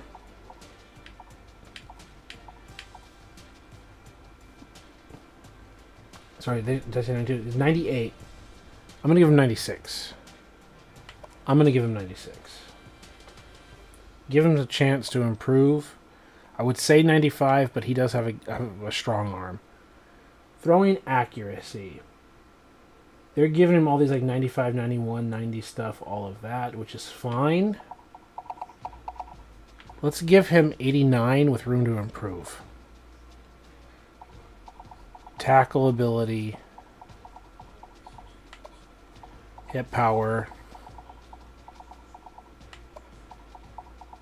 Defensive stuff like the 15s.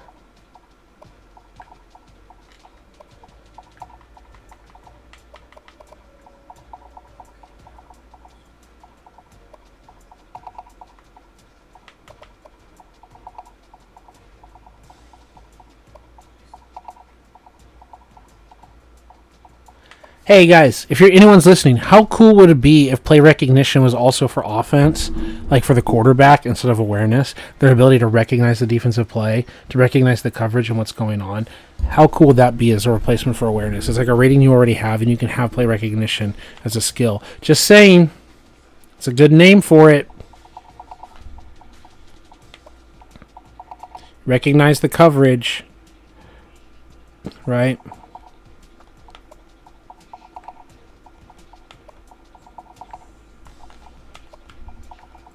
Let's give him 30 run block. If he ever like gets out there and like actually blocks someone. And 30 block here.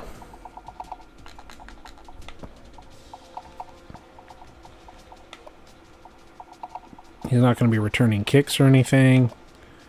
Alright, stamina and all that stuff. I don't know. He's been hurt a little bit. Let's give him like 91.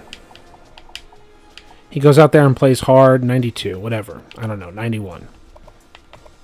92. 83 overall as a freshman, coming out. Awareness hasn't been touched. That's a difference. His physical abilities. Madden says these are his abilities. Like, he can throw a good pass, a powerful pass. Give him a chance to grow in his arm strength. His accuracy, give him a chance to grow in accuracy. Right? Awareness. This is the thing. In the old NCAA games, like this is the kind of stuff you would do like this. So a freshman coming in, plays what, the 3 years or whatever. He has the chance to go up there because obviously his awareness becomes really, really, really good. This is what I worry about. If I don't give him a really high awareness, he may never develop, the 40 points of awareness to a 98 or whatever. Right? I get worried about holding him back. But you compare him to like his contemporaries. Like the Johnny Manziels in the video game and all of that. Like, should I do something about that? Part of me wants to go in and, like, give him a higher skill.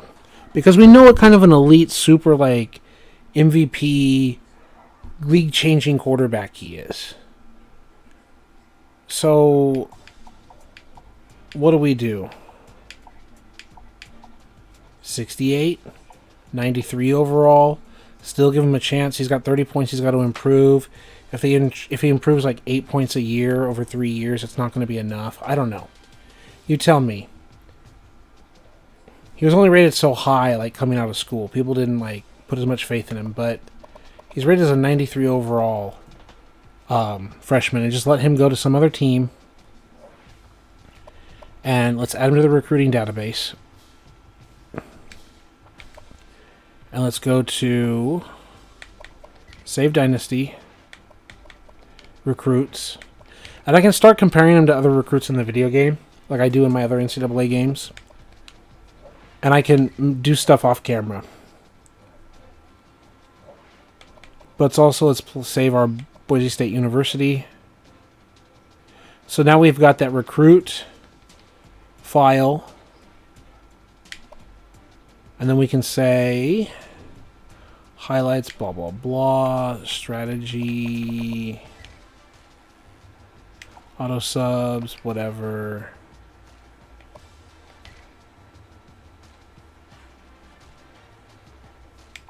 Yeah, whatever. Off.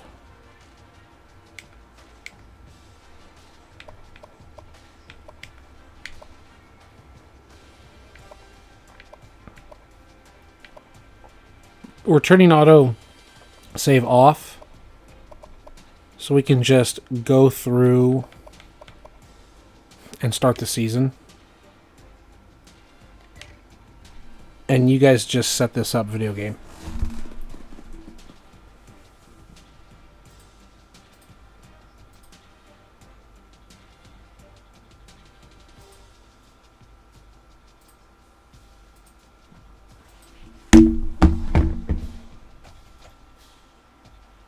NFL Week 6. Giants Bengals. Are you so interested? There's the Lions game that you told me about, 47-9. Falcons beat the Panthers, which they should. Steelers beat the Raiders, which makes sense. What else? What else? Chargers beat the Broncos. Good for them. Yeah, those are the other games. And then, as we said, Alter is the Bills fan. So good luck against the Jets, obviously. And who cares about this Bengal-Giants game, right? So I've put my 10-minute timer off of the auto-dim off. That's nice. That's going to make a huge difference in the ability to spectate games.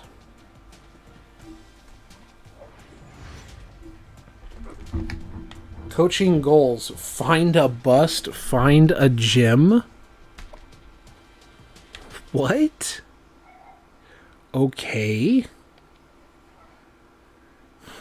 Play the game. Let's get rolling. This is the game that we got our butts spanked. So, recruiting, tutorial, advanced week. Play the game, right? We also have coaching skill trees, job security, philosophy, top stories, home sweet home, just like old times, blah, blah, blah. Play the game. Uniform options. They're obviously going to be at home. So what did they wear? What was the real look of this real-life game? Let's look it up. Boise State, Washington, NCAA football 2013. And then images. And they smashed us 38-6. They wore their regular home uniforms, and we wore all whites. Okay. So let's go uniform options. Away. Blue. Alt 4. All whites. But with white helmets too. Like this. Yeah. Is there another variation of that? Yeah, like this. Do the pants look less white to you?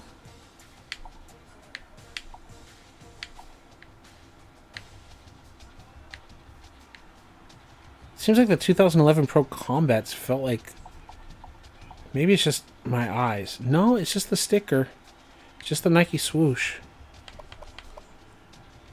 The gloves, whatever. Okay.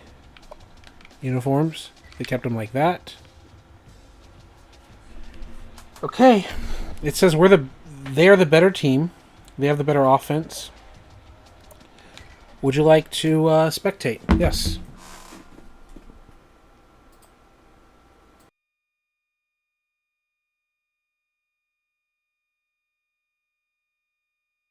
And now I'm checking comments.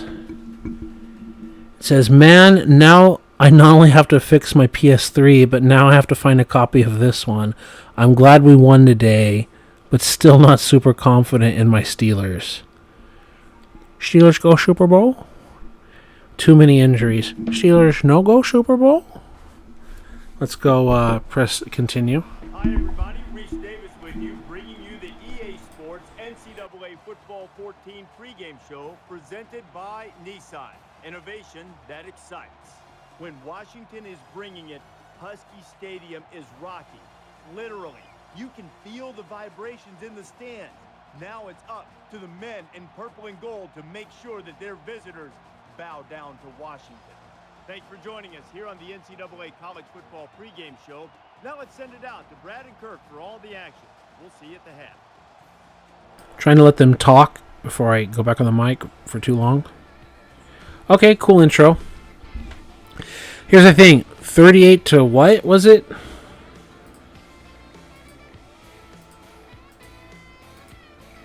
$38-6.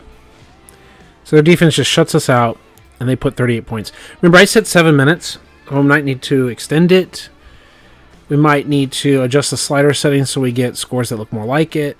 The site for this one, Seattle, Washington, and Husky Stadium. And now let's head down to the coin toss. It is brought to you by Coke Zero. Real Coca-Cola taste and 0 calories.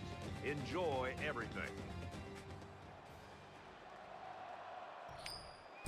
So one of the things that I'm thinking about, one of the things that I like to do is reduce offensive line blocking, like pass blocking, so there's more pressure on quarterbacks.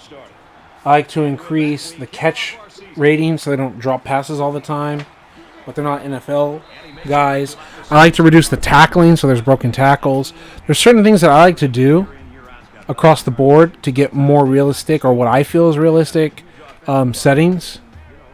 I like the pass rushers to get home against the quarterback and apply pressure instead of just getting stonewalled. I think they're going to have to take some chances and load this line of scrimmage. And, you know, as a play caller for this offense, when you have such a gifted running back, it opens up every aspect of the offense.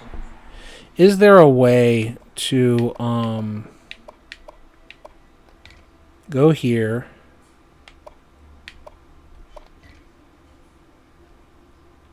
gameplay, rules, custom AI, computer. Let's give them like 55K. Let's do like my Madden style. Maybe I'm dumb. Maybe I'm wrong. And the other guy was like, don't mess with this unless you whatever, and we want a default 50 and all of that. What if we have 25 tackling? Okay, run defense, whatever. Interceptions, 35.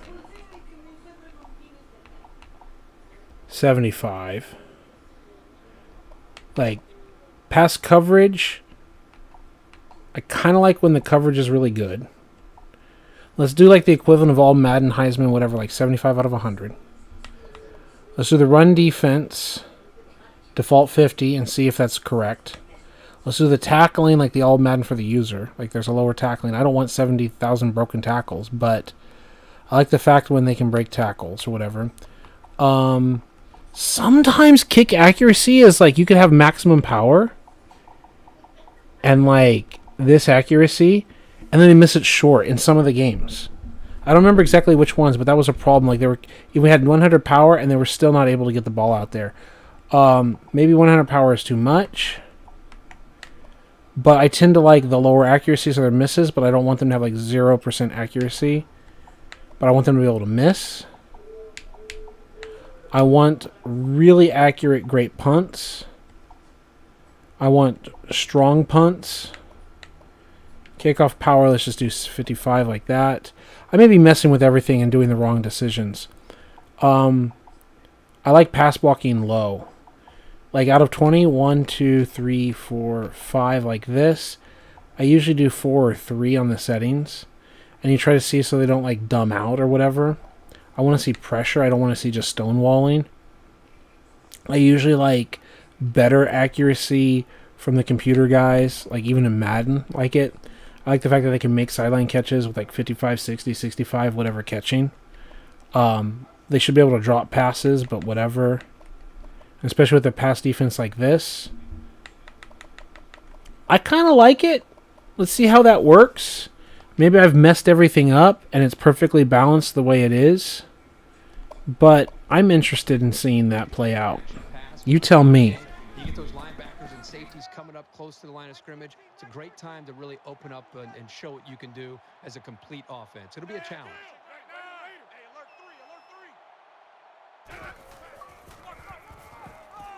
Campbell gets a pitch. And they make the stop at about the 25-yard line. That'll bring up 3rd and 2.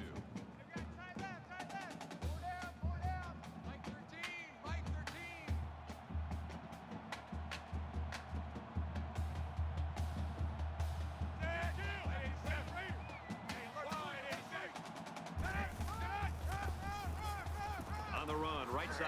They'll wrestle him down in the backfield. Picked up a yard of anything on that run. 4th down.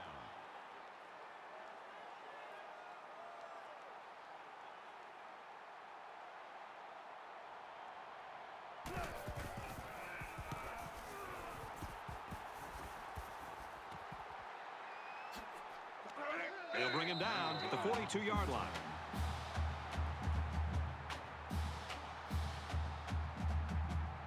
So here comes the offense taking the field for the first time today.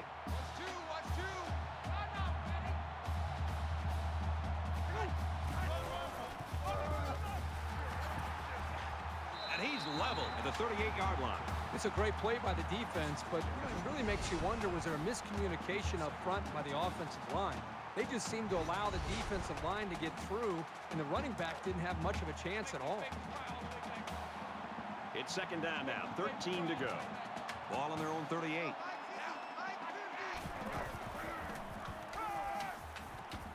Quick pass.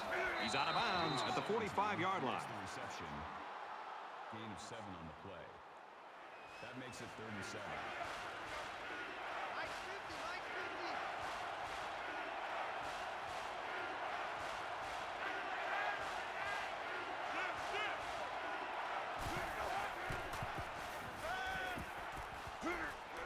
Makes the catch and gets out of bounds. A nice-looking play that time. Well, the defense was blitzing here, and again, great recognition by the quarterback to find the hot receiver.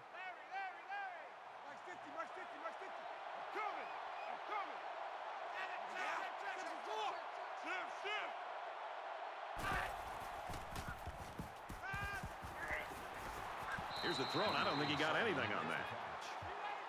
That's a gain of 3 on the play. That'll make it 2nd and 7. Mike 50, Mike 50. Think you gonna get this, boy? You think you gonna get this?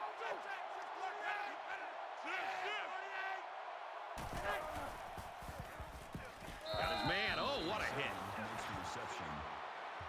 Number 13 makes the tackle at the 33-yard line. 3rd down.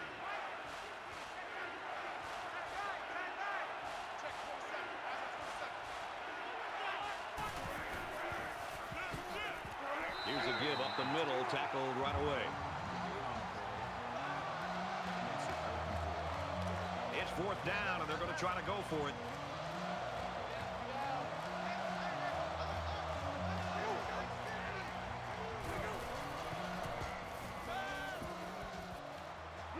And he tackles him hard at the 30, and they'll fail on 4th down. Great play there by the D. It's early in the season, but they showed they don't get rattled at all. I give them a lot of credit.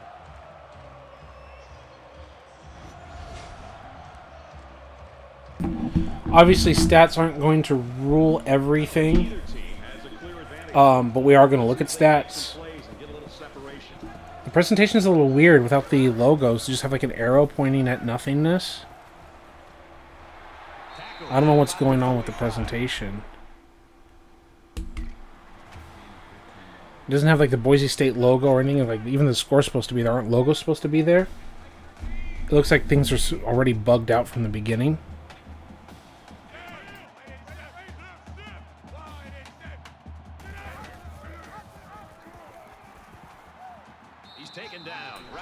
We see 25 tackling. They're still able to tackle. That'll bring up 2nd and 11.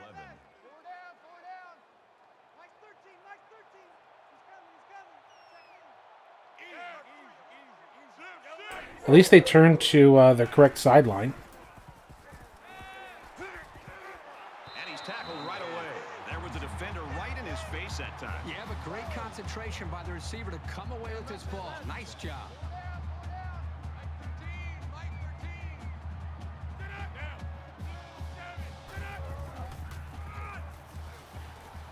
And he carries the ball for a nice gain. Good for a gain of 6 yards. That brings up 2nd and 5.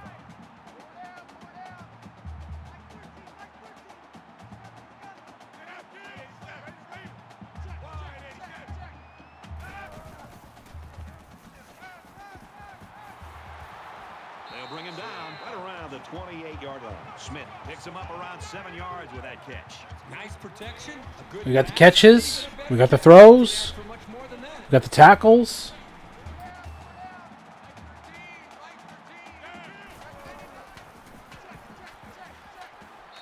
You see guys beating blocks, but not just dominating linemen. This guy. He's not afraid to go to the air on any down. First down, 10 yards to go.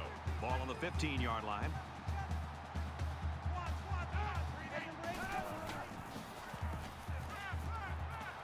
Catches it, and that's all. Gain of 7 yards. That'll bring up 2nd and 3.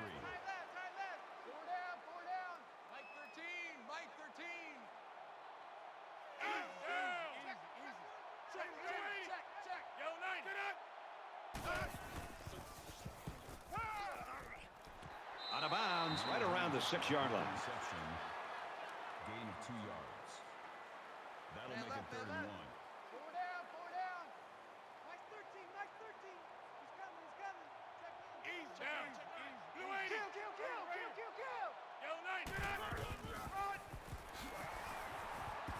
Nice run there.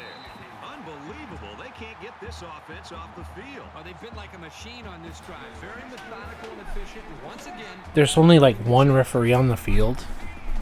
No one's spotting the ball. There's just one referee in the end zone. I was going to comment there are no refs, but there is one ref. But I hate there's no chain gang. Like Madden has it. well, the offense catches a break here. That ball Madden has the chain gang. Madden has the refs. But I don't see the first down marker chain gang. I see just one ref in the back of the end zone. This sucks. Like, just visually.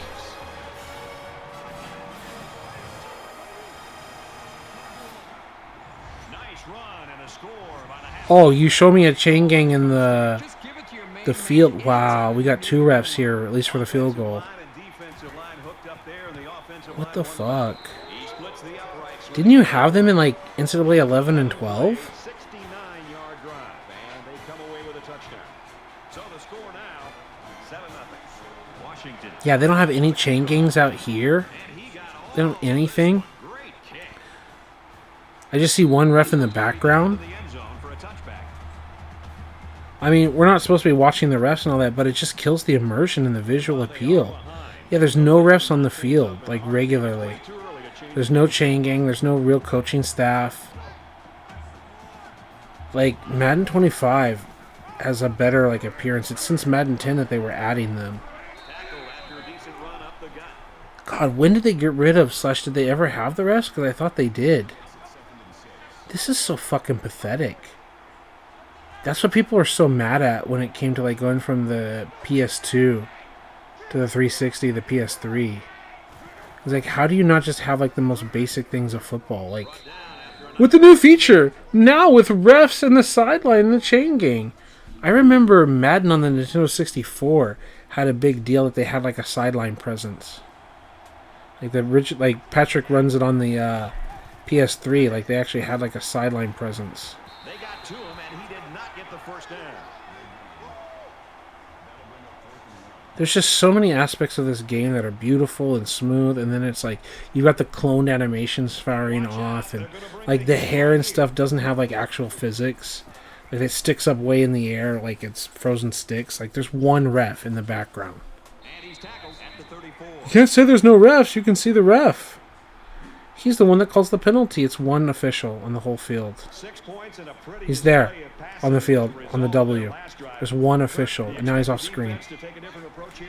When this God. quarterback is on, he is on. It already seems like whatever this defense is trying just isn't working. But maybe if they add just a little bit more pressure, then they might be able to force them into a mistake. That'll bring up 2nd and 15.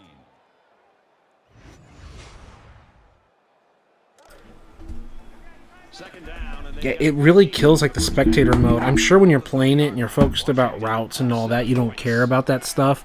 So it's like, oh, well, we don't have to use our system resources and we can make the whatever look better. Okay, there you go. There's your big play. to the 10. Touchdown. But also the score bug is messed up. Kirk, that was a beautiful pass and a nice catch. Yeah, there's literally no score. Sit back and admire. The quarterback threw the ball perfectly.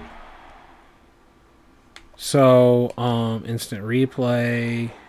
Make it reload the score bug. There it is. Resume game. There it is. Something happened. I didn't want to quit it all. Now the score bug's working. He just finds a way to get open, and the point after is no good. All right, I'm going to check on family and everything, and I have the dim feature off, so it should work just fine. He just drills this one.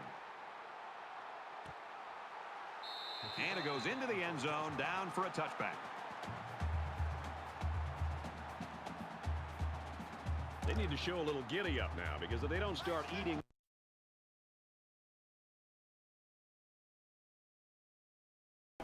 Or I bump something, and it turns off the power. You know what? It's fine. Everything's fine.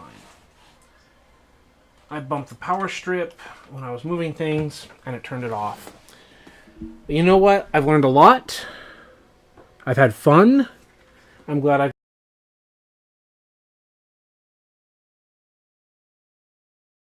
Time to actually stop the stream. I've had so much fun with y'all. And I can set up interesting gameplay later. And what else? College football could be a lot of fun. It could be fun to work with Madden. And we already have an imported draft class and all that. I don't want NCAA to ruin and slow down and stop our Madden game. But we might actually do like playing the game. And have fun that way. And get through games because it's a shorter season. And get through the Jags and all of that. That could be a lot of things. Could be a lot of fun. So, I'll see you next time we go live. Thank you so much.